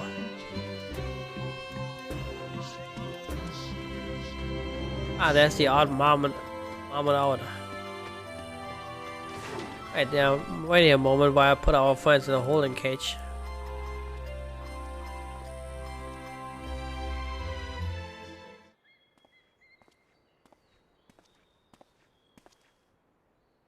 Thankfully, the marmots seem to be unharmed. They're held up in their isolation, but it's far too soon to release them into the habitat.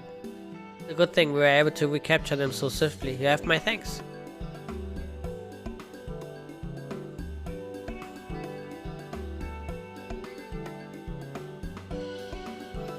Why, the authority in charge of Labyrinthos, now and in perpetuity. The same officials we've had as... Upsala.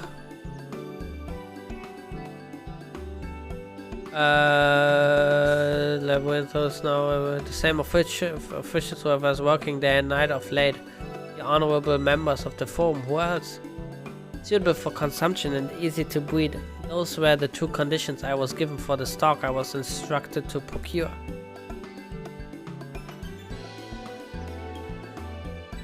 Well, I am not that used to like I wasn't that big. I was not that used yet to those big numbers because I wasn't like that long, like level 80. I think it's better that way though. Like I don't like having like these gigantic numbers. It's like more tangible or like more like easier to process, right? I don't know what the Forum has planned for these creatures, but at the very least, I doubt they'll be served for dinner today or tomorrow.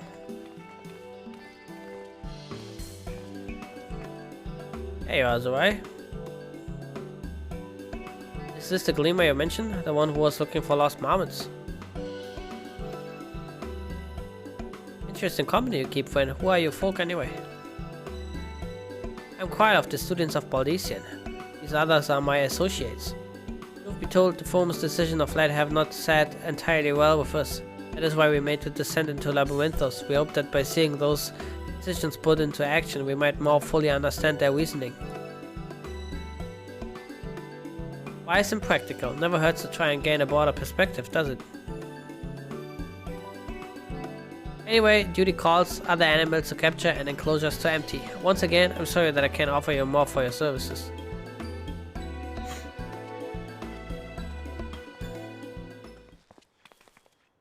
You learn anything new from your friend there?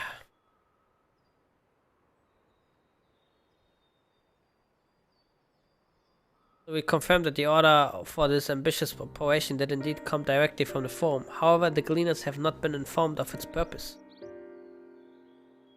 I'd say that fits with everything we've heard thus far.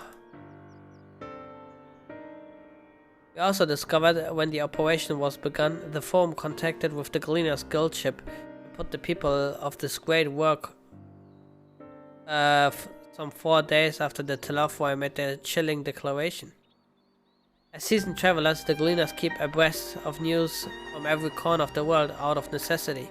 Thus I'm inclined to trust that their calendar of events is accurate. Altogether, it gives a distinct impression that this undertaking was a sudden and unexpected development. Yet I find it hard to believe that such a comprehensive restructuring of Labyrinthos and its archives would have been planned in so brief a window.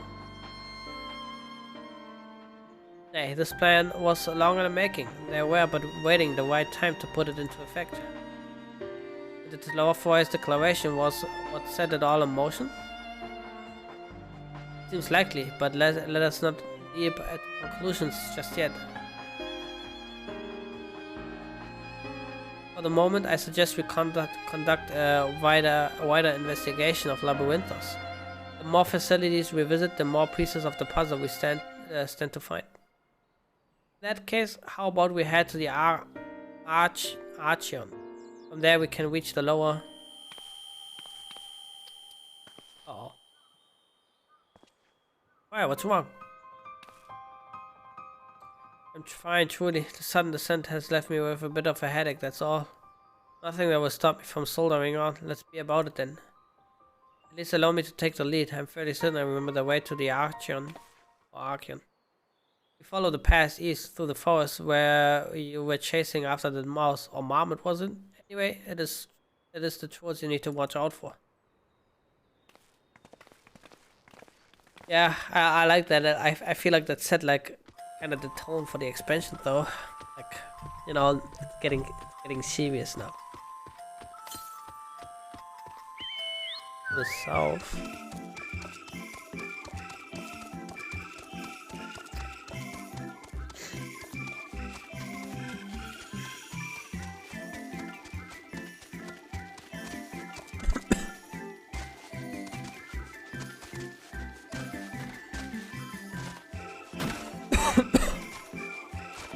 Well, it's probably because we know now that he's a primal and we'll just end it like in the same dialogue.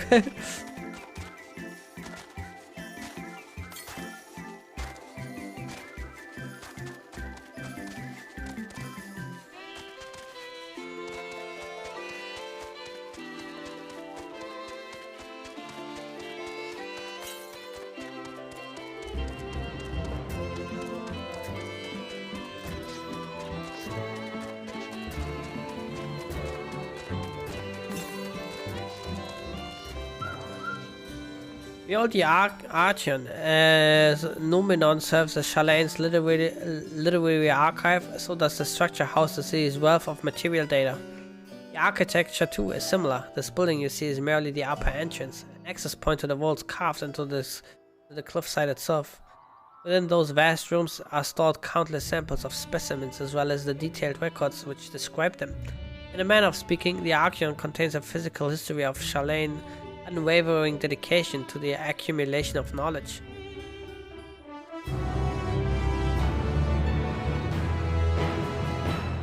Well, we won't learn anything of value staying out here. Let us proceed into the main building and speak with the custodian.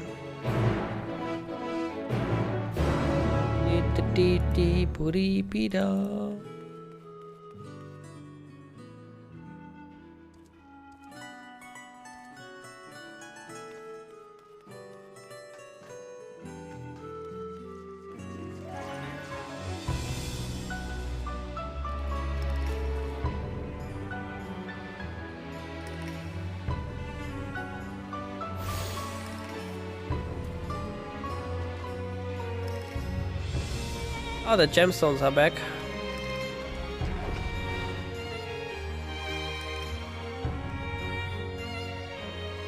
The market for something on the rarer side got a whole village worth of surplus from the Archeon, some of which can be even used for some bicolor gemstones.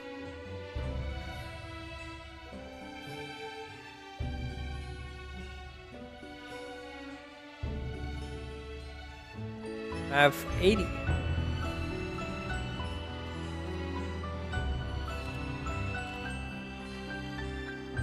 Alright, I think this is a good moment to stop because I'm omega pooped. Gonna try to like take like a quick sleep and then be back in the morning. So I can like not fight the queue though. That would be great. We see though. Like I'm like kinda sick, so might need like a longer sleep. Anyway, guys, I'm gonna drop a quick wait. If someone is streaming, let me quickly check. I think power. Yeah, power's already gone. I don't wanna host a Final Fantasy stream because I don't know how far everyone is, etc. Yeah. Might just gonna leave it then for auto host. Alright guys, thanks for watching guys. We talk tomorrow, have a good one and peace out.